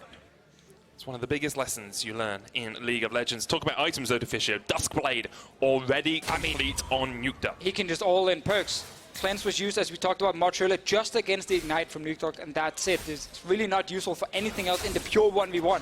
It's here to block the engage from Amazing. I think Perks might actually die in the next 1 or 2 minutes once Nukeduck's ulti is ready. I'm just going to check the cooldown on it right now. That is probably about 30 seconds left, I'd say. 35 seconds. Should we make a quick prediction here? Perks will die when Nukeduck's ult is ready. I give Nukeduck 10 seconds and he kills Perks. 10 seconds? Okay, I was going to go a minute. No, 10 seconds from when the ult is ready. Okay, so we're looking at 11:10 is the latest that he's had to kill Perks by. Yeah. Because then it will be up. Okay, we'll keep you to that one. Quick prediction. Jankos is up in the top lane here trying to make something happen somewhere else on the map, but Amazing's just going to force him away. Chachi on his way as well. There's the equalizer. The stun lock on Jankos is effective, and he gets burnt to a crisp by Chachi and Amazing, and now Wonder's not in the best of spots either. Nukeduck on his way up. He's going to Maybe kill looking Wonder for the instead. tower dive. He's left. You're good. You've got 10 seconds left, Deficio. He needs to hurry. Get in there, Nukeduck. 9.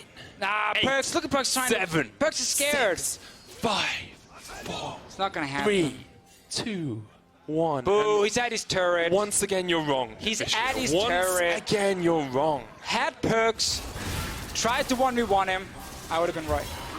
I mean, sure, but he didn't. And you predicted that he would, and you did not predict this fight in the bottom lane either. Upset. Hemo played down. Yana flashes the wall and secures G2's first kill of the game. So right now, Jankos is struggling, but G2's bottom lane is actually picking up a kill. Very big here for them. Yanan takes the Vladimir. Not often he's playing the all-in aggressive mages. He's mainly preferred the push, the big pokey champs. The Vladimir here with the pike. Important for them, they actually get an advantage somewhere, because they're not winning mid at the moment, and they're definitely not winning the jungle matchup. G2 falling behind in the early game here to Schalke. A lot of that on the back of Jankos. Exactly, and we have to highlight that the analysts that's coming into the game, they looked at potential ways Schalke can win this, and they said proactive early game. That's important from Amazing. He's been around, he's been ganking multiple lanes.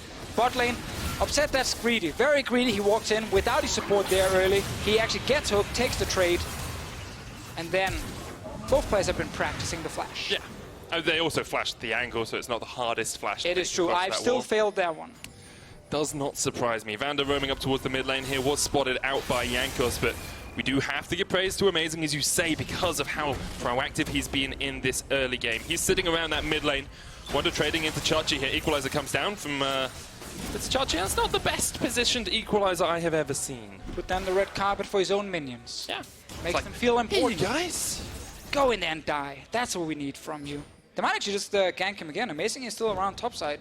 Nukeduck just wants to 1v1 someone, but Perkz pushes and leaves every single time. Big item difference. Zeal and tier 2 boots from Perkz versus the Duskblade from Nukeduck. Both junglers waiting around the corner. Amazing, looking for the engage opportunities there. Still Tempest used. Nukeduck jumped forward with a Living Shadow, but cannot quite find the opportune moment to go any deeper. I want to see also the build from Perkz here. Phantom Dancer first, yes, and then we see a lot of Yasuo players go for a second defensive item and not the Eye Rush, because it is still so expensive. You know, Sterix, a GA, something like that. Right now, he's just trying to farm as much as he can and make sure Nukeduck is never in a situation to actually try and all-in him and force him out of lane. So Perkz is doing this really well right now. Doing well in CS. Yep. This is despite enemy mid laner getting a first blood.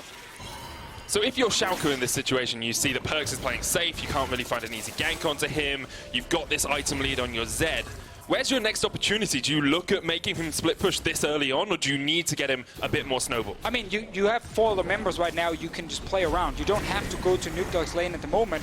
What Amazing is doing is great. Top lane, Mundo is not going to be able to do a whole lot against this siege, and you can get the first turret blood there, and not just try and hard camp the mid lane where Perkz is being defensive and does bring cleanse against Amazing. So I like this play here. I think Vizicachi and Amazing getting that turret is a big deal for Schalke. Obviously a bit of a problem that Yanin got his spellbind the bot lane. Shaping up to be a very, very fun early game. Early and mid game, I think I should highlight, as we kind of passed the early game. I mean, there's so much power for Schalke in the mid game as well, and even for G2, you know, as soon as you get Spellbind or Rabadon's Death Cap on towards the Vladimir, you can do a lot of work. Perkz did jump in onto Amazing here, but you can just assault his way over that wall, and now Schalke group up as 5 to try and take down this mid lane tower. No ult on Perkz, remember that. Schalke do not want to go any deeper. The pull back on Chachi. Hits with the knock-up as well. Wonder not going to be able to get too much more out of this. Yeah, Perkz all being on cooldown there was important. Chachi had no flash, going in! Blank from Nukeduck straight onto Jankos, gets the death mark down, but he hasn't quite got the damage. The equalizer will tick, and Nukeduck will get the final blow, and now Schalke can look to keep pushing in this mid lane if they want. There is so much damage on the side of Schalke when they find isolated targets. Vander, good engage. First pick, Alistar. Finds Jankos dead for the 3rd time. Rough game for him, often being caught out, and this was another one. Schalke finding good advantages. Perkz got his Phantom Dancer for now, but still it's Nukeduck almost completing Ghostblade. It's only the 3rd time as well that G2 have been at a deficit at the 15-minute mark. They have a 50% win rate when they are, well, in this split, obviously, across the course of their careers. Probably been behind a little bit more than that, but 50% win rate when they're behind at 15, so Schalke will be pretty thankful for those odds, I'm sure. It is very true. Yeah. And now we have Schalke not getting stomped by a top team in the early game, unlike yesterday. You know what's really good as a team? It's when you don't get stomped in the early game. I can just sense the desire, the tip of your tongue saying, "Year of Nukeduck." No, you keep saying Schalke it. hype train. Stop saying it. Save it for later. He's gonna blurt it out later. Let's watch the fight here. No ult from Perkz. Chachi stays alive because of it. And Jankos on the side. He knows he's spotted by these wards here. Nukeduck is hiding in the brush. And that's when the level 8 Gragas gets surprised. Like he did what he could with the body slam. But the moment you get caught out, you will die against all these ultras. And right now, if we go back to live, you will start seeing the split push from Schalke. Zed is in that bottom lane. He's constantly looking to just sit in a side lane, secure the 1v1 advantage, and then go and join the team after. It will be tough for Chachi to do the same. Mundo against a Rumble will be stronger in 1v1. Like, Mundo will just not be able to die against Vizicachi. But at least they have the winning lane right now with Nukeduck. And the lethality build, Perkz is currently sitting on, I believe, around 70 armor. Yeah, 75 armor against Nukeduck. It's not going to be enough to keep himself alive if Nukeduck goes in with the death mark. And as much as we talk about how Nukeduck is the main carry for Schalke, his hype train has been a little bit delayed, hasn't left the station as much as we would have liked it to after the performance against Fnatic yesterday. Not his fault. I blame the engineers. Okay. They messed up the train, they left him alone, everything got shut down, people destroyed it left and right. He wanted to take off, but he was not allowed to do it. If a train's taking off, that's a very different mode of transport to what I'm used to. Hey, Space trains. In Denmark we got crazy trains, man. They're flying everywhere.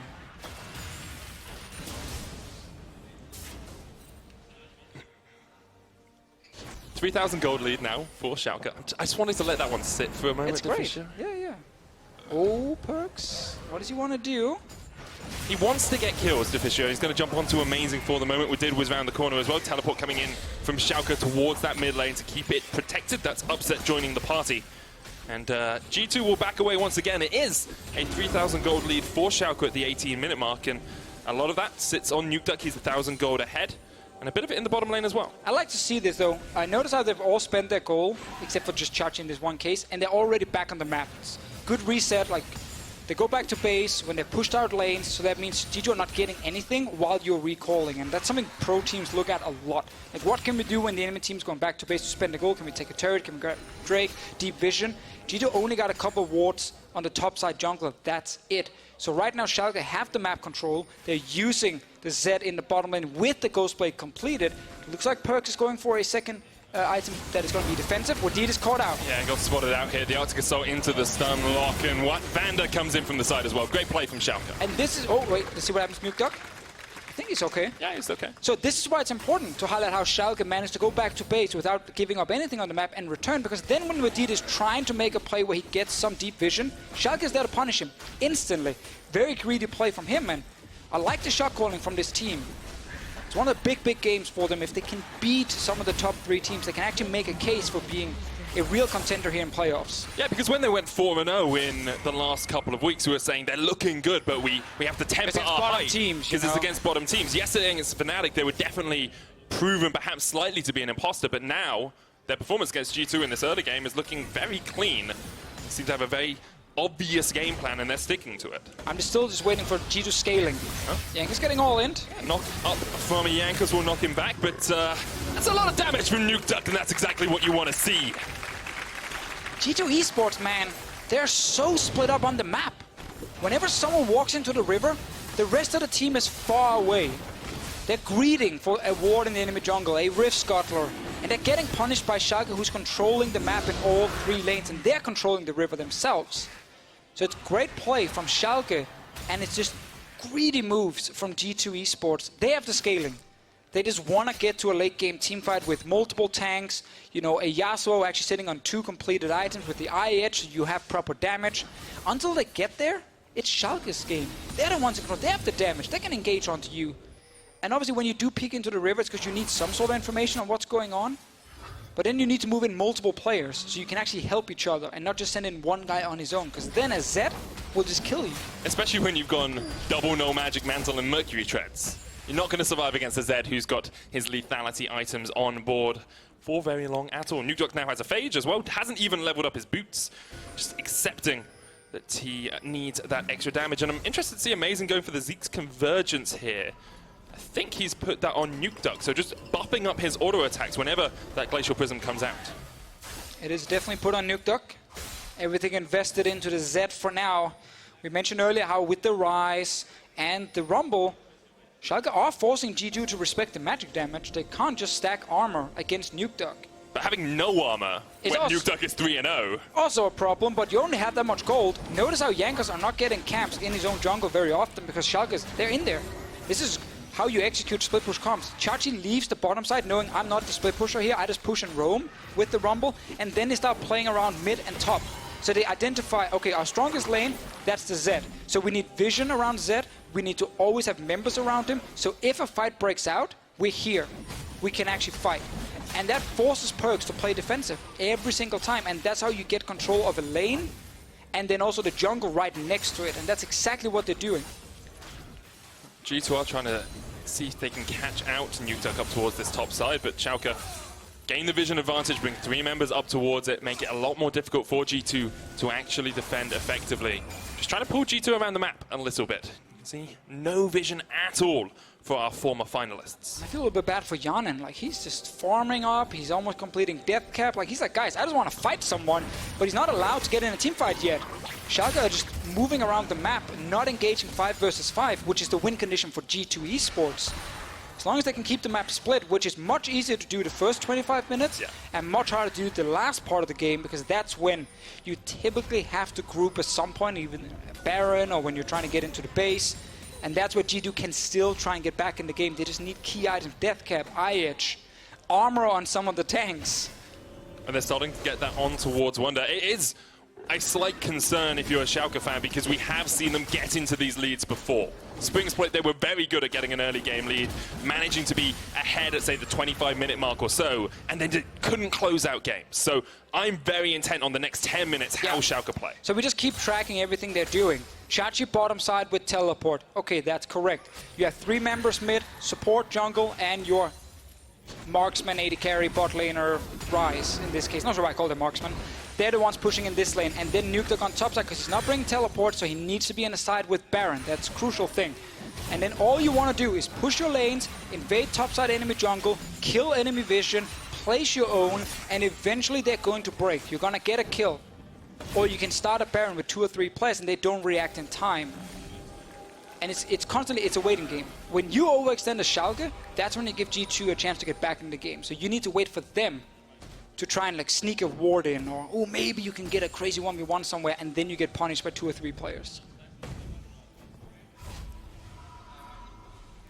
You can see now as well, though, G2 are starting to scale up. You talked about the Infinity Edge. We already have the Rabadon's death cap finished on Hyanan alongside 100 stacks on that Spellbinder. So if they can find the fight, maybe they can do something. But Upset comes down towards the bottom lane with the Realm Warp, and now Wonder is not in good shape at all. Looking for the Morello's Grievous Wounds. Will proc.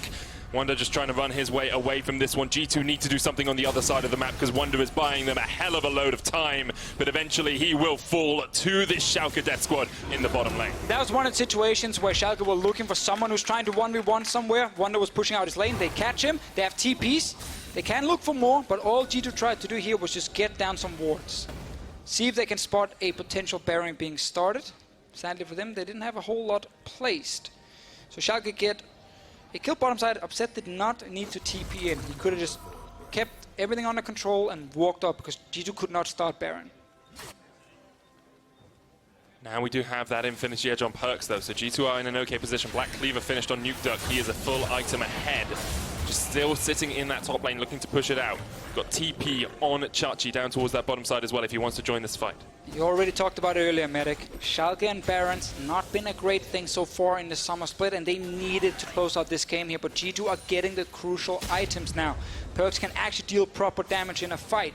Same for Hyanan on this Vladimir. He might actually be the unsung hero of this game. He got a solo kill or 2v2 kill bot lane, and if he gets in, it will be hard to kill. So right now Schalke continue to pressure. They're looking for the mid lane turret. 4-man group here, Wonder not with his team. You can see G2 trying to react. This tower should fall for Schalke. G2 maybe will be able to find a fight if they can get Hyanan in towards that backline, but he's already half HP. Pops the Sanguine Pool, here's Nuke Duck going in, trying to get the damage down as G2 cannot quite connect with it, but they do get the tower. 5,000 gold ahead at the 25-minute mark. Schalke are doing everything right so far. Just have to try and secure the big objective before they can fully push into the base. Again, remember guys, the longer the game goes and the more outer turrets you take down, the harder it is to execute 1-3-1 split push because there's suddenly not a lot of room for you to move. The enemy team is just moving in their base. Running from inhib to inhib takes almost no time for G2. Running from a bot lane tier 1 turret far out in a lane and running to their mid lane takes way longer. So it's much easier for Schalke than to actually utilize the split push. Now it gets difficult. G2 can react with 5 players. They're getting vision around Baron. They have the damage, just not the tankiness fully yet. I think an hourglass on Hyanan is another big thing we're looking at least a stopwatch on his side. Because if he pulls in a fight now, he will suddenly be a target for Nuke Duck right after. Schalke still fighting for their playoff spot. You have to remember that they are sitting at 6 and 5 at the moment. Vitality with their win earlier took sole possession of that 4th spot. But if Schalke can win this game, they are really pushing towards the top of the table. G2 as well need a win to keep up with Fnatic. G2 still searching for an opportunity to fight here. Amazing has the flank, but there's a control ward, so don't think we're going to find the engage yet. Perks goes in on towards Amazing. Nuke Duck waiting in the wings. Watch the Zed. He's the key target here because Schalke. Oh, it's huge! The 4-man knock up in in the jungle. NukeDuck comes in, and G2 have nowhere to run. They all flash away from the fight that they began.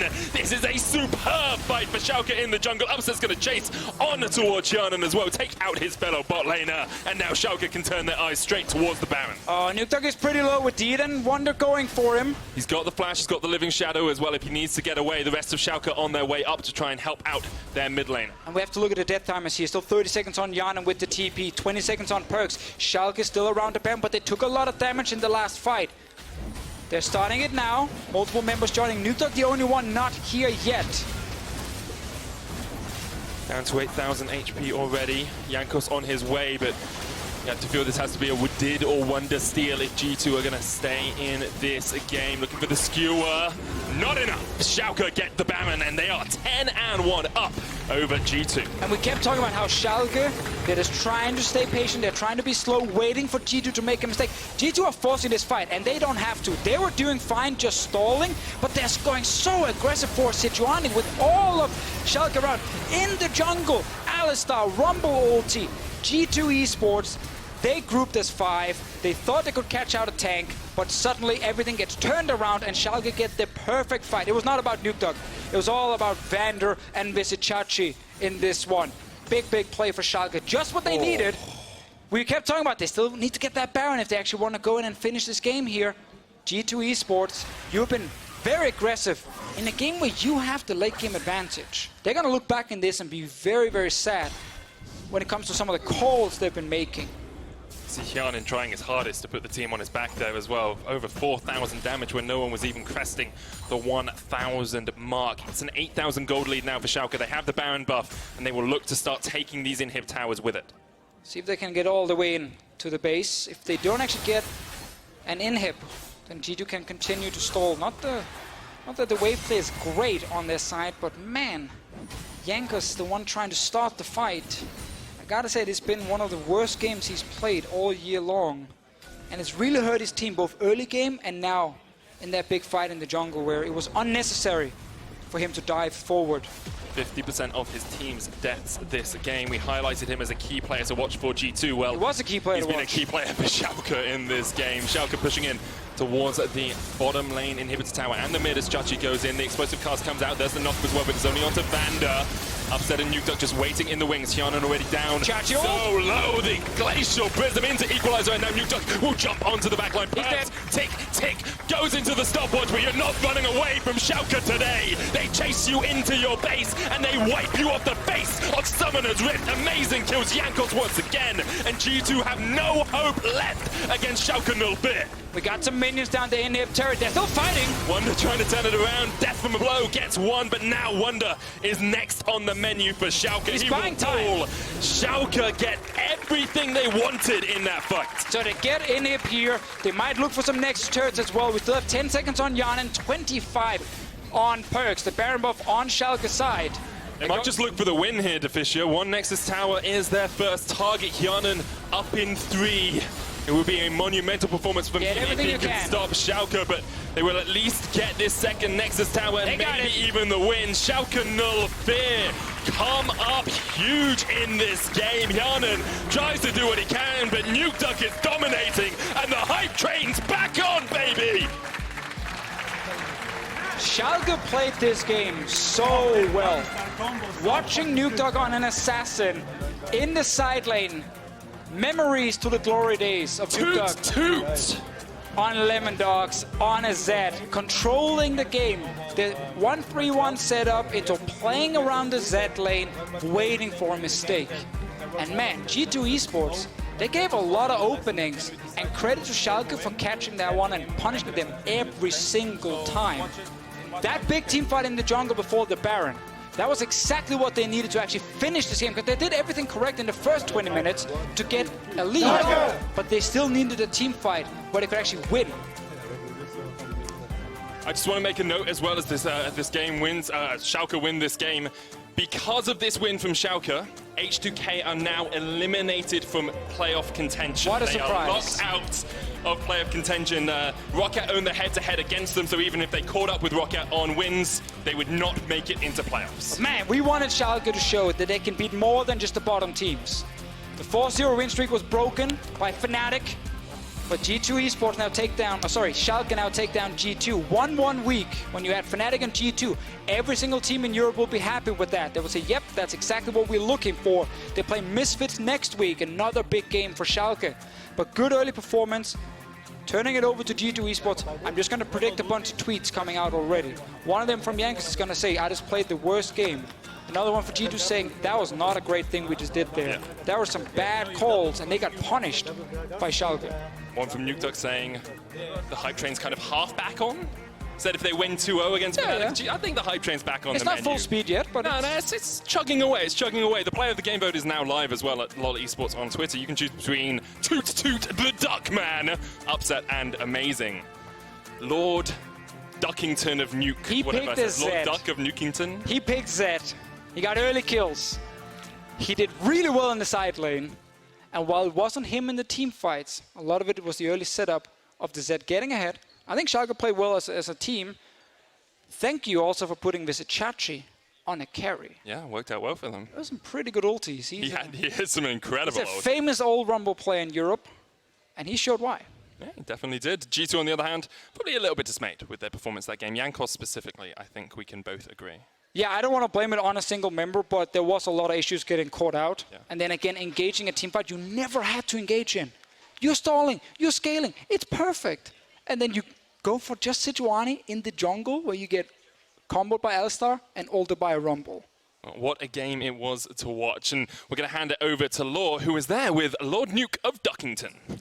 Well, thank you, Medic, and thank you, Nukeduck, for joining me. I mean, smashing victory today. You bounced back so hard from yesterday. What clicked today that didn't work yesterday?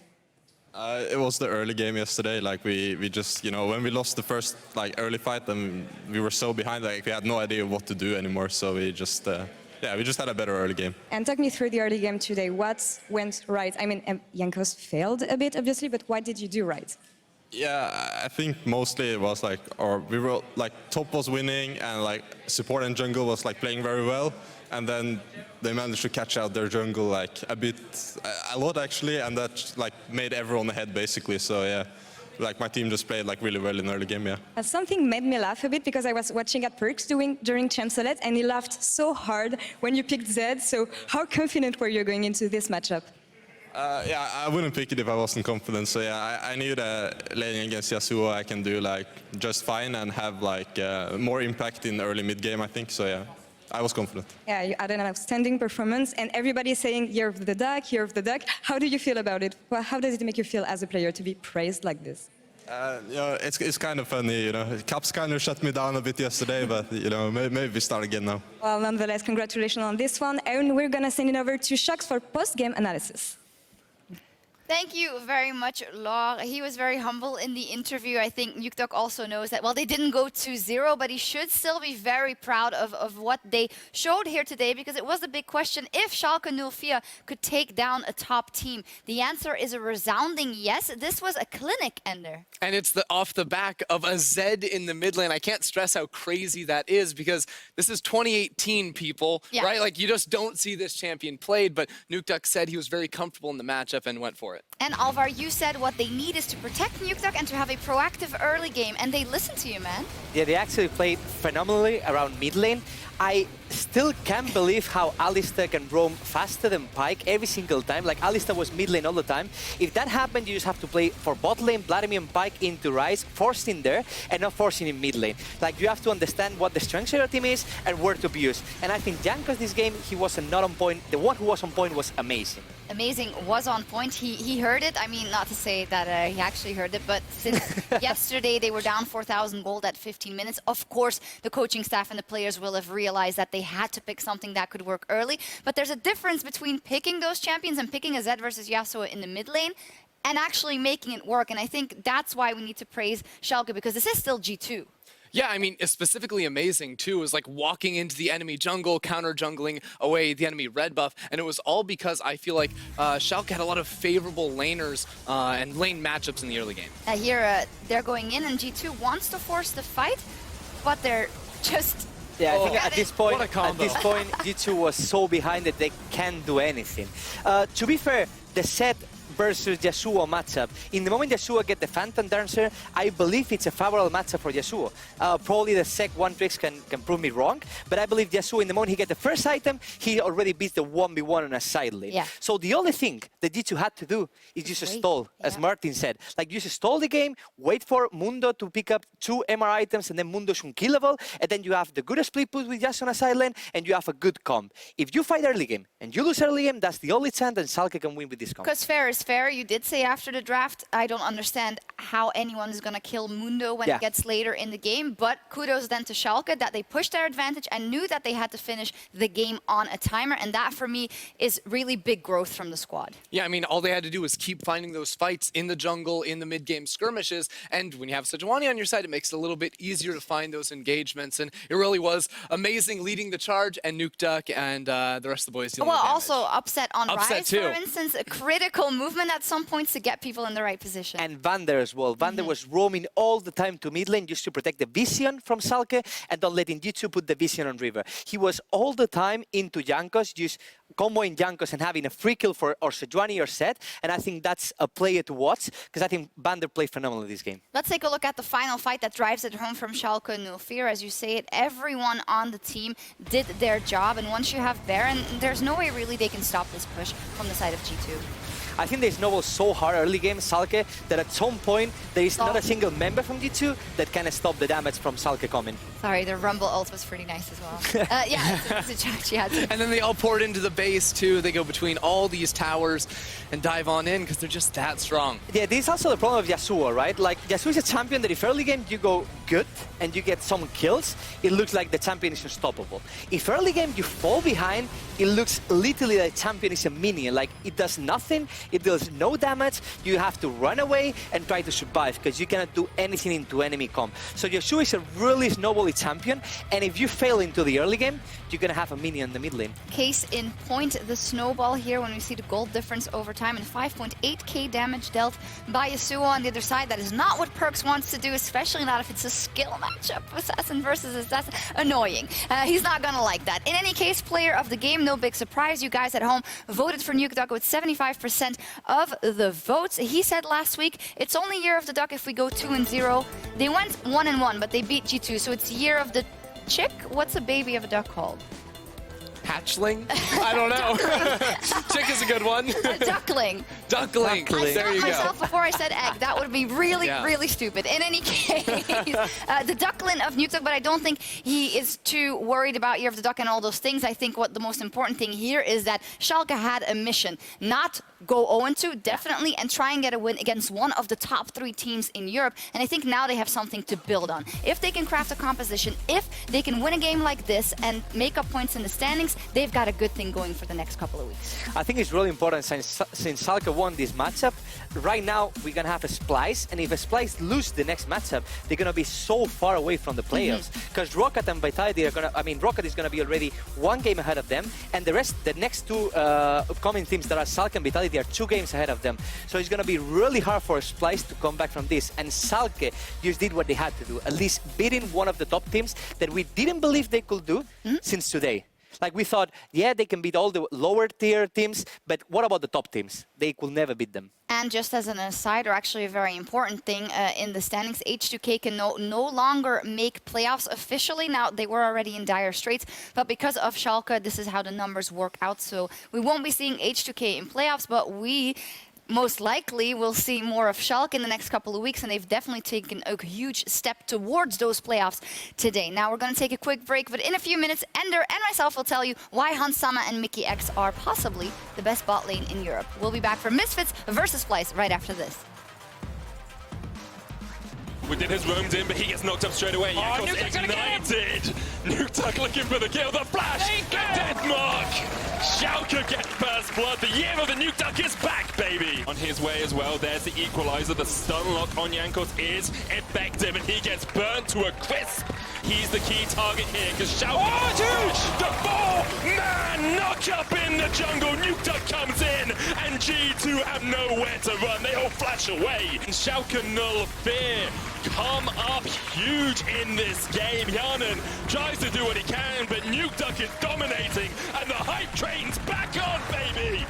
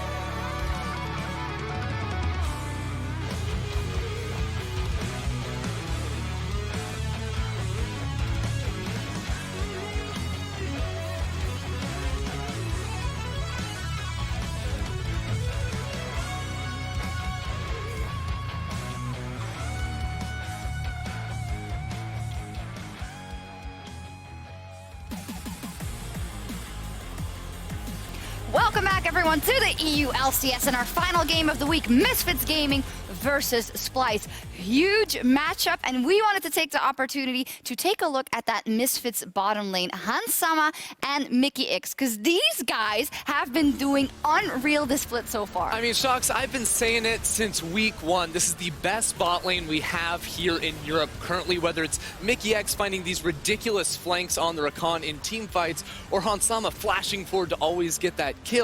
They always put on a show, and they're always the ones getting the wins. Well, big words there, and their best bot lane in Europe.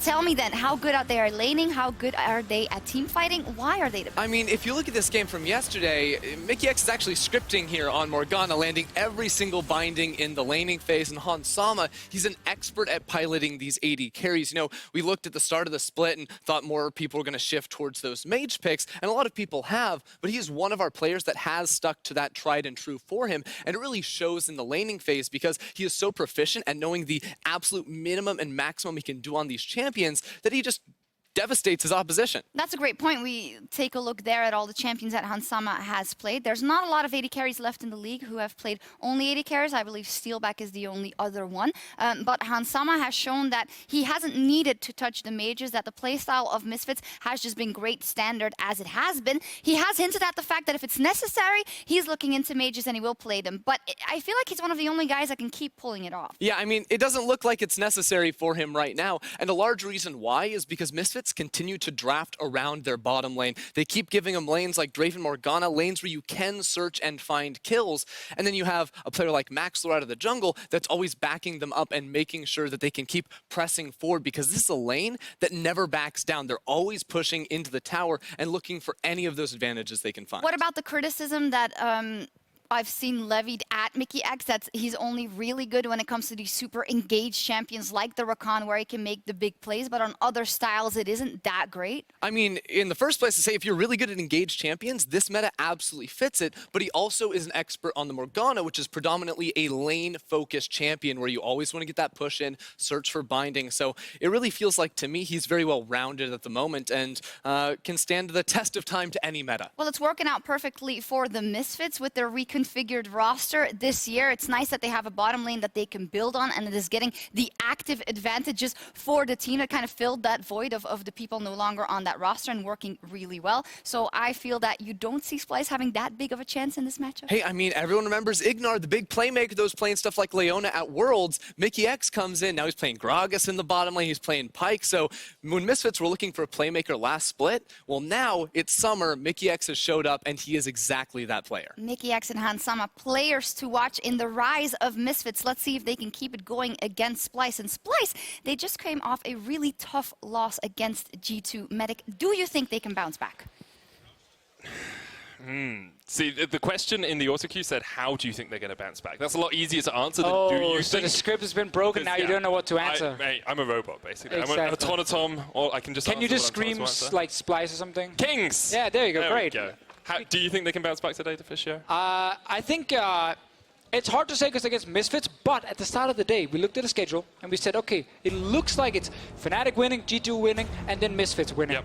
But we were like, G2 and Splyce are the two kind of teams who can look bad day one and then look great on day two. True. And they have the players to match the top teams in Europe. So I'm definitely not calling this one instantly, but of course Misfits will be heavy favorites. You still didn't say how they would win, though, if they're going to be able to take the win. We have an entire game to talk about that. Yeah. Let's see the draft first, instead of just predicting, oh, Splyce will split push with Zed. You know, we don't even know that yet. But they may. Now that we've seen it once, you don't know Unlikely. what's going to happen. Unlikely. They would ban the Talia themselves on the blue side. Nocturne removed Not by a Misfits. Cersei champion as well. I think that is worth highlighting. He's preferred Trundle, and the other big pick has been Rumble for Odo Amne. A lot of people always talk about Splyce. They have 1 or 2 champions per player that they really value highly. Zoe also being one we need to mention. Niski has first picked Zoe so many times. It is far and away his most played champion. And whenever you have him on PGL or in interviews, he just says, yeah, Zoe is the most broken mid laner. I will pick her when she is available. Let's see if that is the case here. She is free for Splyce if they want it, as you say. She did receive nerfs on this patch to a W specifically, so she has fallen down the priority list for some of the mid laners, and also a lot of teams have figured out ways to try and counter Zoe, so Splyce do not opt in to a Zoe pick here. Gragas is a more standard early pick just because of the flex options you have. We even saw Kasing play Gragas support. It was pretty bad, but he did play it. We've seen Odo Omne play it once this split as well. Misfits now have a bunch of opportunities. A lot of different options for them here. They could go for, you know, Yasuo. Oh, they couldn't go for Yasuo because that's already banned out. They can go for the Morgana, though, because that hasn't been banned, alongside the Orianna for Senka. That's Mickey Morgana. It is something to be excited about. It's pretty good. He lands almost every single binding. Orianna has become one of the very standard blind picks you can go for in the mid lane. She has basically no bad matchup in the laning phase. She brings wave clear, and she does synergize very well with a lot of the engaged champions we get to see, with a lot of the tanks, because they can deliver that ball here. Is he? I mean, he's probably memeing Nuke Duck right now. He's definitely memeing. But still, Niski's Zoe is there if he wants to play it. Not that he's gonna punish the Orianna with it, but as we said, there are key champions for Splyce that are just always high priority for them. Trundle, Zoe, and then we highlighted Rumble as the other one, which is still available in this draft, but Gragas top looks like the likely one now. Could, of course, flex the Gragas to support, as you said. Can do that, He yeah. has played that, so always an option for Splyce. Misfits looking for their final pick of this first phase. I'd love to see a Draven. I don't think it's going to come out this early on from Misfits, but something aggressive in the jungle, like the Graves, could be an option. It's been a while since we've seen him in Europe, but he's picked specifically because of the Trundle jungle from Cersei, and that's kind of what happens in a draft phase. If you feel like the team you're playing is very predictable, you have a bit of time during the week to figure out, okay, if we know he's going to pick Trundle, if it's available, we leave it open in the draft, and then we have something specific prepared. It is Graves, where the Trundle pillar is not effective. It's actually something that can hurt him against Graves as well, and Maxwell might get a pretty free game here to farm up on this jungle here. Will they ban something? It is going to be the Pike against Kasing specifically. We're also still missing Copy's pick. He's a Heimerdinger or traditional AD carry player. Heimerdinger or Marksman. Ezreal is something he's relied on quite a lot this split. Would give him a bit of safety against things like the Morgana, like the Orianna as well. But doesn't really win you the game either. No. LCK Ezreal, you can be like, that guy's going to carry the game alone. European Ezreal, you're like, that guy doesn't want to die. Kobe hasn't actually died ever on the Ezreal this split. He's played it 3 times, 16, 0, 14, 15, sorry, is his collective KDA. Point stands then. Draven being banned away by Splyce, don't want to risk Osama taking that with the Morgana. If he still wants to just play an AD carry, there is plenty left right now for him. Kai says here, Varus as well, something we see a lot right now. But he did say he might want to play AP champs. And if that is the case, Heimerdinger, if he wants just pure push, is available and would also be a takeaway from Kobe. But, I mean, the Swain is also here. Most teams, when they see Swain open, they want to play Swain. Would have locked it in by now, but hasn't yet been locked. We haven't seen Hansama play it at all this split. Was also nerfed. Yeah, it was also nerfed, just a little bit. So not too surprised with both of these bot laners being more marksman focused that it has been picked. Varus, then. Varus is going to get taken away, and now Misfits probably look up towards top and keep their AD carry last, or could lock their AD carry and keep their top for the last pick. Still not a mage, Hansama, you lied to us. But this would be such a dirty lane to play. Morgana, Caitlyn, the traps and the bindings combination. You can't really gank the lane properly because of Black Shield. Caitlyn really is a fantastic early game pick still, but sadly it is the I do not want to die AD carry here in Europe, Ezreal. It's the first time we've seen Hansama play Ezreal this split. He played a lot last split. He did. And it was such an issue for Misfits because he would get to his 2 items, they would walk into a fight, and then they would lose them and get outscaled. But now you can still do the double T as well if it is a game that's going very far into the late game. So there is more late game punch in that case. That is something we're seeing more in LCK as well. Definitely. Those sort of elongated games with the Zir, with the double tier Ezreal. So. Yeah, the meta is kind of shifting towards longer games. Halo Blades Jhin, baby. Kobe's doing it again. Oh, baby. We had Ender discussing this at length, both in the office and earlier today. Halo Blades Jhin, so powerful with that Keystone rune. Yeah, I was doing Reddit check if people want to go back and find it. Rewind. Rewind, specifically talking about how Halo Blades, the attack speed you get from it works really well with the Jhin passive. Zillion for Kasing. One of his signature picks. First time he's played it this split, though. So it's another new champion for Kasing. It's a Zillion, and then it's Janna. That is really the signature champions. I believe he played it with Rivals once. He actually locked it in there. But yeah, first time in the EULCS. Jarvan top lane. Orame does not like seeing this. Yesterday he played against Jarvan top. It was Wonder who did it, and he got camped. This game here, there's Zoe at least, a little bit more pressure in mid, and a Jhin bottom lane. So not as passive of a draft from Splyce. But Misfits have a pretty strong early game towards that top side as well. Graves Jarvan is not something I want to look at if I'm the enemy top laner at all. I think there's going to be a lot of focus from Maxwell and Alfari towards that top side of the map. I'm looking at a lot of team fighting overall though for both teams. Like Splyce on their side, Double Tank, and Zilean is really picked mainly for the late game. His early game is not that fantastic. Some of the early poke is decent, but then once the enemy team actually start getting a little bit of HP, Zilean is not really poking them out of lane, costs too much mana for himself to do it. Misfits on their side, you said it already, the Graves and the Jarvan top lane, that is insane. When you draft Ezreal, you can play to the other side of the map. Something Misfits can decide to do in this game here, because it is not a tank for Alfari. Not at all. Still when I look at this Splyce lineup, I see that they've got some very comfortable picks. You've got the Zoe, you've got the Trundle, you've got Kobe's most played champion, or second most played champion ever. It's comfort all around, and I still can't see them taking down Misfits, who have been so clean, so methodical throughout the entirety of this split. It's always the thing with comfort is if some of these picks are not the strongest in the meta, you're kind of hurting yourself a little bit. And I'm mainly looking at the bot lane here. I think Jhin is a good pick now, but the Zilean is still very questionable from Kasing's side. It is a great late game insurance, and what's going to happen is in the mid game, when Kobe and Kasing can go to mid lane, he will speed up the Jhin. Jhin will have a Storm Razor, and he will just walk forward and crit the enemy AD carry in the face, and he gains control of it. We'll look more at that once we get to that part of the game, but that is one of the ideas around picking Zilean here with the Jhin. Storm Razor was, of course, buffed on this patch as well. Gets you a little bit more crit damage earlier on in the game. That first shot can be devastating alongside the Hail of Blades, and we perhaps will see a very fast Jhin. You've got the speed up, the time warp, and then you've got the Hail of Blades, and you've got the fourth shot. And that's the thing again about benefiting from attack speed. It's not about getting more auto attacks off for Jhin. Is the amount of movement speed he's going to get. Becoming the fast division. He flies around, and what it will do is it gives you a lot of priority in your lane once you have your items, because you decide when to trade.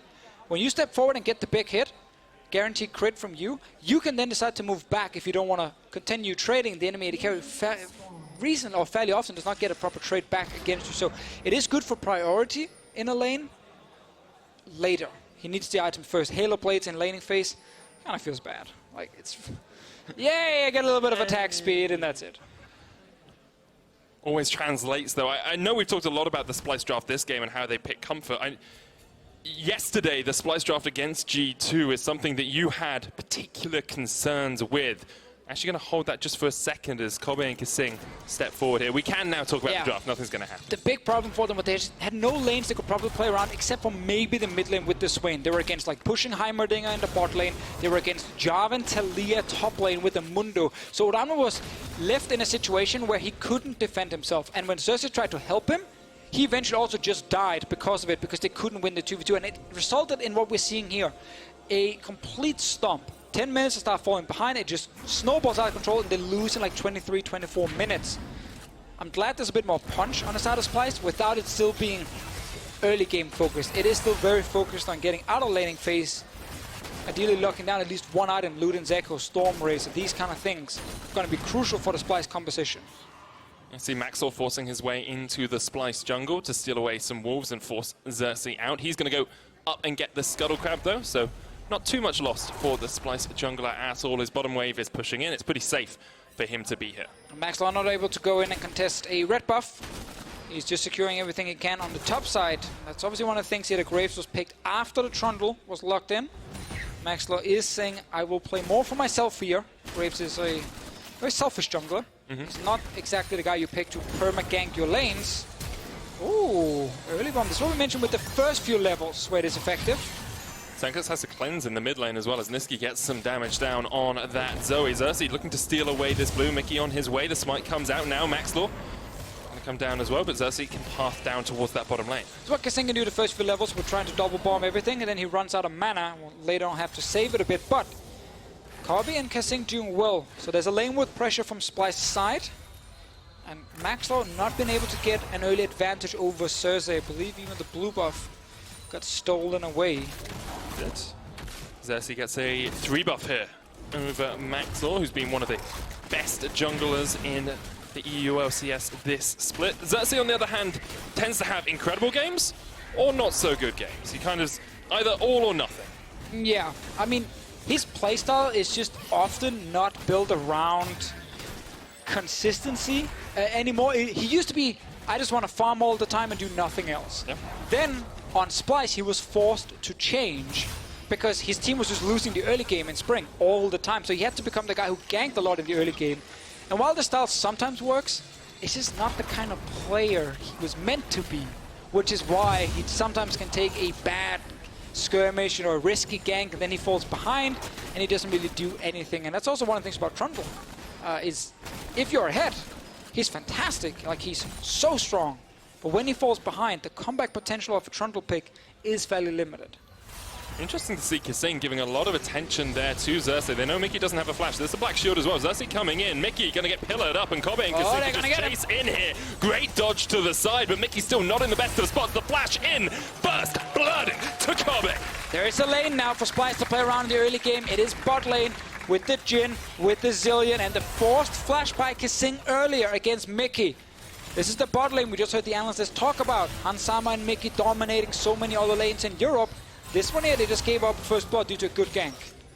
Great stuff from Splyce. You could see it was planned out from very early on. Kasing went, gave the extra experience over to Xerxes, helped him clear out those Krugs as well. And Mickey still doesn't have his flash. There's only half the cooldown down. So maybe we'll see a repeat performance down towards that bottom lane. Yeah, definitely an option. Maxor is still trying to gain some sort of early game advantage.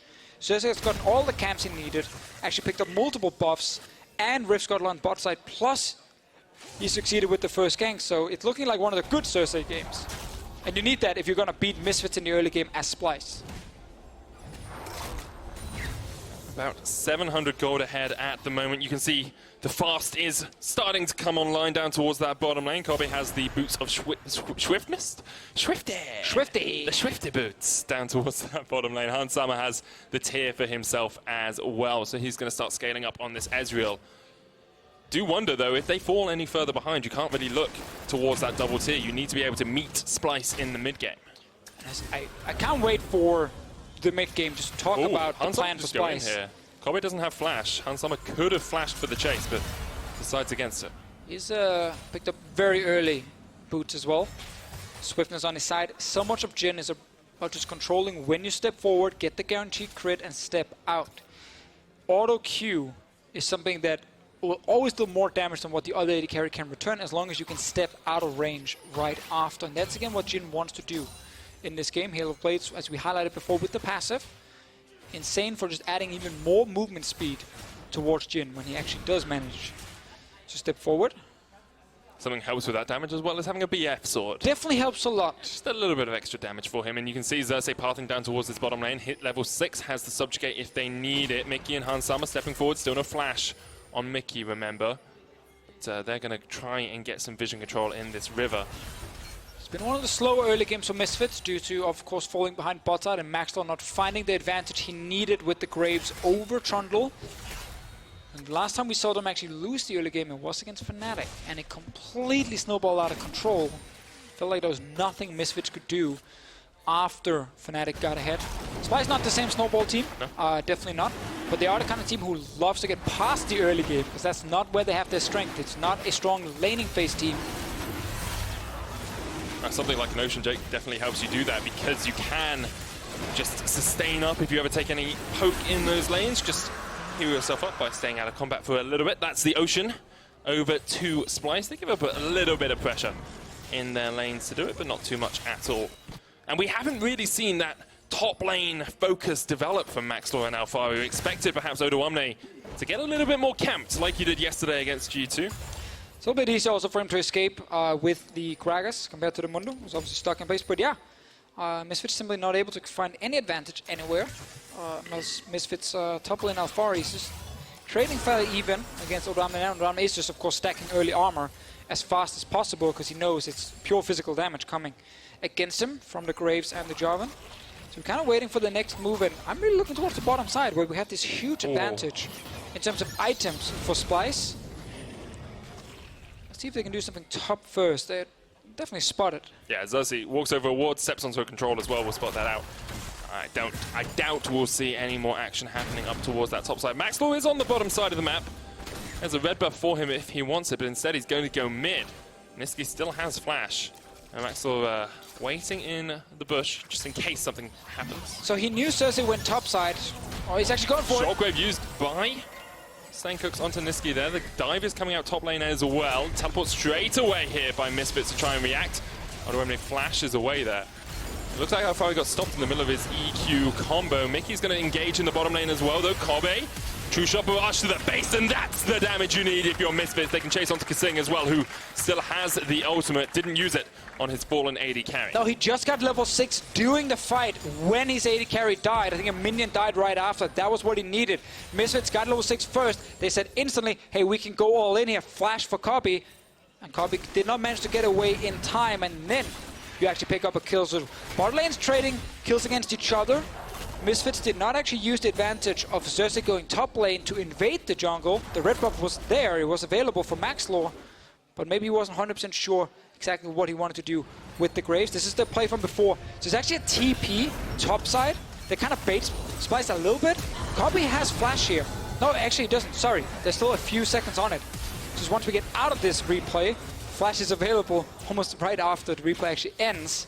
Great timing on then the flash cooldown and Kasing not being level 6 from Misfits bot lane. Yeah, really strong engage from Hansama and Mickey. That's why a lot of people are looking at them as the best bot lane here in Europe at the moment. Did use double flash for it. So there's a chance now for Cersei to stop trying to go top lane for the Gragas, which is not necessary. Swap your attention bottom side. Help Zoe push out mid. Move her down. The Drake is spawning in a couple of minutes, and you can start hitting this bot lane turret as well. Control that side of the map. Let Orame just farm, stack armor as much as possible. And then I think you have a good lane to play around with the Jhin, who's right now sitting with way more damage than the Ezreal. Yeah, Ezreal still only Sheen, the Cull, and the Tear. It's not the most DPS-heavy output from Hansama at the moment, but he will continue to scale up, as will the rest of Misfits. First step, make sure you can push out mid. Cersei's just trying to be a little bit annoying, staying around the lane. Now he can move down to that bottom side. No Drake yet. Maxlaw is trading then for the Rift Herald, but he just started it. Technically right now Splyce could move in and stop him. If they don't, they have to get something in the bottom lane. Cersei's going to get spotted out on this ward. There is a control ward in that tri-bush as well, but Kasing and Kobe are just going to force back Misfits here. Alongside Xerxes, maybe they can trade that Rift Herald for the first tower. True Shot Barrage will clear out the wave, and the next wave is a long way away, so Rift Herald should be easily secured by Misfits. If they don't get this turret here, then suddenly it's a bad trade for Splyce. They have plenty of time to move top lane and actually do something. I think they will get the tower because Hansama has back, doesn't have teleport, so won't be able to get Perfectly back. Fine. It was the play we mentioned. Yep. Cersei went mid first, tried to guarantee the next push, and then you go bot with all your players top lane. Odo needs to get away from Maxlaw, but he's caught in the Cataclysm, gets the cask away, but great kill from Misfits up towards that top side. They have the Rift Herald as well if they want to use it. Instead, just going to go for the tower. Finally, we get a play around top lane though from Maxlaw. It's been a slow early game, which is not what we expect from Misfits, but it's what Splyce wants in these games. Steincooks is actually the one, it looked like at least, was the one pausing. Just like my AD carry's not playing Draven, he's not carrying me. What's going wrong? Well, he's just sitting in mid lane right now. Yeah. On Orianna. Maybe he's bored. He's like, this is boring, guys. I'm used to getting more camped than this, come on. He's also been playing Yasuo and these kind of champions lately. That's true, that's true. Orianna's back in the meta. All the mid laners are so happy. Actually, they are. A lot of mid laners like to play her, even though it's just a control mage in the mid lane. But there's some big moves, you know, especially a big shockwave in the late game. I think that's the thing. They just want the 3000 elo shockwave, don't they? They want Everyone the Threlon Lord moment. Because that's when you know the caster's yelling your name. Yeah. No matter what else happens around you, as long as you hit the shockwave, that's what people look at. I actually, when I was learning to cast, I had a co-caster. He's a really nice guy, and he's still casting other games. But we were learning how to do like the color cast interjections in the middle of a cast. So I'd be like, oh, you know, Orianna there, it's going to hit the shockwave, etc. And no matter what the shockwave did, he would shout shockwave.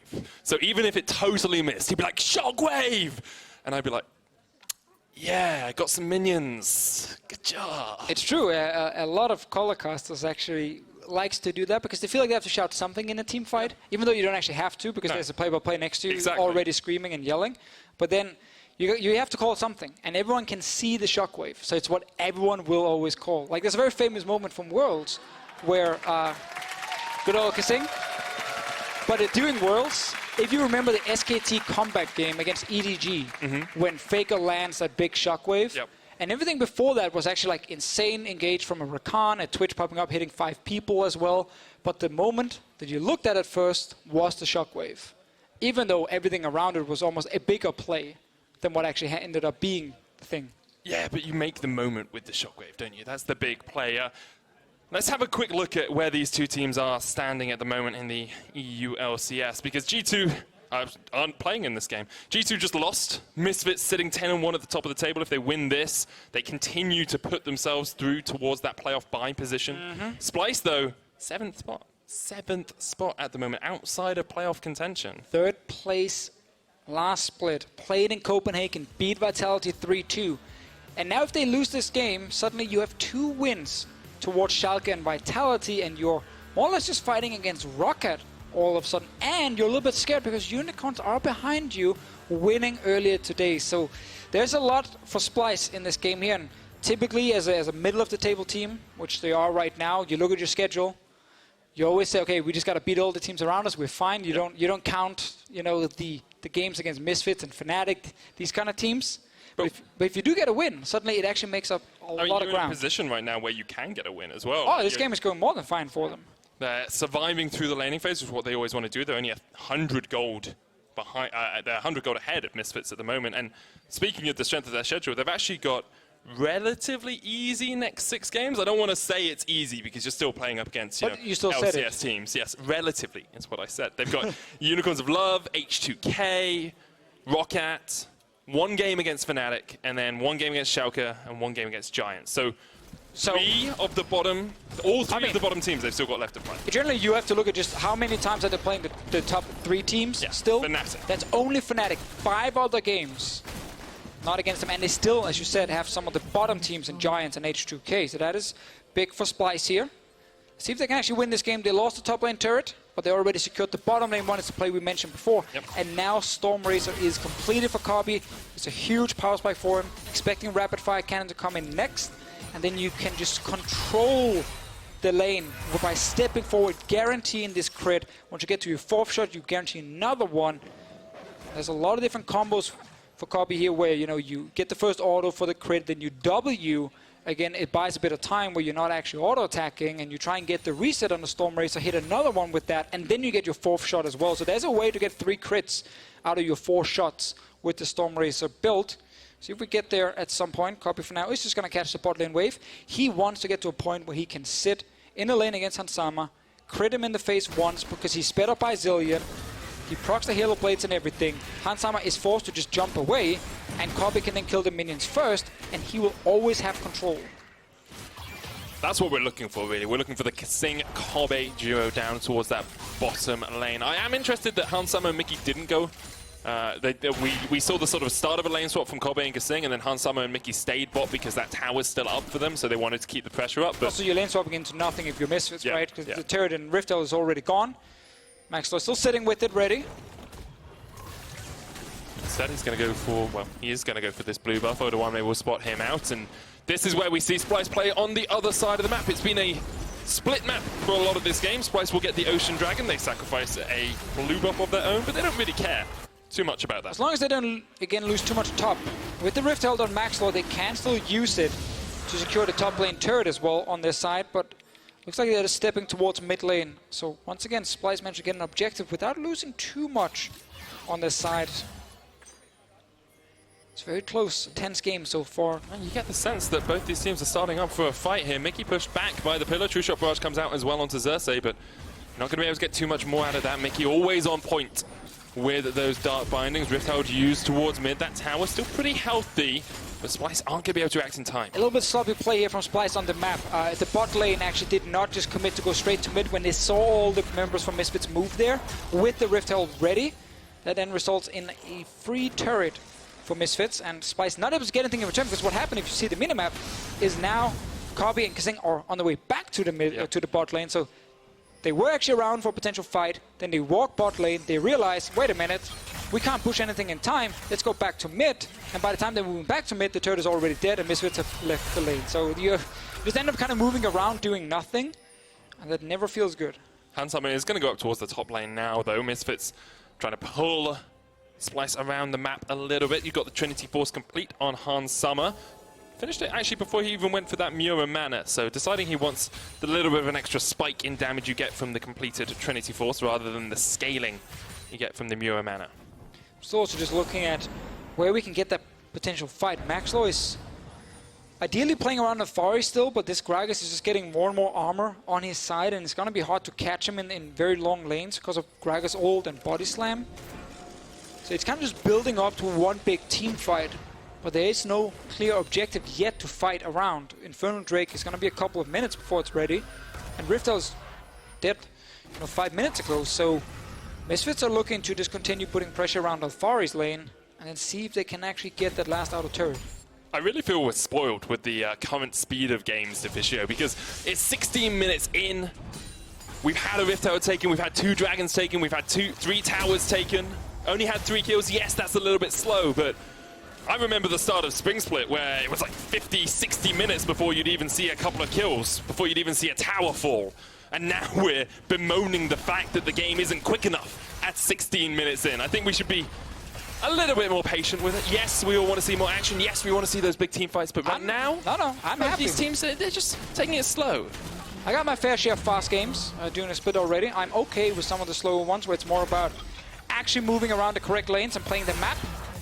Not just pure fighting just yet. Misfits, as we highlighted, will play around Alfari's lane, get the last outer turret already completed.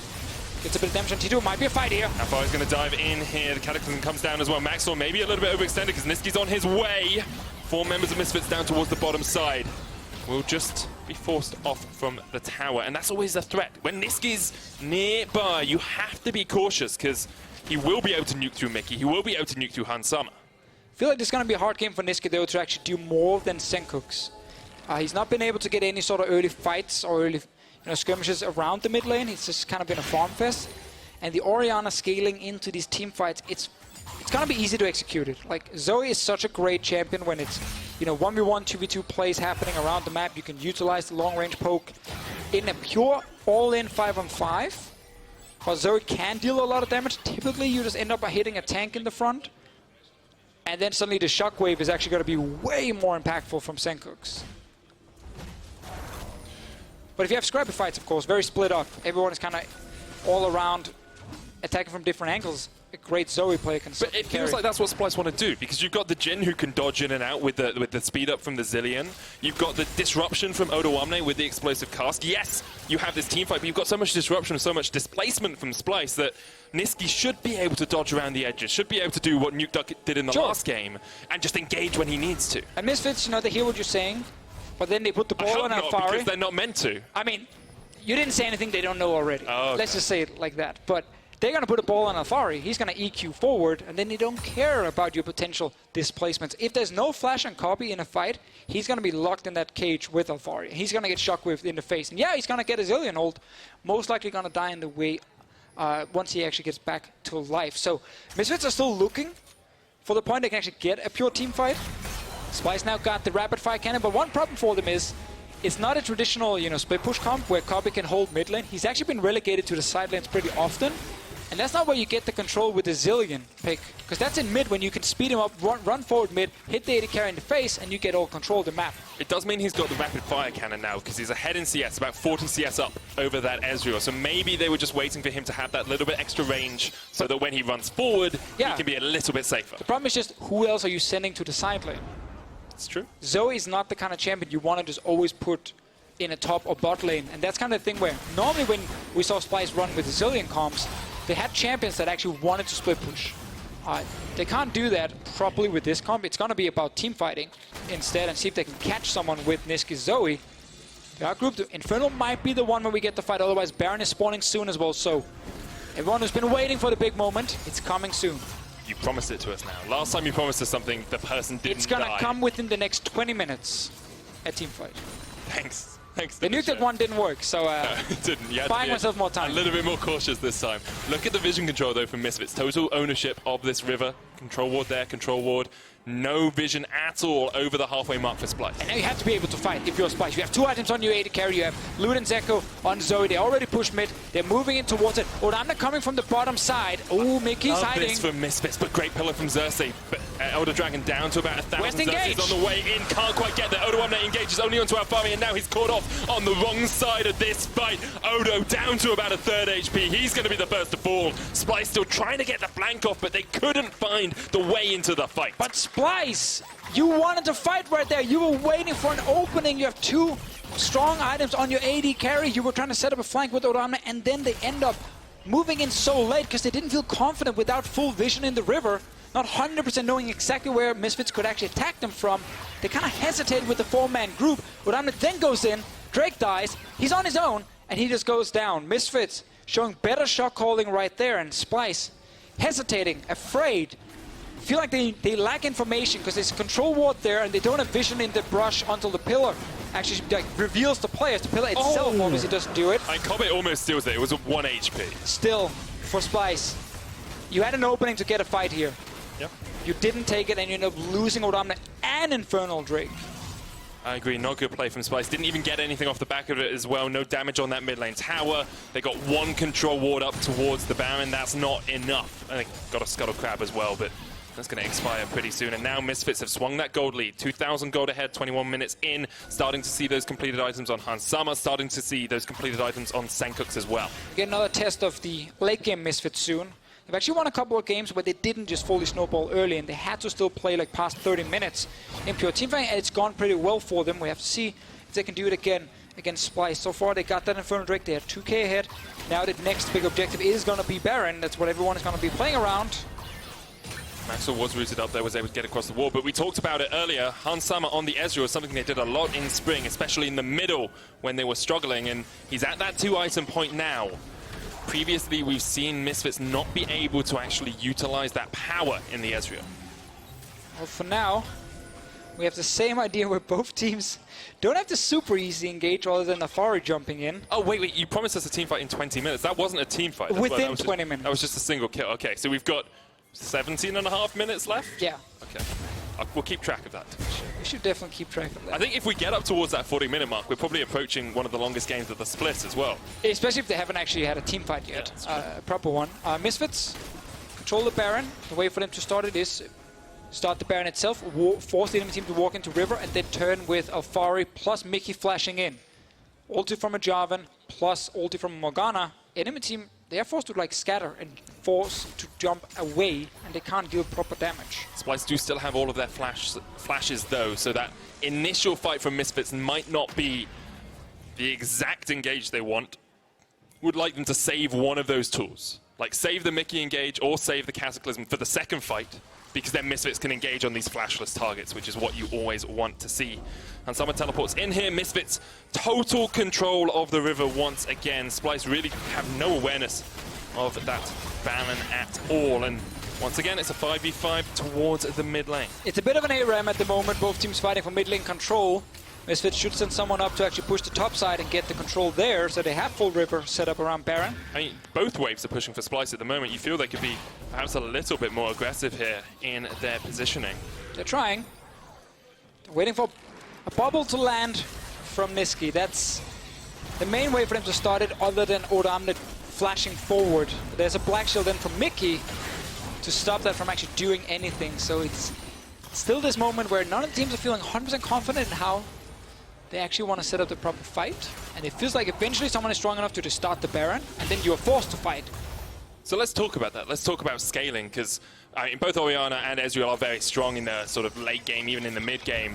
But Zoe and Jhin can do a lot of damage as well. Is there a team that really has the scaling advantage here, or is it just purely about who plays those team fights better? I value the late game Orianna in the 5-on-5 team fight more than the Zoe. Personally, also, while Jhin, if he gets to enough AD, will be absolutely insane. If Hans Sama does go double tier, there is good scaling on his side too. Some of the damage coming in from Kobe, he still needs more before he can actually really burn through targets. No eye edge, obviously, on his side yet. So I think just pure all-in team fight, Misfits with Orianna Jarvan, that is a golden combo that's going to win them most of them if they land it. A little bit sloppy before with them just rushing straight mid instead of pushing their sides, and that's why they're forced back now. We're still waiting, everyone. I gave you 20 minutes. We're about, what, 14 minutes left of that? 15. We did it basically on the 20 right, okay, when you said it. So it's very easy for you to do the maths there. Just 20 plus whatever. We've not had a game like this in Europe for a while, where it's not non-stop action all the time. It's just a bit more methodical from both these teams. And It I really think, is. like, Splyce have always been a team that will accept the game slowing down. Oh, yeah. Like, they always are happy with that. And Misfits have built a draft that is about the game slowing down and then just winning that late game team fight where you have 3 or 4 items on your Orianna or on your Ezreal. And that's kind of thing, we talked about the all-in of Orianna Jarvan before. I mean, on the other side of Splyce, Trundle ult combined with the late game Jhin, like that does burn through whatever frontline Misfits can offer, because it's mainly bruisers or just squishy carries. Like Jarvan is 2 items on his side. He's going to build tank now, but that's not going to be a lot in the late game compared to what Niski and Copy can do against him. So there's definitely ways for Splyce to fight that one. That was the closest we got to an engage. Great chunk onto Hans Sama here, already down to half HP. Odoamne coming in from the side as well, and Splyce might sense an opportunity. Alfari so tanky already on that Jarvan. Maxlaw caught out with the pillar, knocked back as well. Redemption comes out, Misfits trying to find the engage, but look at Kobe and Niski on the backline. They're still alive. Shockwave. Open up the curtain call for Misfits as Alfari has to dodge to the back of it all. Misfits forced away from the river. We did not get the shockwave there. I don't think Sengu was actually ready for the initial engage, and Alfari only got the tanks at first. Infernal Drake being started, Misfits still around. Alfari will TP in. So much better from Splyce, though, as they force the fight around the river. Infernal Drake down low, 800 gets secured. Kobe and Alfari and Kasink fighting up towards the top side. Infernal goes down. Niski can flash this wall if he needs. He's got one in his W pocket. Odoamne is still dodging around there as well. I'm not sure why Niski just didn't flash out earlier. All right, so last time it was Misfits getting the Infernal Drake. This time it is Splyce. Senkux held on to that shockwave, and then when he actually decided to pull the trigger, he waited until the CC was gone from the target, and then he doesn't hit anything with it. Around Baron, again, they're missing key ultis. No Jarvan ult, no ult from the Orianna. They're just baiting it right now. Yeah, Odoamne hadn't backed as well, just went down towards that bottom lane, so it's going to come up. Kasing's going to be the one to check this. Puts the control ward down. Misfits realize that their bait has not worked against Splyce. Remember, the Trundle pillar does not reveal vision in their brush here. It was nerfed a long time ago, but what he's trying to do is just push someone out of the brush, and then you can see them if they're standing there. So it still kind of works without 100% giving the information you want. We almost had a big team fight. No, but we didn't, Deficio. It was a fight. 12 minutes, 20 seconds left. We're very loose on what is the real team fight. This But looks this is like definitely one. not a team. All right, let's track the Orianna. Senkuk's right now at the top of your screen.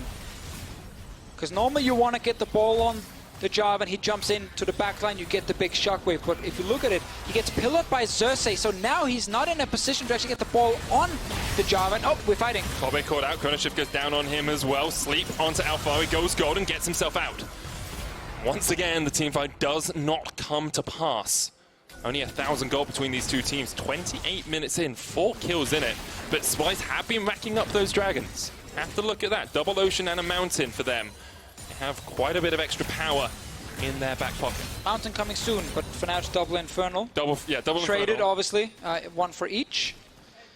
See what happens. Still waiting in the game here. They're back to playing around Baron because there's no Drake anymore, and none of them can actually split push for the tier 2 turrets. Okay, while we have a moment, Deficio, I've been thinking of what you call the Cataclysm Shockwave combination. Okay. I think the best name is the Salad Spinner.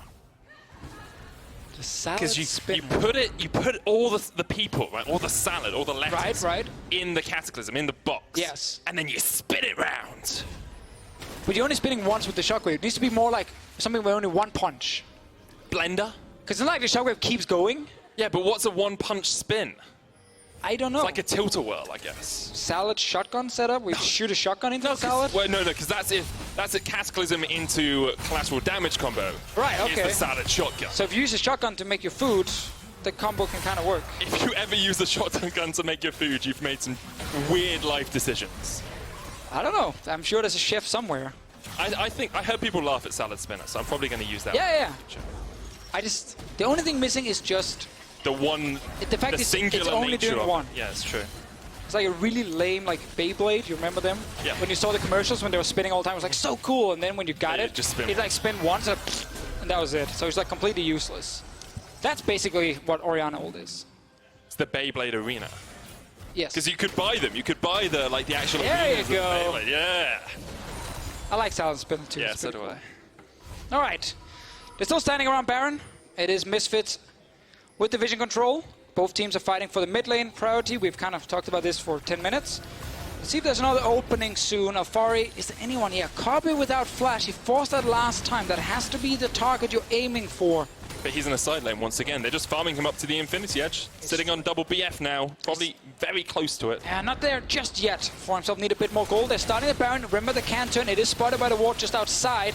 Splyce moving in, but this is okay for Misfits as long as they can get the team fight. Niski no flash. Copy no flash. There are targets you can go for. Pulled off the Baron though. Straight away Misfits decide they don't want to fight against Splyce in that choke point. That was very early to pull away from it. Splyce didn't even have to commit all 5 plays. I think Copy soon is ready. Will he get the IH on the recall? You almost have to think he will, otherwise he wouldn't go back to base.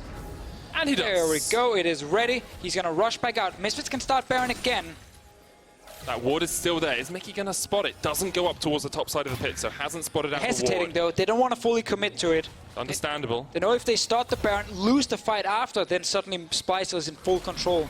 The 3k goal lead almost doesn't matter at this point here with the carry sitting on equal items. Actually, I would even say Kobe is ahead now because Hansama is not backed yet on his 1,000 gold. Teleport coming back from Mickey as well to rejoin this fight, and it's on a knife edge. Misfits trying to keep. Fnatic is the only team that have defeated them this split. Splyce trying to fight their way in towards that playoff berth. Remember, they sit in 7th. They are outside of it with only 3 weeks left of this summer split. Oh, they're all recalling right now. If Misfits start the Baron, they stop it straight away. Odoamne's down. Still that ward outside. Teleport. The ward's still there, as you say. Deficio, 10,000 HP left on the Baron. Sankooks and Mickey trying to be the zoning tools here. Xerxes steps forward, Redemption comes out, Baron down to 5,000. Niski looking for the poke from the side, can't quite land it. Teleport coming in from Odoamne as well. Kasing and Kobe get themselves away, and Splyce could look for the fight here. The curtains open on the side of Misfits, and they are forced back towards their own jungle. Splyce unable to keep the Baron aggroed though, and it means they have burnt that teleport from Odoamne just to force Misfits away. Splyce are playing it very well around Baron here. They're never fully committing. They're also coming in from different angles so they don't just group together against a shockwave from Sankooks. Makes it very difficult for Misfits to know where do we turn, when do we turn. And when Afar tried to jump forward, he was too far away and he was already fairly low. Midland turret dropping, TP from Afar behind him. Sankooks is almost out of mana, but he has a blue buff. Sankooks on his way. Here comes Alfari. Engage. But no one there. No flash on the Jhin. Nicky flashes forward, but the Chrono Shift will keep Kobe alive. He's going to resurrect. Now Splyce needs to try and keep Kobe. They need to keep him alive. The Shockwave does not connect. Only hits the minions, and because of that, Splyce get out alive. Alfari saw the big play, but his entire team was too far away to instantly join the fight. So there was so much time for Splyce to actually get the Jarvan low, get the ulti onto Kobe, and by the time he resurrected, the Shockwave came in, but he just walked out of it. Misfits have not been able to use the salad spinner, and that's a problem for them so far. Just sounds so funny when you say it. Maxwell's going to start up the Mountain Drake here. Kobe on his way. Maxwell all by himself, so Splyce should be able to force the Misfits jungler away from this one. Spike came out very early there from Xerxes, but they will secure it, and that's their 4th dragon of the game. And now Hansama realized, wait a minute, we actually going late game here. I need that 2nd tier. It came in super late. Normally you want to get it after the first 2 items completed, then you get the tier when you have your first one fully stacked. It's going to be very slow in terms of him getting it towards the late game. He's only at 18 right now, because he just boarded after realizing we're going past 30 minutes. So at the moment, Kobe is going to be stronger with the IH Jhin. Remember that Halo Blades on him, buffing up, especially the movement speed. That's a key part of him, constantly moving in and out of these fights. Look how fast he is when he's just dancing around. So and speedy. He's going to get sped up by Kasing as well. Flash is available for him and Niski, making it much harder for Alfari to find them.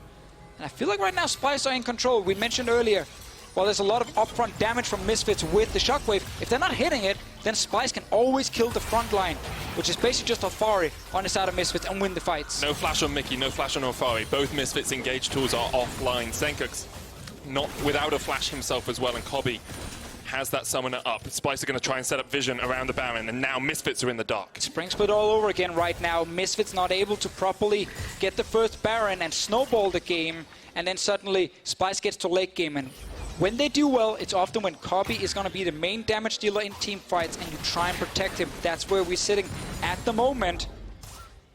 They've not been enjoying the meta shift on the Splyce side. That is why they're outside playoff now. But if you get to play a game which is effectively like Spring Split when you're actually really good, well, suddenly you're looking strong again in the late game.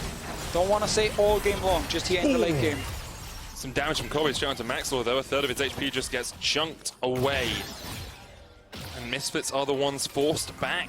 Splyce have slowly wrestled the tempo of this game back into their favor, wrestled the positioning in this river as well. And you can see what was previously Misfits' vision is now entirely Splyce's. Getting to the point as well where I'm starting to think this is the latest first Baron we've had all summer split long. 35 minutes in.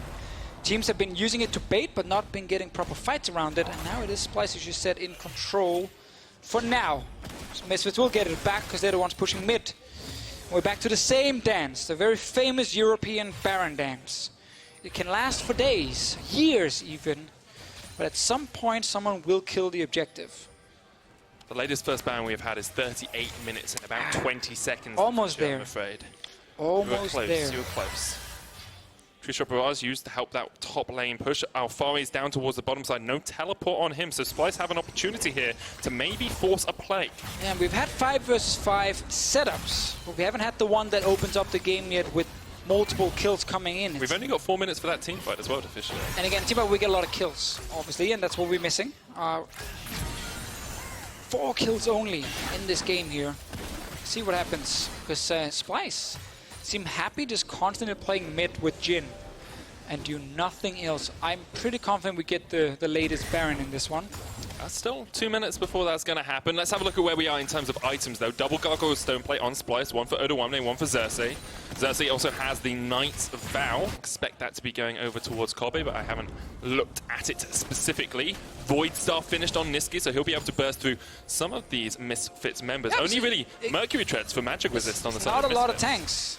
Misfits for them still kind of the answer is start Baron and turn for the fight. I think they might want to wait for Alfari's flash unless there's a good opening.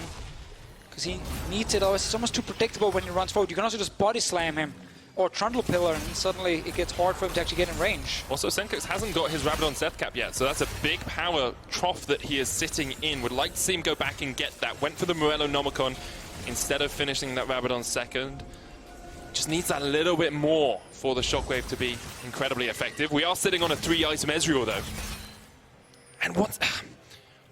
Every time I see Hans Summer play Ezreal, I think about Spring Split and I think about Maxlord. Some of the weaknesses he had. Collateral damage, Maxlord gets rooted up. Odoamne with the explosive cast flash from Maxlord gets him to safety. Yeah, Maxlord. Still no big team fight to Fischio, 2 minutes left. It's true, but Maxlord got very bored there. That's why he suddenly dashes forward on his own. That was actually not a great play, and he lost a crucial flash here. Niski's on the flank. Oh, I'm just going for in. the sleep. He It hit gets him. onto Maxlord. Niski jumps forward with the portal jump, gets the paddling out as well, and now Mickey has to get away. The Shockwave misses once again. Hans Summer down. Niski gets him in the back line, and Splyce finally come online. Kassim with a perfectly timed Chroman shift will keep his mid laner alive. Senkox goes golden, but Splyce says thank you very much. Splyce find the perfect fight right on the 20-minute mark. Splyce have been sitting in his mid lane for 20 minutes looking for this kind of opening. Maxwell was the one that went forward first. It's just Alfari on his own. He's going to go down. Splyce are now in full control. They're probably just going to finish this game. We kept waiting and waiting and waiting. We didn't even get a Baron, but it got an opening, a fight where everything was split up, and suddenly the Jhin and the Zoe as well start landing the poke, and they kill all our Misfits. All it takes is one punch from Splyce. They take down Misfits. Spring Split flashbacks. We just got to see Splyce play a slow game, get to late game, protect Copy as much as possible, and we got to see Misfits struggle so much around the Baron itself. They could not get the fight they needed. When they were ahead, we did not get a single proper setup where the Shockwave actually connected onto multiple players. And then suddenly, you can't win the late game fights. Maxlord, greedy, bored, whatever, jumps forward. That actually sets up the whole thing for Splyce. It's a long lane. Pillar comes in, Nisqy from the side. He landed some insane poke in that last team fight. He did 7,000 damage in that final team fight. Across the course of the entire game, he only did 15,000. So in that one team fight, he basically doubled his damage output for the entire match. We had 4 kills in 38 minutes. Now, if you have not watched the last few games so far, if you have not watched the games this week, we've had a lot of fast games with a lot of kills, a lot of action happening. This one game, though, was very different from the standard meta in Europe, at least. Only had a couple of these long games, but the fact there's so few kills, Misfits struggling to get the fight they were looking for, and Splyce just waiting, being like, we're back in our element, baby. But let's have another look back at that crazy mid lane fight, though, because this was the straw that broke the camel's back. Yeah, this is a flash being forced against Sencooks, and then first one lands for Nisqy. He jumps in on his own. This is where Zoe wants to be. The fight is not really properly happening. Shockwave did not hit anything. Man, Nisqy was fast today. It was like he was just jumping around everything. He got time warped and chrono shifted, brought him back to life. And Sencooks without a flash. Xerxes is like, yeah, sure, I'll just pillar you. I think he misclicked the hourglass. Yeah, you get the feeling he did, don't you? Sencooks did not have the best of games. Hit maybe one shockwave that I recall. The rest were whiff waves. Yeah, and we never got to use the salad spinner, which that was makes the me thing. sad. Whenever they tried to set it up, they were completely disconnected, and there was always a zillion ulti. Splyce. Spring Split Splyce. Is this third place Splyce is the question I want to ask you, because we've got Fnatic, we've got G2, we've got Schalke now as well. You cannot do this every game because I think I can. I mean Splyce. Oh, okay. Like this exact setup here. But for this one game, yeah, it was actually suddenly the third place late game Splyce for a moment at least. It's the kind of win they need. You have to be able to suddenly get some wins out of nowhere, which is against the top teams. So when you can just now beat H2K, Giants, Unicorns, if you do that as Splyce, you should be sitting at a playoff spot. Well, after our final game of the week, Kobe, Nisqy, and Kasing are looking to secure player of the game. I know how that vote's going to go. Head on over to Outlaw Esports on Twitter and vote for your favorite. Nisqy is the answer. Nisqy. Kobe played really well. Yeah, he played all right. Kasing's joining the EULCS lobby in that post-game lobby after an interview with Nisqy and Kobe. Well, thank you very much, Medic. I'm with Nisqy and Kobe at the moment. Congratulations to you two, but congratulations to you, Nisqy, because it's your birthday from what I hear. So is it good for you to win, especially against Misfits for your birthday? I mean, the thing is that this morning, when I woke up, I saw like the tweet of Hansama that kind of, he told me, yeah, I'm going to win against Nisqy for his birthday and stuff like that. So I kind of had to give him a lesson, I guess. So, yeah, I mean, it is pretty good to win against them, and yeah. Yeah, that was a nice one. Now, Kobe, you're used to go 1-1 every week, except like last week. So how did you prepare for this one, especially since it's Misfits around the early game? Did you have something in mind to overcome them today? Yeah, so yesterday's game didn't look so good against G2, but usually how it goes is that we look really, really bad, and then everyone underestimates us pretty much, and then we just have a good game. So I think it's just our own consistency, which is not the best. So one game we're really insane, and the other game we're kind of bad. Yeah, but even though you seem to struggle often during the early game, can you explain why? Things that I'm not sure, because, for example, yesterday, it was kind of tough early game, and there was like no comeback possible, for example. I mean, I just think that we can lose against any team, and we can also win against any team.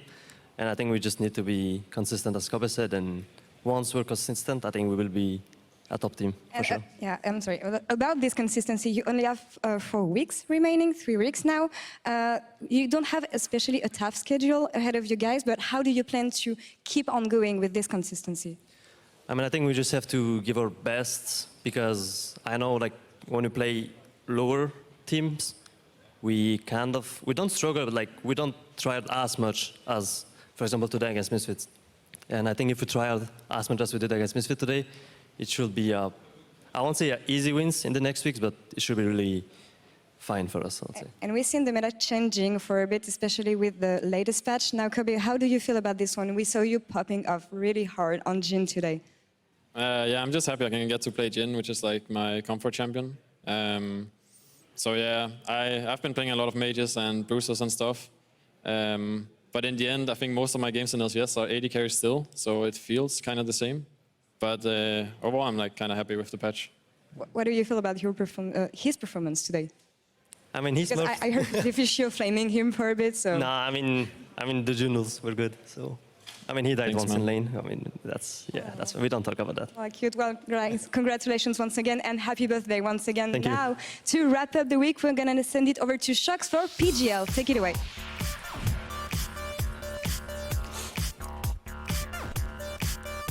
Welcome everybody to the EULCS post-game lobby after week 6 of the summer split. I'm joined by Aranea and Kasing. For now, the Fisher will be joining in just a second. But Kasing, holy moly, what a game! Tell us from your perspective what it was like. Okay, so my perspective, I'm just pressing E and ulti sometimes and some bumps. But of course, like I've played this combo as Jhin Zilean with Colbert quite a lot, so we kind of knew what to expect going into this game. And yeah, I think we kind of played most teamfights pretty well. I think there was one teamfight mid that could have gone really badly. But this one? No, this is the one that Odo just... Oh, yeah. Yeah. But anyway, regardless of, like, I think most of the teams that we played is pretty much, you know, just kiting around with Zoe. Oh, this is insane, by the way. Oh, right, yes. This was beautiful. Very This insane was by beautiful. Niski. I can't believe that people still give Splyce, Niski, Zoe in this I don't get it as well. Like, we talk a lot about your picks. We talk a lot about how you draft. Comfort champions for all of you guys. Like in the past, you were drafting like you were trying to be the draft kingdoms, like really insane drafts. Everyone pricing Peter Doom for their drafts or the players, and then this split. Your success comes from your comfortable champions. Like it's every single time Niski the first pick for Zoe. In top lane, you're actually having success. A lot of success with Rumble. In jungle, is pretty much Trundle. In AD carry is pretty much Jhin as well. And then in bot lane, you're actually picking up some other champions. But it also triggered me so much every single time you hover over Zilean. And I'm like, nah, he's not going to pick it. He's not going to pick it. And then he locked Zilean today. Yeah, I mean, you know, finally I have a good draw for Zilean, of course. I don't want Zilean with, like, you know, an Ezreal. Otherwise, that's quite sad to play with. It's bad as well. Is it even more OP now that you can play Zilean with the Jhin with Halo Blades and with Stormracer? Actually, yes. Because well, I don't know if some people know, but with Jhin, if you get movement speed, you get like a lot of AD as well. And basically with Jhin, with Zilean, it kind of synergizes really well with each other. So after I realized, like, you know, this combo could actually work, then we started playing a bit more and realized actually this is quite good. And then we showed it today. Insane. It looked broken. And it's also one of Kobe's favorite champions, so that works. I'm just going to call on the Fisho. I see that he's ready, and he's always got a thing or two to say. The man bringing the chair. The king will get his... The man bringing the throne. The man bringing the guy. There we go. Take a bow then to King the Fisho. But there's actually King Splyce and King Kasing today. Wow. King Kasing. It's been a crazy day. I mean, how do you go from yesterday or even that game versus G2 and then today doing this versus Misfits? What? Okay, so I will sum up G2's game, or us versus G2, in like a nutshell. Basically, I think Jankos, he trolled early and got caught in our jungle on top side. And the game supposedly should be fine, right? Because we had a comp that pretty much outscales them no matter what. Like, after 15 minutes, the game should be over for them because of the fact that they had no, like, no solution to Mundo in the side. But after Odo died like a few more times, then the game became... Just a few. Yeah, just a few, you know, very, very unlucky incidents. But after that, basically the game went over. And yeah, that's all I can say for that game. Yeah, I mean, you can't also think more about that game because in the end, Odo just ended up dying a couple times and you know it's over at that point. But that's why it's all the more impressive that you come back and do this. The Fisho, what do you think? What a fantastic game by Splyce. It must excite you. Fantastic game. I mean, honestly, we could have finished 5 minutes earlier. I won't lie. Hey, that could have been something. We spent about 20 minutes saying Spring Split Splyce. They're back. It's wait for late game, protect Kobe, wait for the enemy team to, like, you know, misstep somewhere and then just punish them quickly in a fight. And that's actually what did happen. It was also Spring Split Misfits, unable to play around Baron to actually force a fight, which was a huge issue for them when they had that massive goal lead. And we were like, okay, Jarvan ult and Shockwave at some point is going to hit someone. Yeah, but it didn't see my cheeky ward. Did you see it? Like on the left side, right? You know, I talk about that ward almost every week, and teams, for some reason, always forget about it. It's so simple. They tried to bait like 3 times, and it was like, the ward was always outside the Baron pit. So it's like, oh, okay, I guess they're not doing it. You realize, in Season 3, when me and Aranea were relevant players, we also placed that ward. I was relevant player. You were never a relevant player, Deficia. When Aranea was feeding on a bottom team, and I was playing Nami, that's better. I always warded that spot. And in like 5-6 years, some teams have still not learned. Maybe we should check outside. When team keep checking the Baron when we're starting it, there must be a ward somewhere. Maybe that's a secret they keep talking about. Like, don't tell other people about that ward. I mean, actually, there was a time, minute 20, that they cleared your ward inside, and then they could have done it. But Oriana, instead of that, he was just dropping the ball just to bait it, but you obviously didn't go for the net. So I don't know if you saw the Reina ball going through. He was not aiming at Barn. He was obviously aiming the right of Barn. But they were trying to bait. I don't know why, because I think they had so much damage at that time. They can almost one-shot Barn, because Graves is actually one of the best junglers to do Barn, a really fast Barn. But they didn't commit to that. They was just baiting it. Sorry, I didn't know you said Baron, so I thought you said Barn, and then I was like Barney, Alfari, and I was so confused. Like Chad is laughing about my accent. Don't do that, please. My bad. Sorry, what did you say? I didn't get what you Come on, man. This is so rude. Like we're all. Yay, we're not making fun of the Danish guy. I like it. It's a Danish guy, a Belgian, and a Spanish person. First and last time baiting LCS. That's good for me. That's good for me. I'm so sorry. I should be the last person to do that because I often trip up as well. I just wanted to point out, Caster Curse in full effect. Me and Ender stood up here before the game. Hansam and Mickey X, best bot lane in EU. They are unbeatable. Look. Hey, they got a solo kill. Yeah. When Kasing didn't have level 6. Aye. And it was also 80 carry versus 80 carry, so that's gotta hurt. What do you think about Hansama and Mickey X? We call them the best bot lane. How do you guys think you're doing in current meta? I honestly think Handsome and Mickey X actually do deserve the title of like best bot lane. I feel like they have consistently been performing really well over the course of like the past weeks. And I think honestly, me and Kobe, like maybe at the beginning we had a really shaky start. I think I died once to EULCS bot lane, and I did a misstep and then died. But I think me and Kobe, we eventually will get to a level that I feel comfortable by saying, you know, we are one of the best bot lanes rather than we are the best bot lane. Because in the end, you know, it's all about how you like. How cohesive you are with your team rather than how good you are as a bot lane. Because in the end, it's a team game. It's not a dual bot lane.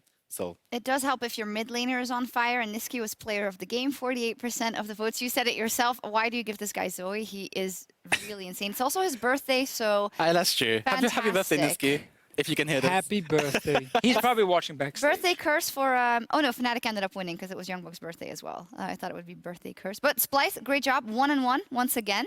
And you guys take one step closer to the playoffs. I want to take a look at the standings because this was actually a very tricky one. If you lost this, it would have looked quite grim with Schalke picking up the last win as well. So do you feel this is a very important win? Taking a step towards playoffs? I mean, honestly, like with our ideology of like just the current score for LCS anyway, I don't think it matters whether we win a lot or lose a lot as long as we make it to the playoffs. That's pretty much what's the most important for us because I feel in a best of 5, we are kind of a different team rather than this best of 1 styled gameplay where you can kind of cheese your way to victory, right? But I think when best of 5 comes, I think we as Splyce will do way better than best of 1. Well, let's take a look. In that race of playoffs, it was so interesting today. Team Vitality went 2-0, so they're right back up there. And Schalke took, for me, one of the biggest steps they have all split by beating G2 and showing that they can beat a top team. Yeah, I mean, they're 5-1 now the last 3 weeks, and they had Fnatic G2 this week. So getting a 1-1 is probably the best they could have asked for, also with how badly they got destroyed yesterday. So I think that game was huge.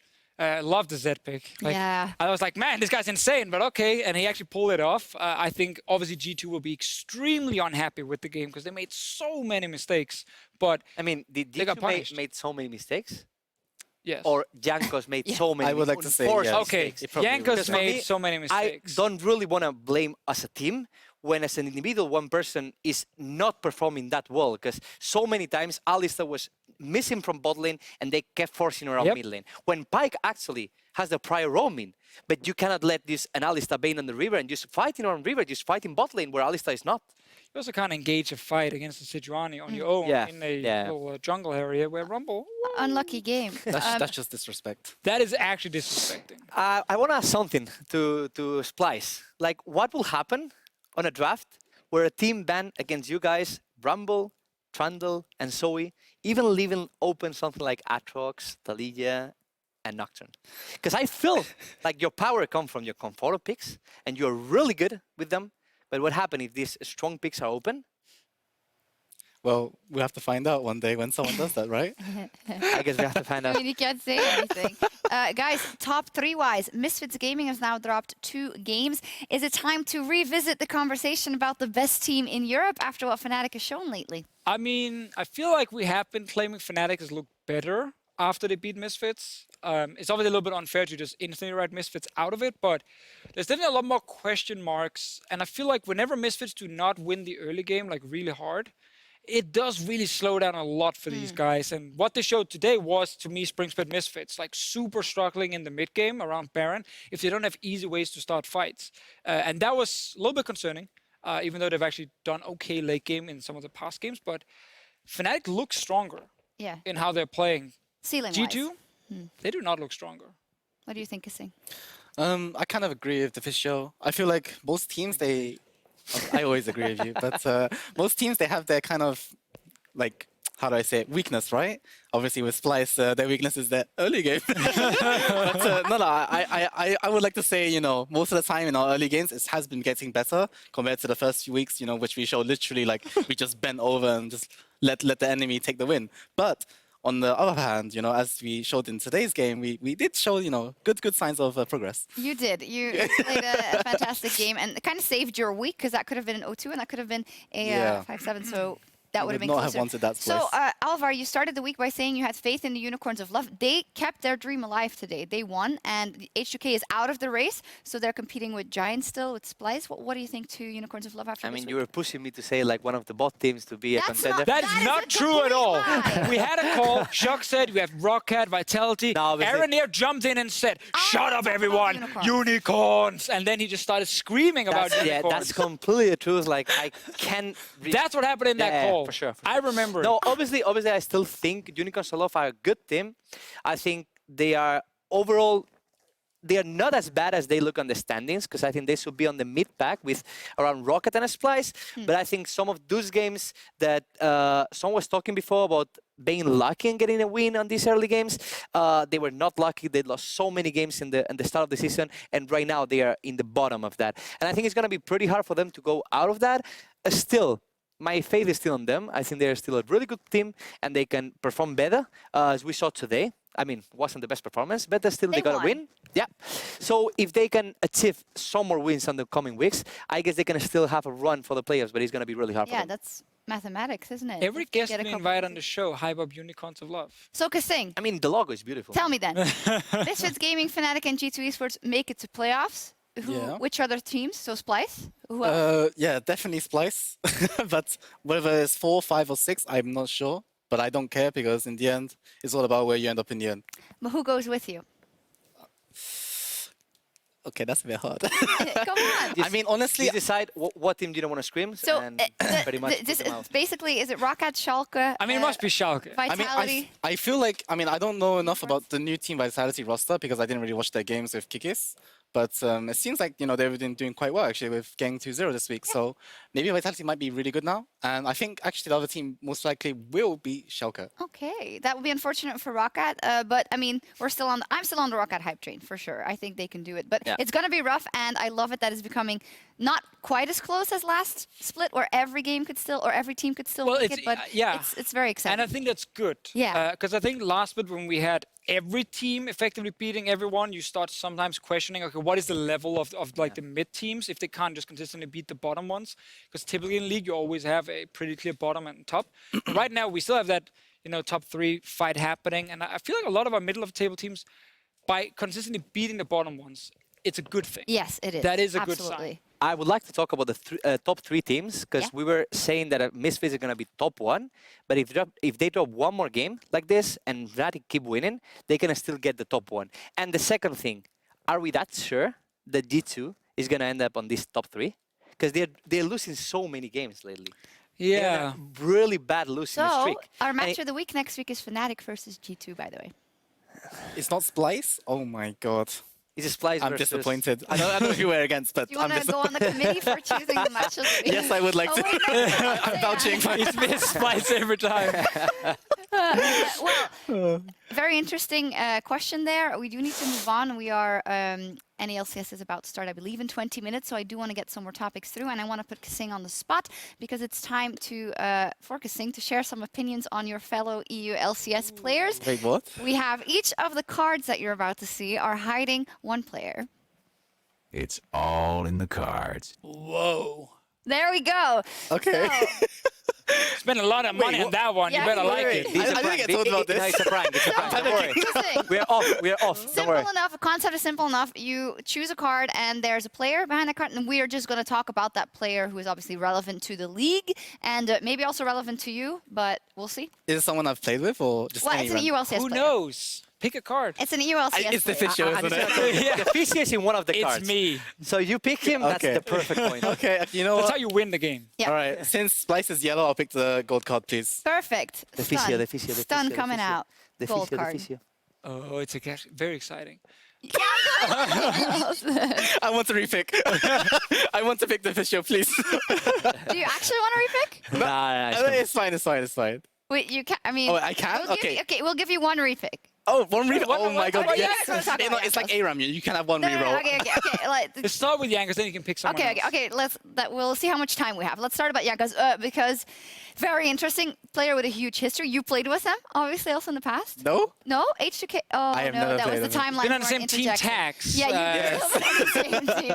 It wasn't during the same time. You know, in EULCS, it's sometimes difficult. You know. I mean, we had a lot of different rosters. Everyone played you on know. almost Everyone has every kind of been on H2K as well at some point. And it's Yeah. like, All on you know, H2K. like Has been.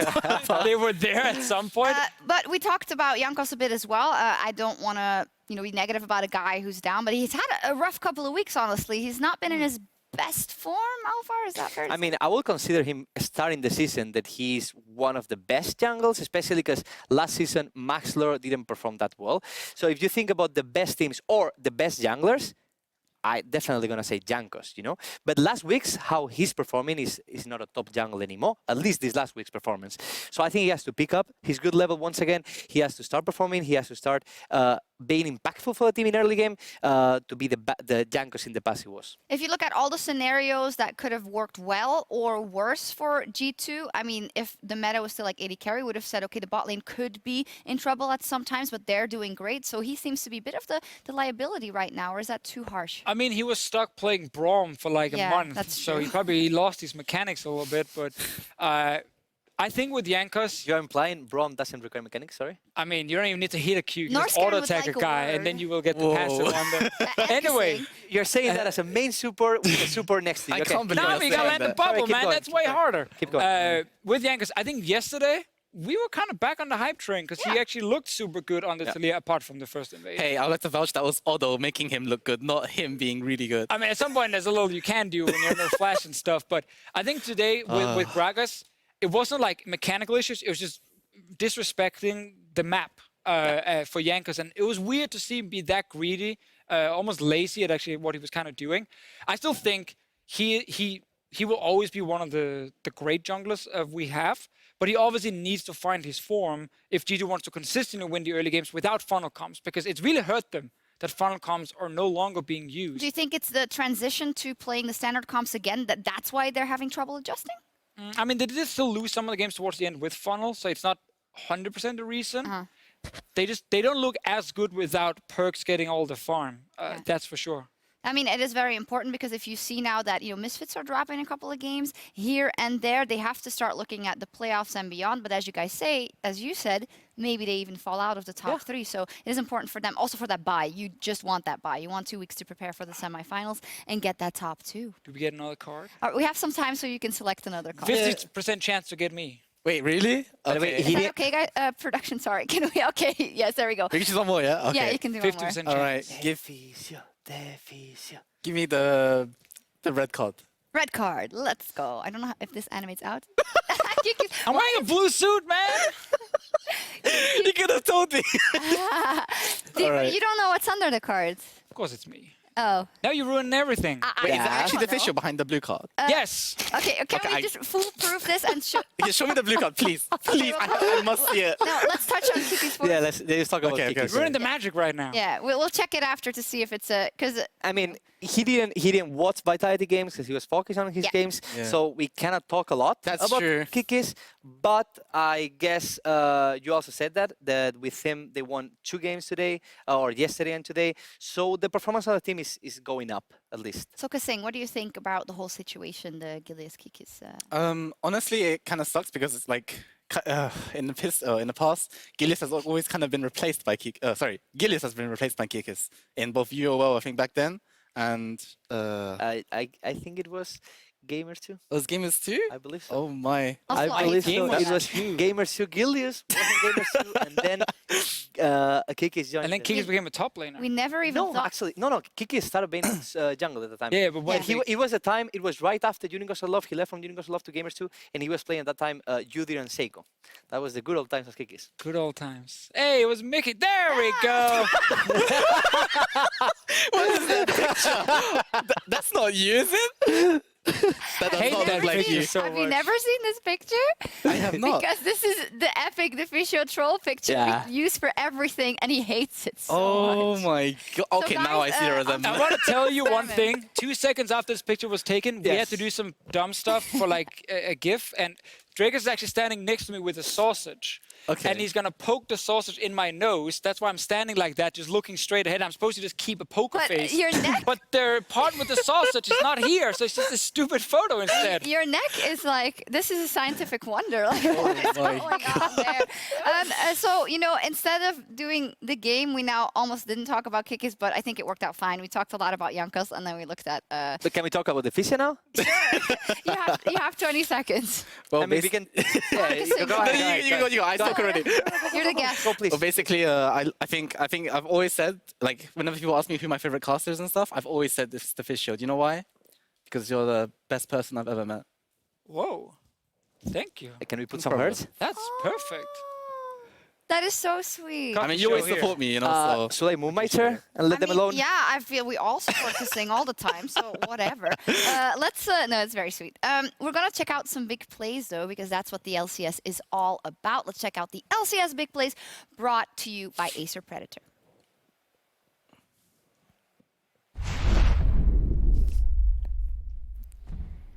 First up, we talked a lot about mages in the bot lane, and one guy that is sticking to the 80 carries is Misfits Gaming's Hans Sama. Yesterday, he pulled out his signature pick, and Frappuccino said Hans Sama is by far the best Draven player. Tyler One would like a word. Misfits that can just keep, twisting that pressure dial to unlock the lead. Of course, there's some of the patch notes on 8:14. Changes. Oh, look at this, Hans Sama! Oh. What are you doing? Goes in, manages to flash for the kill! Hans Sama, that was beautiful! Get priority to #1, yeah? Yeah, but I will get it slowly now. I need to push out this. Okay, cool. I'll be there in like 10 seconds, okay? Yeah. She's trying to high contest. Okay, She can get the push on this wave. Can I can come through here. Kindred is mid, crazy. Kindred mid. I'm moving. Good job, Steven. Wow. Great comms from the bot lane right there. Really don't calling say that play in anything. advance. It's just Senkuk's talking about pushing mid lane and nothing is being said bot lane at all. I think that mid push was triggering him to go all in. Yeah, he's like, oh, fine, I'll kill this guy then. We have mid prio. We can kill him. So good. Alrighty, next up, another AD carry, this time Attila on Lucian. He came up huge in a final fight yesterday, securing the win for Vitality after a dramatic finish against the Giants. If they actually get another engage, Neutral, he's back. He needs to go for this one. If he actually thinks he can win the fight, now it's time. Onto Jizuke, nukes a lot onto Cabashard as well, but he is nuked down. Jizuke gets the taunt onto Betsy, cleanse, flash away straight away. Giants now running for the hills because it's a 4v by Cabashard. Flash forward, double kill though for Attila onto the backline. He's gonna fall as well. No, still alive, gets the triple, then goes down, and now it's all on Giants. I TP back mid. We're getting it slowly again, I think. I'm TPing back. We have no ult, we have no ult. Engage maybe, engaging. Alistar. Talia. Go more. Go on, Talia. Keep going. I'm TPing. Avit. Okay, go together, we can end, I think. I got everyone. Nice. I got TP soon. I can TP. I will. I mean, Attila's a great player. He didn't do that much yesterday besides that, but Big moment. big moment. That's how you get into highlight reels. You got to score 1 goal in football and you're the hero. You got to have 1 big team fight and you're the hero again here. Oh, this is why we love you, those analogies. Mwah! Okay, next up, Schalke. Wow. They bounced back with a great win against G2 Esports. Let's check out the fight that led to the deciding variant featuring a massive wombo combo. That's the wrong meme. What? It's a year of Chachi carry.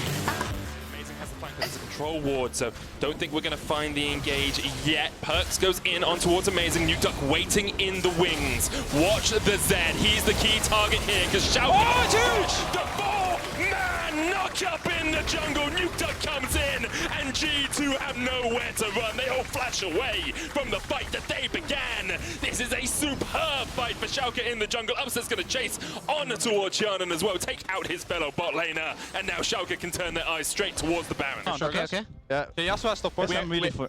I'm around. I escort them out and then we take everything. Yeah. They're walking on me. They're gone, Maurice. I'm here. We can fight this. Go on, Gragas. Just kill them all. Go. Kill them all. Mundo behind, I got ulti. Kill the blood. Okay, go Mundo. I can stack for him. Mundo. And one more auto. Who are you rooting for? I'm not in range, by the way. Yeah, okay. I didn't see that. It's actually fine. Hey guys, can we just do Nash? Yes, we can. I love how NukeDuck's voice is higher pitched in team fights than it is normally in interviews. You know, he has a pretty deep voice, and he was like, it was higher pitched. It's real shot calling, right? In the heat of the moment. This makes me, you're the biggest Schalke fan. This makes me dream of what Schalke can be. It was a great team fight. I definitely want to say that. I really can't ignore the fact that G2 forced the fight. Jankos forced the fight for absolutely no reason. They were just scaling. They were going to win late game. Yeah. They had everything under control. I mean, at that time, the game was almost over for them. Vander played it insane, and Chachi's ult The was glass great. is half full. It was a good fight for Schalke. It was a bad setup for G2. What do you think, Singh? You're the judge here. I think Jankos low-key entered his team by trying to engage when you don't even get a good fight there. Like, no one was even in a position to follow up. So I just wasn't sure why he was there. Okay. Alrighty. Well, we'll leave it at that and take a look at the action we've got coming up next week, week 7. Oh, time flies when you're having fun. Splyce is up versus the Unicorns of Love. Ooh, that could be a tricky one. They've had really good moments. Exile was a monster today on Yasuo. So what are you thinking? I think the last time we played against them, we lost. I think that was more of us not being able to understand or adapt during the game how we should play against them, and then we just pretty much kind of got snowballed on. I think that was the game where Xerxes was super behind. I think he was playing Camille, and if you play Camille and you're not behind, then you know you don't have a jungle anymore. So At what position does Splyce go into playoffs?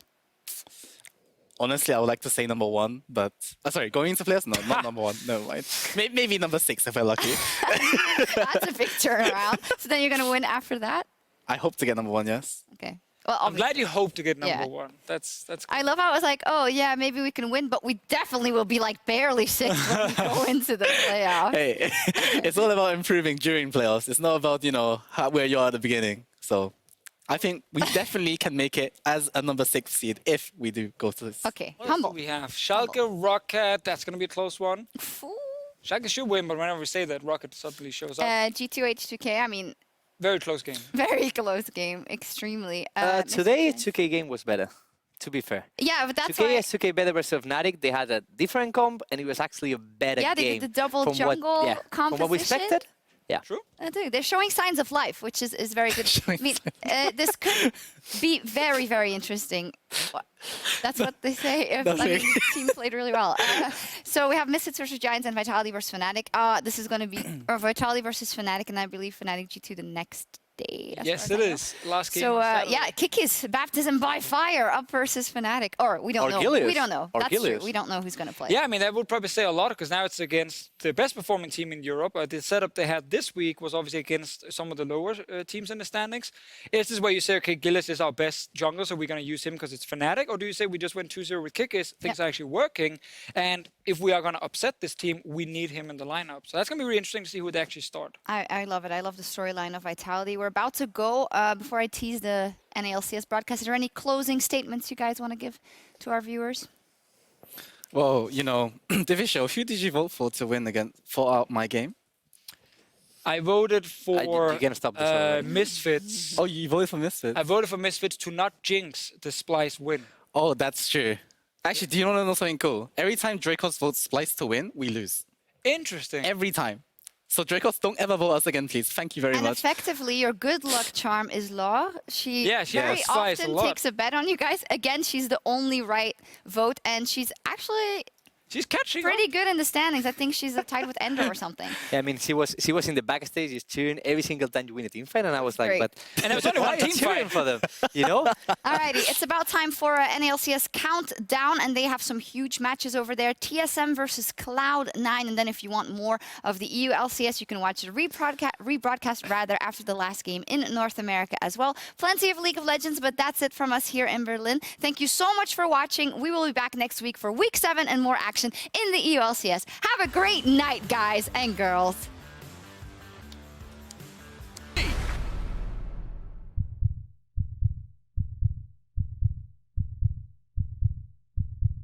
Yankees getting all in. Knock up from a Yankers will knock him back, but that's a lot of damage from Nuke Duck, and that's exactly what you want to see. The year of the Nuke Duck is back, baby! Yanan tries to do what he can, but Nuke Duck is dominating, and the hype train's back on, baby!